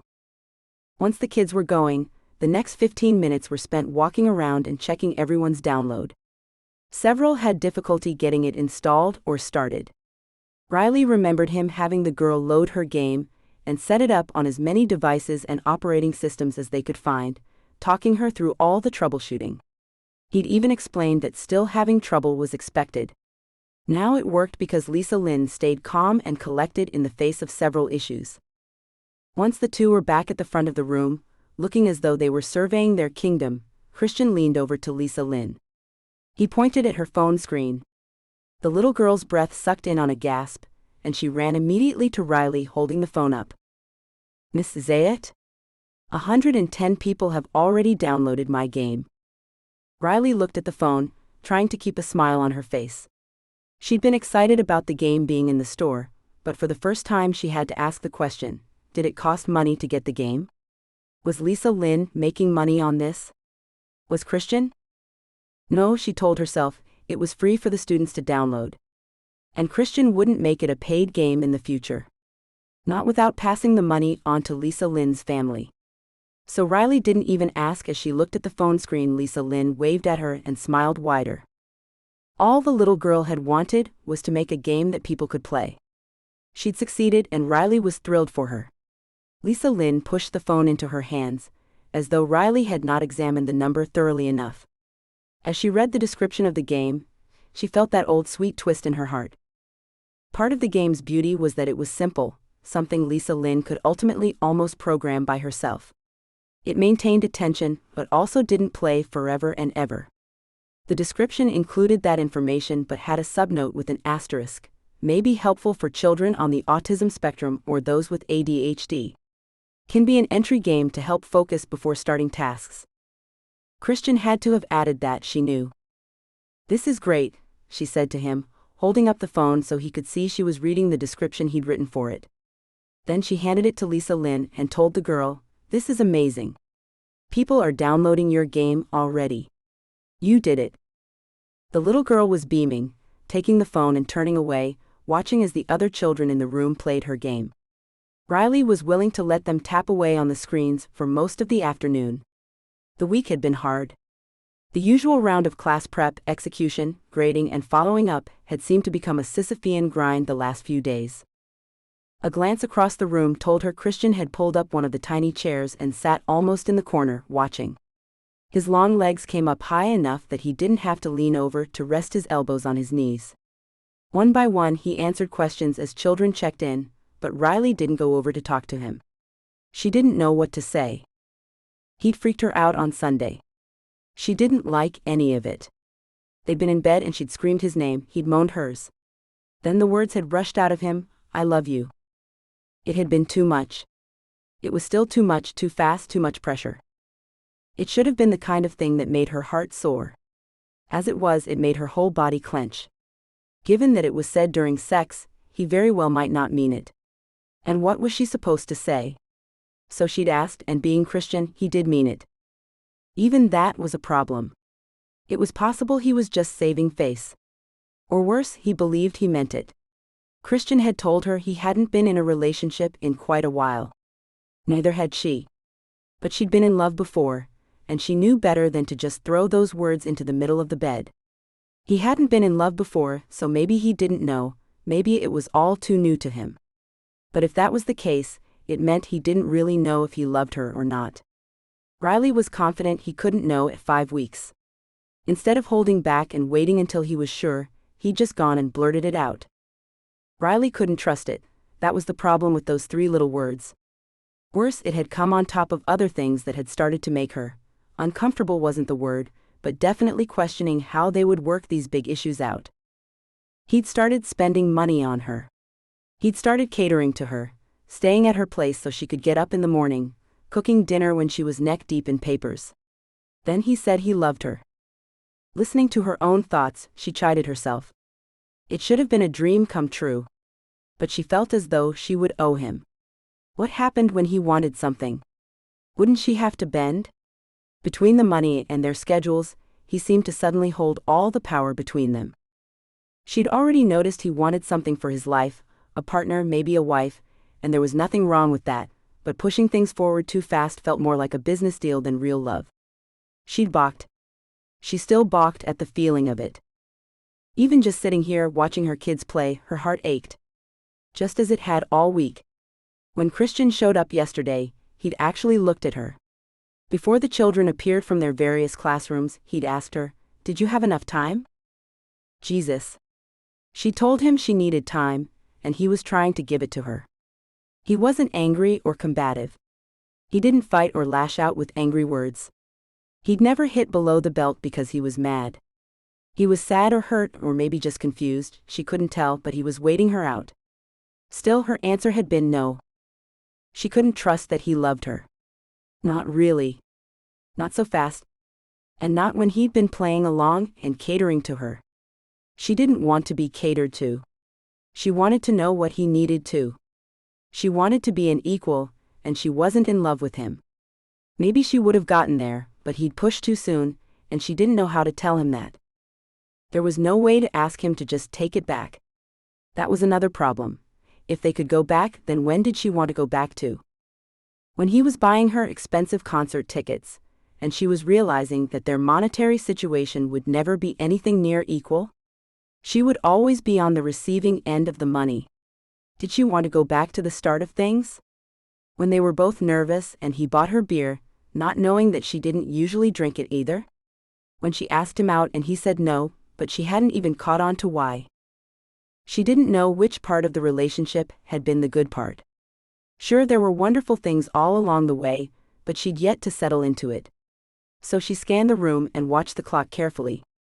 She hadn't missed a single class change all week. Riley stood up and called out, "Okay, children. There's 5 more minutes of playtime." But in her brain, she thought 5 more minutes to sit with Christian. 5 more minutes until he leaves for good. Friday's class was done presenting. He wouldn't be back the next day or week or even next semester. It was Christian's last day in her classroom. Maybe that was for the best. When the clock finally hit the top of the hour, she gathered all the cell phones, turning them off and putting them in the bag. Then she told the kids, "Today is Mr. Weaver's last day with us." Small faces slid into disappointment. Even though they'd been told last week that this would happen, they still looked as though she had just stolen their puppies. One by one, as they left the classroom, each child went up to him. Most of them hugged him and he hugged them back. "Thank you for my game," Lisa Lynn whispered to him with her arms around his neck. "Will you come back to the classroom and help again?" Christian had looked up at Riley for the answer, but she hadn't known what to say. Her face had probably remained blank, so he'd looked back at Lisa Lynn, not waiting for an official answer. "Probably not. But I'll give you my email, and you can reach out to me." Then he shook his head and looked up at Riley again, this time a question on his face. He clearly was realizing it might not be appropriate to open communication with a 4th grader. Riley jumped in. "Lisa Lynn, you can tell me what you need, and I'll pass it all on to Mr. Weaver." But as she said it, she felt the clenching in her vocal cords. It all felt wrong. 7 went to high-five Christian after Lisa Lynn went out the door, which turned into another hug as well. Riley watched as he interacted with each child, her heart twisting and turning to the point that if she had a heart attack, she wouldn't be able to tell. By the time the room emptied out, she'd figured out what to say. Chapter 26. Christian looked at Riley. The children were gone, and the only thing between them was the air. "I gathered your things on the shelf over there," she pointed. So, he thought, she wasn't going to say anything about them. Only about the classroom. She spoke again, maybe just filling the space. He was fine with space. He thought she was too, but not right now, it seemed. "I have bags for everything. You can carry it all easily." Riley turned then, moving behind her desk, opening a drawer and pulling out colored paper bags with handles. By the time she looked up to see that he hadn't moved from where he stood, she tilted her head, but her expression still wasn't welcoming. "You can keep the things I brought," he told her. "You can't intend to leave all of this expensive equipment in my classroom." She waved her hand toward the shelf, almost as though it was offensive. Christian frowned. What had he done wrong? Didn't she want gifts for her classroom? He knew she accepted them from his mother. Hell, she'd asked him into her classroom in the first place because there wasn't enough computer programming and engineering in the curriculum. Fighting down his sigh of frustration, he told her, "I can take it back if you want me to. But my intent was to leave it for the kids. They know how to use it now. They all have a minimum of basic programming skills. The motherboard should be great." When she nodded, he felt a little better. At least she didn't tell him that she needed it gone. At least what he had left here wasn't so offensive that she had to get rid of it. "Okay then. Thank you." Was that it? She stood with her hands clasped in front of her, the bags abandoned on her desk behind her, their colors too bright for the stilted conversation. His face must have flown wide open. He couldn't hide it. Was that the last thing she was going to say to him? If he turned and walked out the door right now, he might not ever see Riley Zayat again. He almost asked when could they get together. Did she want to go out again? But he feared the answer. Instead, what came out of his mouth was, "Is there ever going to be enough time?" The words didn't really make sense, but Riley understood, and at least he didn't have to reframe it and try to say it again. She'd said she needed time. He'd given her some. Yesterday hadn't been enough. Today, clearly, still wasn't enough. He didn't understand her reaction, and he couldn't both give her space and ask her what was going on. He just wanted to know if she was ever going to come back. "I don't know." She almost whispered it. Christian felt his heart crack and fall apart right then. He'd been holding it together with hope, but in that moment it all disappeared. He wanted to ask, "What did I do wrong?" But in truth, he didn't want to know. It was bad enough that he'd ruined the best thing he ever had. Having it labeled and time-stamped wasn't going to help. Sure, it could keep him from screwing up the next relationship, but there wasn't going to be a next relationship. He wasn't doing this again. He wasn't going to fix things. He was just going to go home and get over it.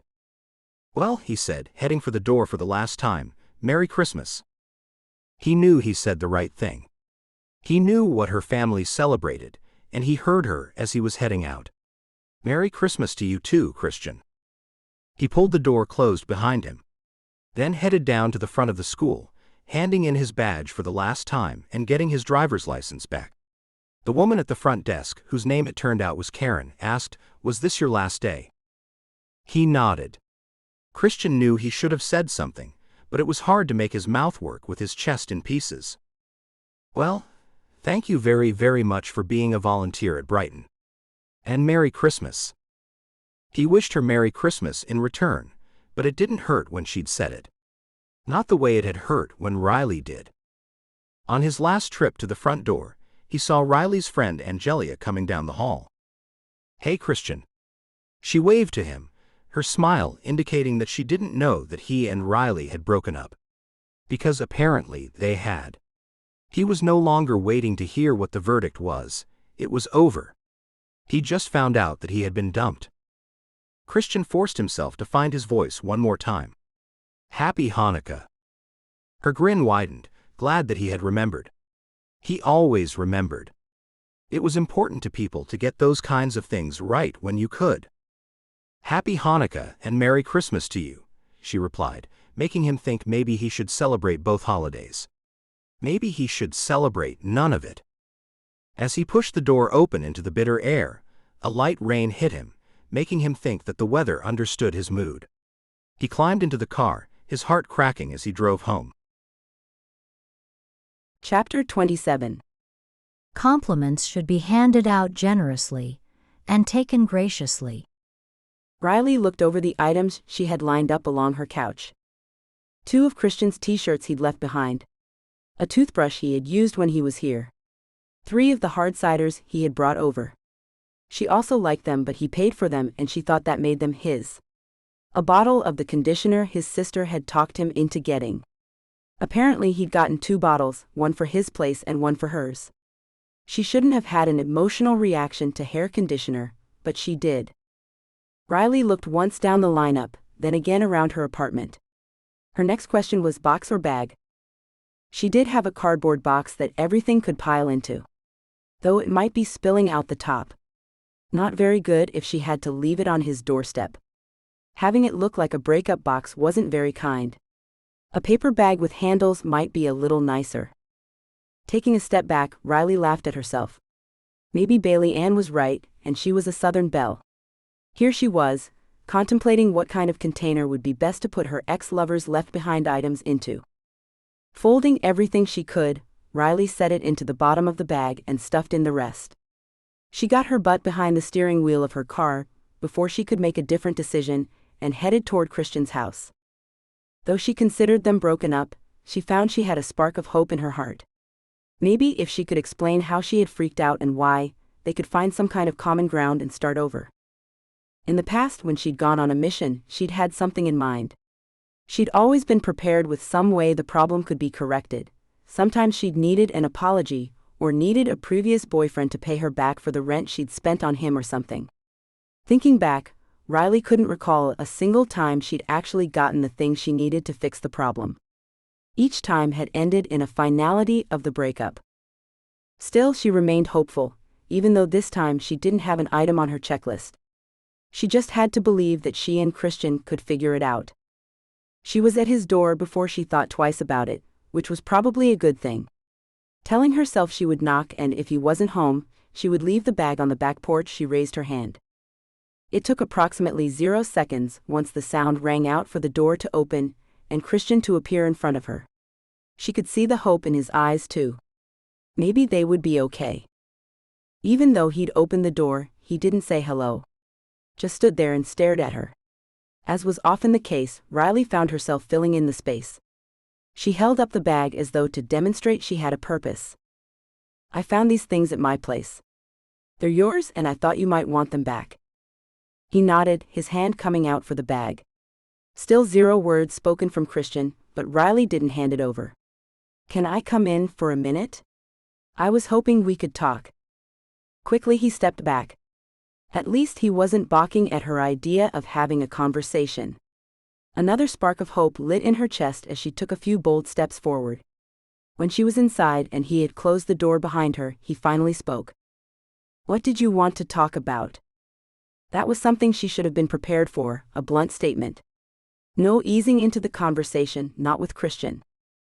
Riley swallowed. She could handle a classroom full of 7-year-olds. She could do this. It was probably best to open with an apology. And she owed one to him. I'm sorry I freaked out. So is that it? It was enough time and you figured it out, he asked. But she could hear the undertone, he didn't quite believe it. He was right not to. No, she said. I don't have it figured out. I don't know how we fix it. I just know that we were getting off balance before. She couldn't quite mention the moment that everything had gone too far. And? What do you mean we were off balance? He interrupted. Shit, she thought. He hadn't even seen that things had slowly been going a little wrong before he said he loved her. You spending that money on concert tickets and dinners. Money that I can't put into this relationship. I can't match it. You don't even work. Well, that was wrong. I mean, you do. I know that. But you work these odd hours and I have a full-time job. Our whole schedule revolves around me and it feels like, she didn't know what to say and she'd been rambling anyway.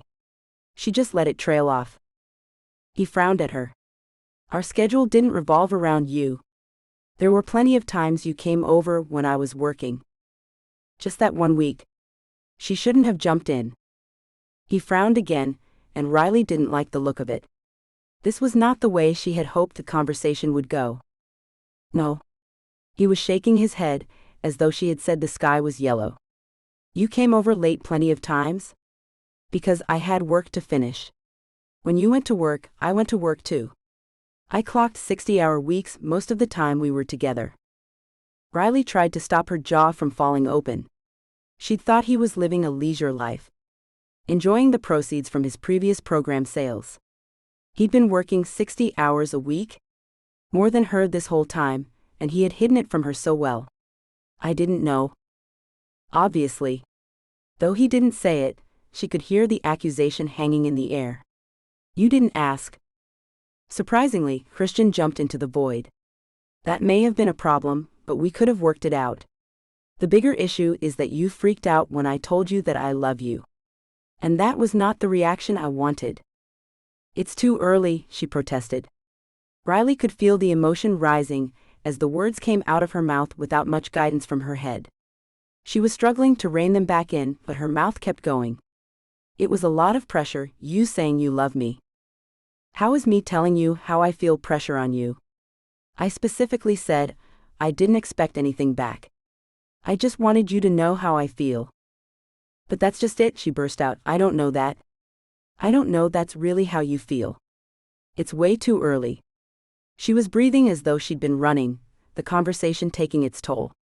This was not the reconciliation she'd hoped for. You said you hadn't had a lot of relationships. Maybe you're misinterpreting it. What will I do in 2 months when you come back and realize that you didn't understand what you were feeling? That you didn't know what it is to really be in love? This time it was Christian's mouth that dropped open. When she looked up, Riley saw the damage she'd done, the hurt in his eyes. Usually she loved that he was an open book to her, but right now she hated it. That was always Christian, raw and real.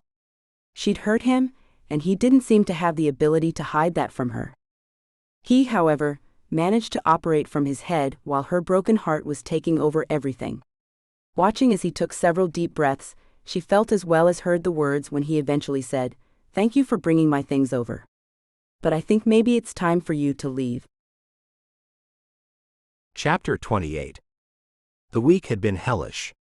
Christian fought between reminding himself that he knew how to live on his own, this was normal for him and he could handle it, and wallowing in the self-pity of a broken heart.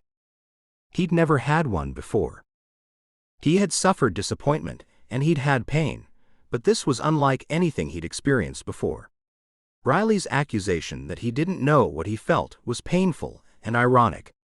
The hurt at her twisting that knife had only been proof that he was right. It wouldn't have hurt that bad had he not truly loved her. He tried to do some work, but he was only clocking about half his usual work. Writing code had nothing to do with Riley, nothing. But somehow she was still interfering in it. He didn't know how that could be, but it was true. He was distracted and completely unable to focus. Cisco had called him back and coolly agreed to his terms. They wanted the app, even though it would have a blockchain firewall. The job should have been wonderful. It should have taken his mind off the shitshow that seemed to swirl around everything else. But it didn't. Somehow, in 9 weeks, or 5, depending on if he wanted to use Riley's counting system, she'd invaded everything. He hadn't realized it until she left him, but everything suffered. When he stared into an empty fridge and realized he'd been opening his bare fridge and cupboards for 2 straight days, and no food had magically appeared, he told himself to grow up and do something about it. He'd hit the store with a list and the hope that she hadn't ruined this for him. But nope. Even the stupid grocery store reminded him of what it had been like. They'd come here together and bought eggs and mayonnaise. This time he avoided both and added far too many cereal boxes to his cart. He'd eaten every last bit of flake and crisped rice in his house these last 2 days. He'd been down to instant mashed potatoes and expired muffin mixes. Cereal was easy to fix and had vitamins. At least, that's what he told himself as he added another box. As he looked at his cart, he realized he'd bought multiple boxes of only 2 kinds of cereal. So what? He liked what he liked. Though he didn't see himself cooking for one, he did try to buy the things on his list. He knew it was wishful to get chicken and canned soup and noodles for a casserole. He added some higher-end frozen fish, thinking he might actually make something he only had to bake, and he could probably use something other than cereal. Then he added a red bag of fries. When he passed the ketchup, he looked up to spot the pickle relish. He should have known then. He couldn't love a woman who loved relish. Christian. The man holding the jar of diced green awfulness looked up at him. It took a moment before he recognized the other man. Finn. Are you back in town? They'd asked it simultaneously and then both laughed. Good. He needed a real emotion, even if it suddenly felt odd. Christian needed interaction that didn't involve Riley.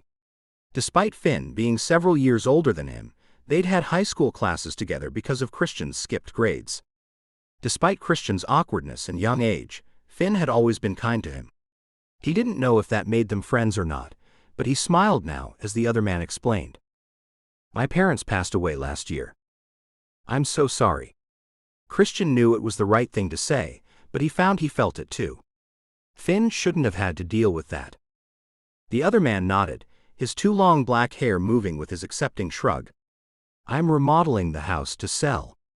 Pay off my student loans, help my sister with medical school. I didn't know Siobhan was still wanting to be a doctor. It never left her. Finn smiled as he put the relish in his cart. And you? Christian found he might be following the conversational rules he'd gleaned, but he really wanted to know. I'm an architect. Oh, you did it. Finn had talked about that when they were in math class, but Christian hadn't heard what had happened until now.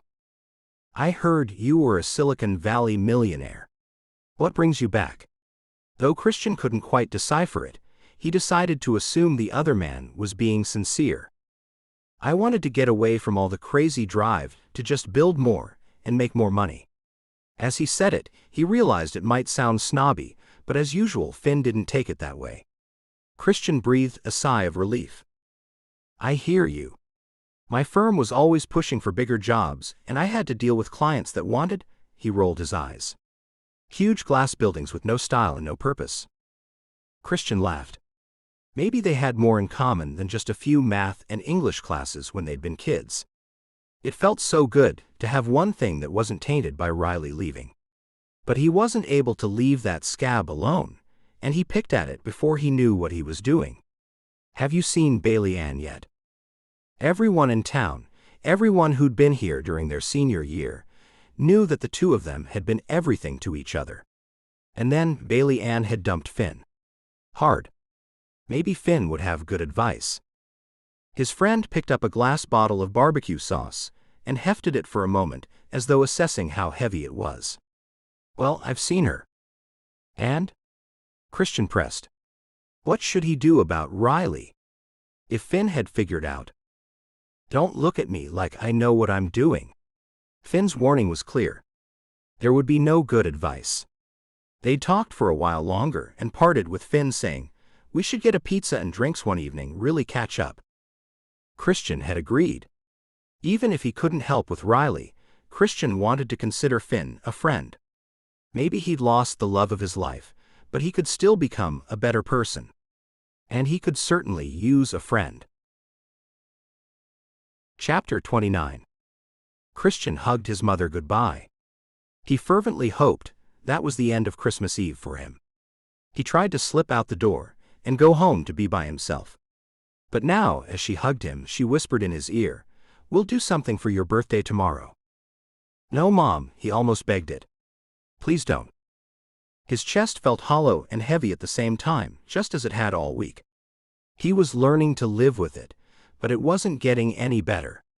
Still, he didn't want the half-assed birthday celebration that his family always managed to come up with.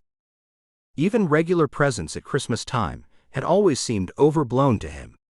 Carlisle liked kitchen gadgets and fun nurse-related items, like syringe pens or a monogrammed stethoscope. Charlie liked tickets to places he'd never been. But his family didn't know what to get Christian. No one else was into computers and technology the way he was. He wanted a specific program to download. He wanted an external dock that transported information without glitching. None of those were things that his family knew where to buy, or how to judge the quality on. Many were things he just needed to download to his own system, not the kind of thing that was easily given as a gift. And they weren't the kind of things he wanted to wait around for. He could afford to buy them himself, and a lot of times his family couldn't. Carlisle couldn't get him the gaming computer he wanted, and she couldn't even write it off on her taxes. He could. Them getting him presents made little to no sense to him, and he disliked the forced celebration. Honey, she said, it's your birthday. We want to celebrate. For a moment, Christian stopped and wondered if it was his birthday, then shouldn't he get to choose how to celebrate? He said something akin to that. I'd like to celebrate by not celebrating. At least she seemed to take that for what he said. He hugged her a little tighter, and this time he managed to slip out the door. Though, as he slid into his car, he realized she hadn't actually agreed to do it. At the first Sunday dinner after the breakup, they'd asked about Riley. Why didn't Riley come this week? Where is Riley? How is the gifted class going? He'd been forced to mumble out, we broke up. It was beautiful in its awfulness, like watching a tornado rip everything up. The very week after he'd introduced his first girlfriend at Sunday dinner, he'd had to tell them all it was over. What a flaming piece of shit. He'd watched his mother wave her hand around the table. Though he didn't understand it, apparently it was an almost magical signal to everyone else not to ask about Riley again. At least that had been a politeness he'd appreciated. He tried to put his nose to the grindstone on the work. He laughed that he'd once been worried that all the extra work and the new tightened deadline would keep him away from Riley. What a laugh. Now he was grateful for it. He'd made it this far. Christmas Eve, late at night, He looked out the back window into the yard that didn't have a swing set or a dog or even a nice lawn. If he was a child, he would have been looking out the window, waiting for jingle bells, or trying desperately to go to sleep so Santa could come. Outside, the cold frosted the corners on all his windows, unusual in Georgia. The night could have been magic. Instead, it was just cold and lonely. His life had gone back to normal the moment that Riley left his apartment. His skills weren't great, but he knew what that had meant. He'd known things had gone from bad to worse when she said she thought there was no way around it. This week was almost exactly like the weeks before he'd begun volunteering in her classroom. Only now he knew his old normal had been awful. His mother had hugged him at that Sunday dinner when he'd told them the bad news and whispered in his ear then too. "It will get better. Eventually, the bad feelings will fade," she said, "and you'll be ready to find someone new." But that was the problem. He didn't want someone new. He didn't want to do this ever again. And she was wrong about the rest of it too. The feeling hadn't faded. Tonight, she'd said he looked like he was doing well. But all that had changed was that he'd developed some slightly better coping mechanisms. If anything, the whole debacle felt worse.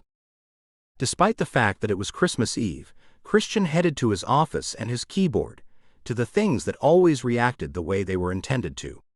If there was an error, it was his. He could comb through the code and find it and fix it. Not like life. Not like Riley. Shutting out all his other thoughts, Riley, his birthday, Christmas, he opened up the batch of code he was working on and started debugging it. It was tedious work, but he was good at it. This was apparently where he belonged. Chapter 30. "Mom," Riley said, sitting on the couch next to her mother. She wished she could still crawl into her mother's lap for a hug. I don't know how to fix it." Having Mother here for the holidays was wonderful. It gave her someone to talk to and bounce ideas off. Someone who knew exactly who she was. Her parents had come for the week, staying with her grandparents in the spare room, rather than taking up space at Riley's condo. Maybe next time Riley would go home and see her old friends, but for now it was nice to have her mother come to her. Her grandmother was hosting all the events, and Christmas Eve dinner was over. She and her mother had finally been left alone. Her mother, of course, had immediately asked about Christian. Shocking Riley, her mother didn't ask her to explain. Instead she said, "Tell me about him." Initially, Riley thought of the easy things. He was tall with chestnut brown hair, green eyes, and an easy smile. Well, he had an easy smile once he got to know you. His moss green eyes showed everything he was feeling, once he decided to let someone in. Still, that wasn't what she told her mother. What she said out loud was, "He's crazy smart, so smart. He skipped grade levels, but nobody ever helped him catch up when he didn't fit in socially. He's crazy generous. He's made a bunch of money on his apps. But it's not just the donations of all the equipment to the classroom, it's his time. He came in 3 times a week when he was working overtime already on his own projects, and he never missed a day.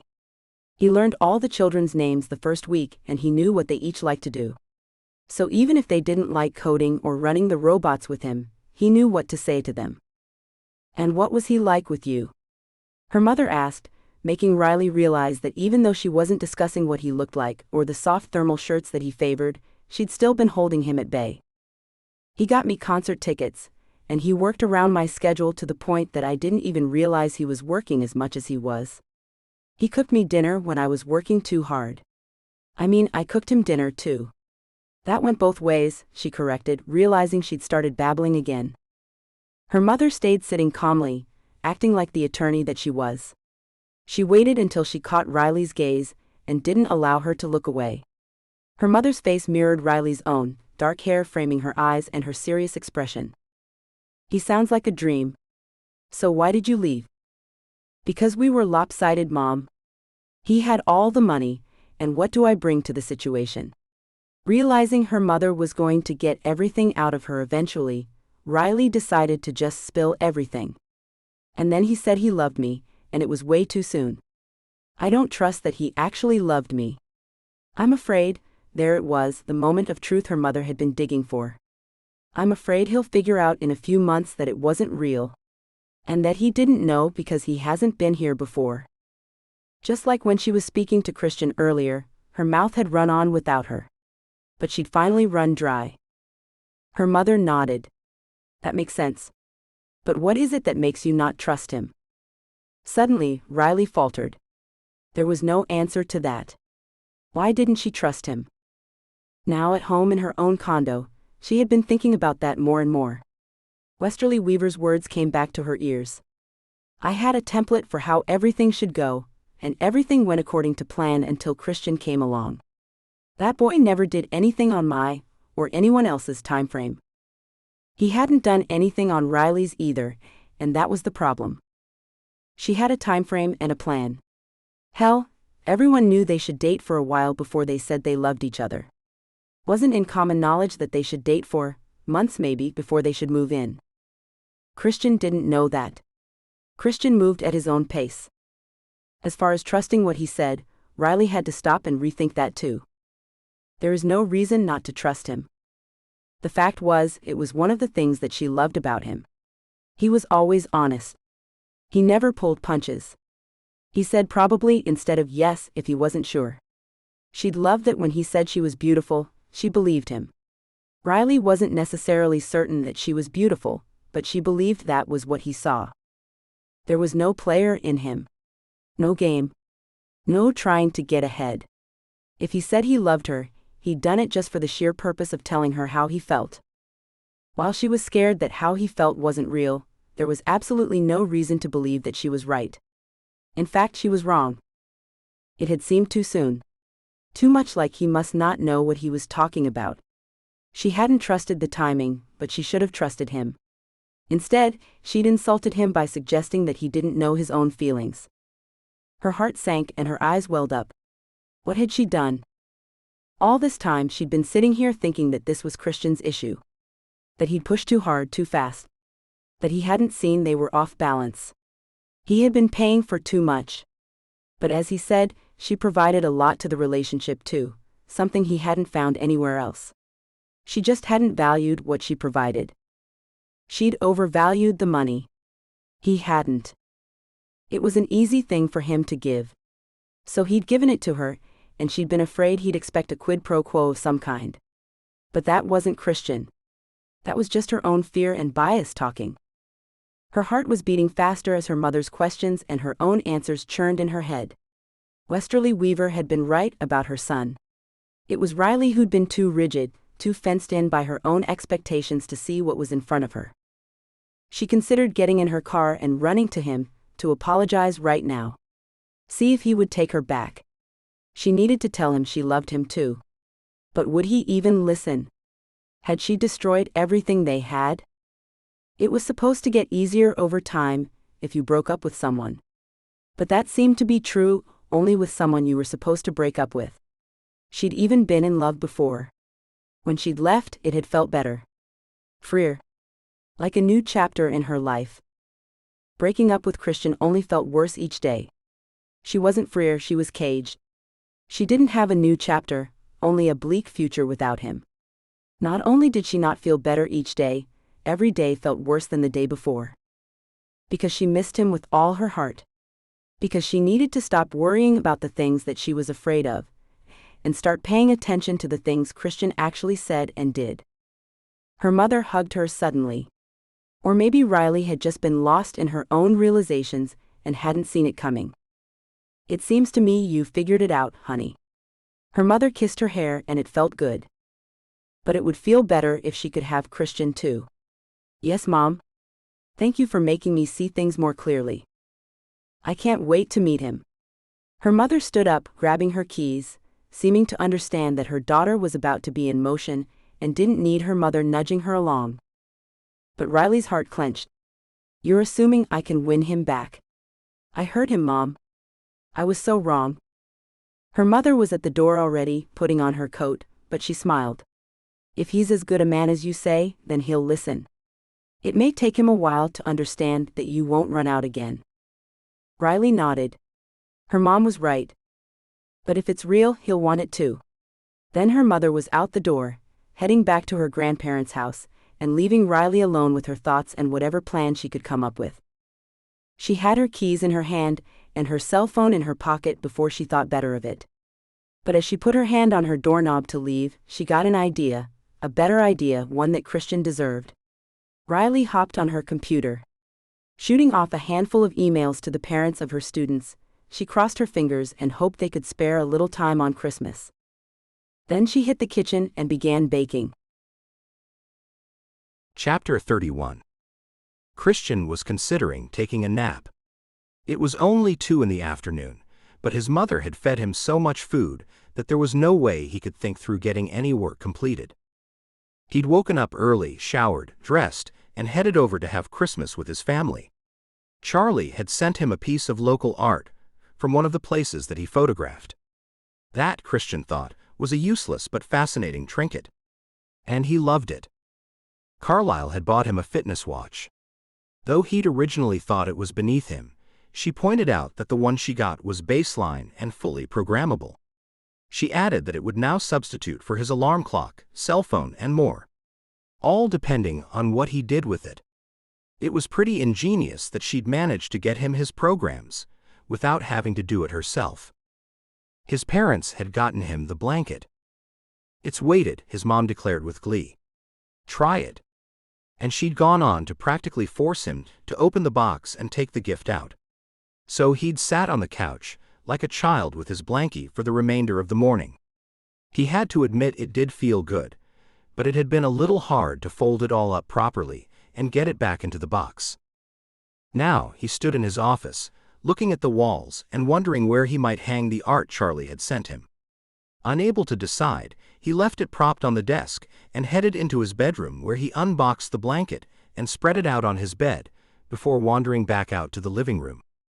He was setting up his new fitness watch when the knock came on the door. Assuming he'd forgotten something at his parents' house and that either they or Carlisle were dropping it off, he merely pulled the door open. Christian was shocked to find Riley standing there, uncertain what to say. He pulled out the only thing he could. "Merry Christmas." But she shook her head. "Nope. No Christmas here. It's your birthday." He saw then that she had a present tucked under one arm. Next, he noticed that it wasn't wrapped in Christmas paper, but a print of colored balloons.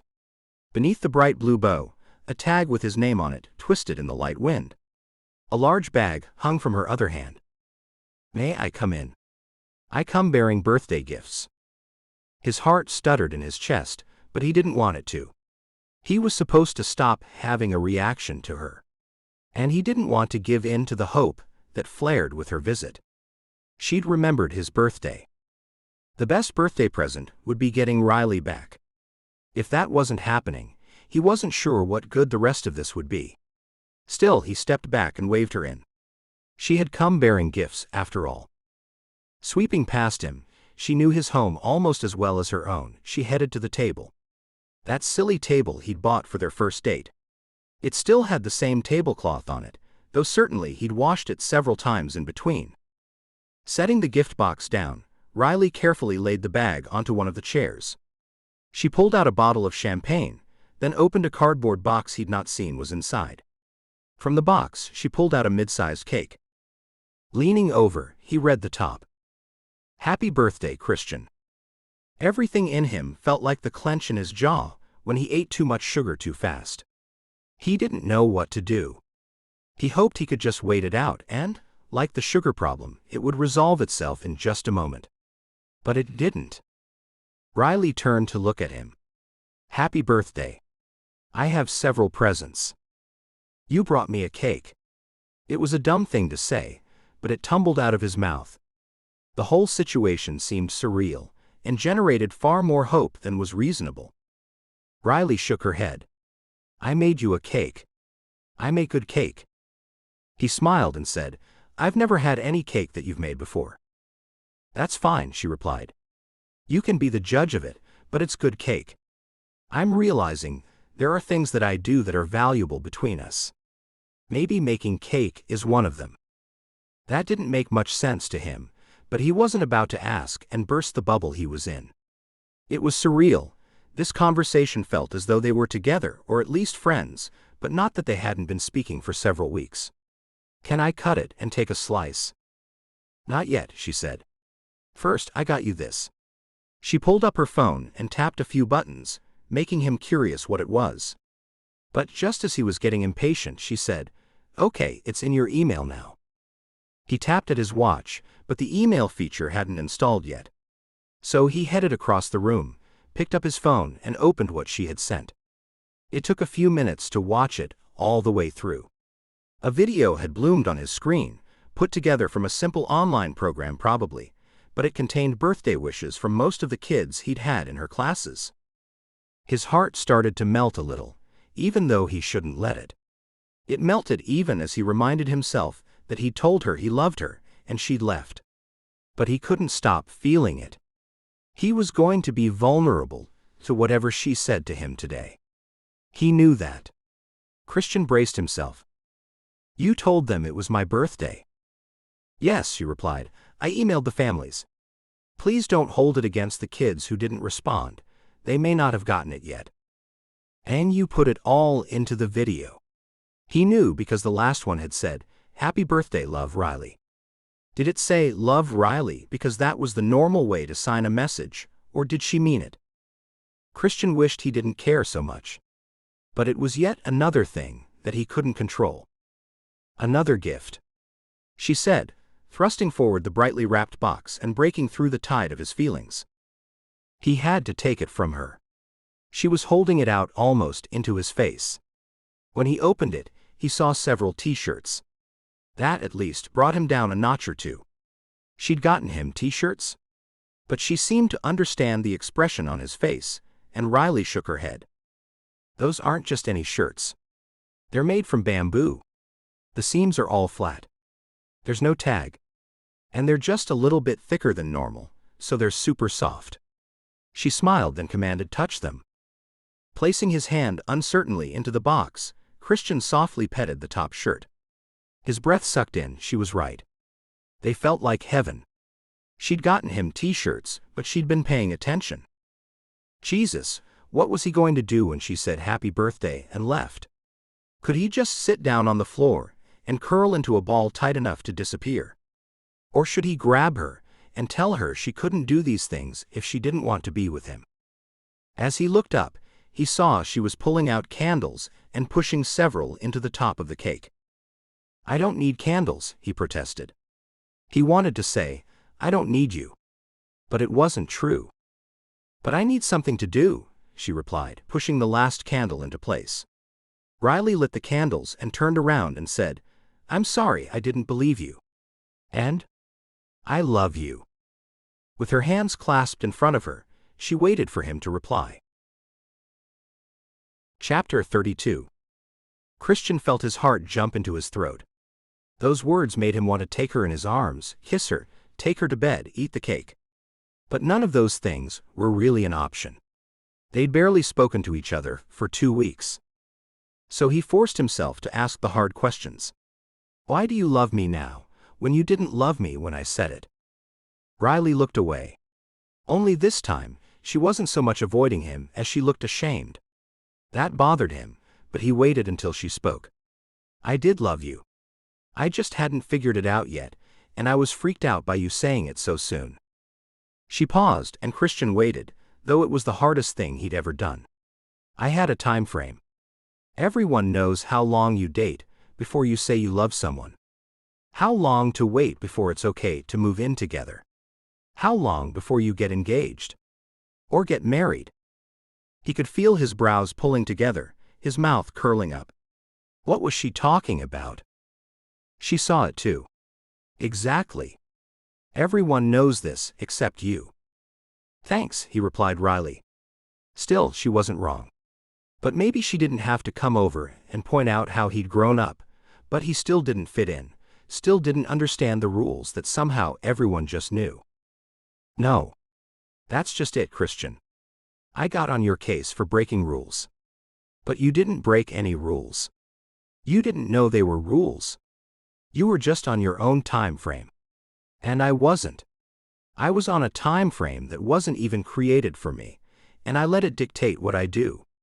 I shouldn't have." Slowly, the little candles burned, leaving wax puddling on the pretty cake while she talked. But he let her have her say. She seemed to have more of it. You scared me, Christian. When he started to protest, Riley held up her hand to hold him off. That isn't on you. That's on me. All this time, I thought you were the one going off track. And the thing was, you were on track. You were just on your own track, and I was the one trying to put you on a different one. It was so soon. I just didn't believe you could actually feel those things for me. The way you spent money on me, it felt like you had gone overboard. But the fact is, you've never lied to me. I remember thinking that I loved that you were always so honest, and that I trusted you when you said things. But the thing is, when you got mad at me about that last week, when I came over, you were right. She paused, and this time she looked at him. Because it isn't trust when it's easy and obvious. It's really only trust when it's hard. It's trust when there's no evidence behind it. If I trust you, then I have to trust what you said. And I'm going to trust that you actually love me. I'm going to trust that you buy expensive things because you have the money and that you aren't looking for anything in exchange. I'm going to trust, and please remember, this is hard for me, that I bring things to this relationship as valuable as what you bring. How had she thought she didn't bring valuable pieces to the relationship? It seemed all he brought was money, and there were a million assholes with that. But as he felt his brain and heart tumbling over each other, he realized that what she was waiting for was for him to trust her too. He felt the pressure building up behind his eyes, at the back of his jaw. Tension pulled between his shoulders, and every cell of his body was on fire. But he wanted to believe her. What happens the next time I screw up? He asked. I don't know, Riley said. But I won't leave. I won't tell you to leave. And I won't bail. I'd ask what happens the next time I screw up, but you already proved yourself. I figure we'll have to establish some kind of ground rules. We have to figure out if we can call timeouts, or whether we're willing to fight in public. Christian shook his head no to that one. Fighting in public was a hard no, but Riley was nodding at him that rule was okay, and a small smile started to form on her lips. Those kinds of things. Christian jumped in. We haven't defined how much money we can spend on concert tickets, Riley, and that seems to be important to you. How many times can I buy dinner? How much can it cost? We don't have anything defined. How can this be okay?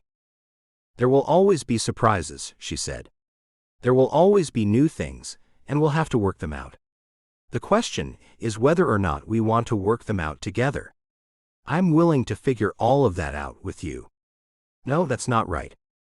His heart clenched hard until she spoke again. I'm not just willing, I want to. I did want to figure it all out with you, he protested, the sensation boiling up out of him. And you disappeared. I know. I'm so sorry, and I can tell you that I won't do it again. If I screwed up too badly, and you can't trust me anymore, I understand. She waved her hand toward the table, gesturing toward the cake. I hope you have a happy birthday. And I love you. Whatever you decide, I still love you. Chapter 33. Riley finally stopped talking. She had said everything she needed to say. Now, all that was left to do was wait to watch the little candles burning down. They'd hit the halfway point, leaving little wax puddles next to them in the frosting. She'd worked hard on that cake. Baking, slicing, filling it with homemade frosting, and then decorating it. Thinking about that was easier than waiting to hear if he would forgive her. She didn't know if he was looking at her. So she forced herself to look him in the eyes as she waited. Finally, he spoke. I didn't stop loving you just because you walked away. I said I love you in the first place, not expecting you to love me back. But I do, Christian. I'm sorry it took me so long to figure it out, but I do. And I trust you. Each time she said it, the I love you got a little easier. Each time he spoke, her trust grew more foundation to build on. He didn't say anything, only took a few steps closer to the table and closer to her. Then he leaned over and blew out the candles. Happy birthday, she whispered. Whatever it is, I hope you get your wish. He was so close she could smell him. He smelled like the conditioner in the bottle she'd brought back to him. He smelled like comfort. And love.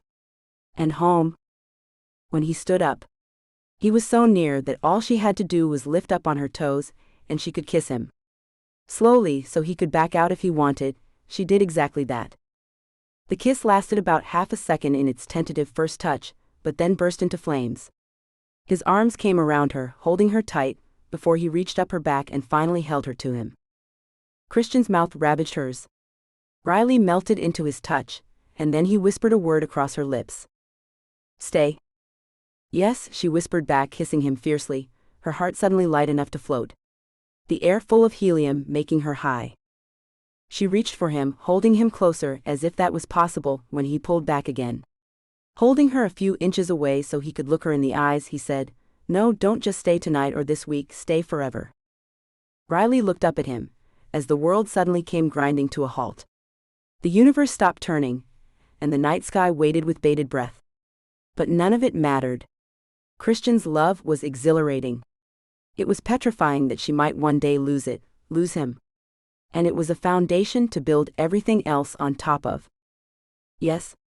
She reached for him to kiss him again. But Christian only smiled. "Got my birthday wish." Riley laughed as her world started turning again, and she kissed this amazing man with everything she was worth. Chapter 34. Mimosas solve all problems. Bailey Ann settled herself at the small round table. Riley was hosting her and Angelia again, but they'd also added her cousin Carlisle this time. The 4 placemats sat evenly around the circle, and held settings for them to eat their dinner. On the counter she'd noticed a partially eaten cake under a glass dome. "I'm impressed," she told Riley. "You kicked my cousin out of his own house for a ladies' night." "Well, actually," Riley replied, "I told him what I wanted to do and he pretty much ran for the hills." Carlisle had only laughed at that. "But why not your place?" Angelia asked as she set out a beautiful salad at each setting, and headed back into the small kitchen where Riley had prepped pasta Alfredo. "Because this is my place now." Bailey Ann's mouth wanted to fall open, but she didn't let it. Her mama had trained her too well. Every time she let her mouth fall open as a kid, she was told, "You look like a cow." But man, did she want to look like a cow right now. She glanced to Carlisle, but her cousin only looked smug. She'd known but hadn't shared. Bailey Ann tried to cover her surprise by pouring the champagne and juice evenly into the glasses. Still, she asked, "You moved in together? It's not even New Year's." "Wow." "I know," Riley sighed the words out, but Bailey Ann knew that sigh. It was a contented one. "Christian said he knew what he wanted and I didn't." "I remember," Bailey Ann murmured. She'd gotten an earful when Aunt Gigi and Aunt Westerly had taken her and Carlisle out for a girls' lunch last week. As far as she knew, Riley and Christian had still been broken up then, though none of them knew enough to say why. Riley raised her glass to them. "I figured it out. I want Christian. And we decided to try 2 weeks here, and then if we want, we'll try 2 weeks at my condo and just be sure it's all working. Then we'll decide to stay here or there, or move to a totally new place." Bailey Ann almost spit out her wine as she laughed. Carlisle laughed along with her. "That sounds exactly like my brother." "He's very scientific about it," Riley conceded, seeming to enjoy her friend's laughter. "But I have a hard time arguing with it." "Well, if it works for you," Angelia pointed with her glass as she seated herself at the table, "then hang on to it. I'm just bummed that man is off the market." They ate and talked about Christmas and Angelia's Hanukkah celebration with her family. But Bailey Ann didn't fool them for long. "What's eating at you?" Carlisle had been giving her the side eye ever since she arrived, and now she stared at her as though she could see right through Bailey's crap. "You won't believe what I do." She watched as her cousin and her friends exchanged a quick glance to each other, then laser-focused on her. She'd opened this can of worms, and she'd probably done it because she needed someone to talk to. "I guess it's just being back in my hometown and taking care of Daddy and all that, but I walk around the neighborhood. Even in this cold weather." That wasn't it. It wasn't about the walks, and she wasn't fooling any of them. She confessed, "I walked by Finn Malloy's house yesterday." "Finn Malloy?" Angelia almost gasped it, but then she turned and explained it to Riley. They were hot and heavy in high school. Everyone thought they'd get married, but this one, she pointed to Bailey Ann, ended it before she went to college. Hearts broke across town over the two of them breaking up. But it was Riley who offered a laser gaze and prompted Bailey Ann to keep talking. So you walked by and clearly something happened. Tell us before we wring it out of you. It was silly. She didn't know why she'd brought it up. It seems like someone is living there again. Finn is back in town. Carlyle dropped the words like a bomb, then calmly twirled her fettuccine on her fork and took a bite. Bailey couldn't breathe. She tried to cover, but she was probably doing a crappy job.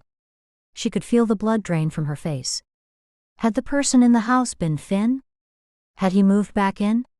Just catty-corner to her own backyard? Her friends were looking at her, but it was the kick in her heart that scared her. Hope could be a dangerous thing, especially when she already knew she and Finn would never work. Thank you so much for reading Christian and Riley's story. I hope you loved it as much as I did. Are you ready for a man like Finn Malloy? He sat right behind Bailey Ann Mayfair in most of their high school classes. And she was the love of his life, until she threw him aside. He still doesn't know why. But it's been years and he can't shake that he still wants her and maybe still loves her. All Bailey Ann knows is Finn Malloy is back in town. He doesn't know that leaving him broke her too. How will he ever forgive her?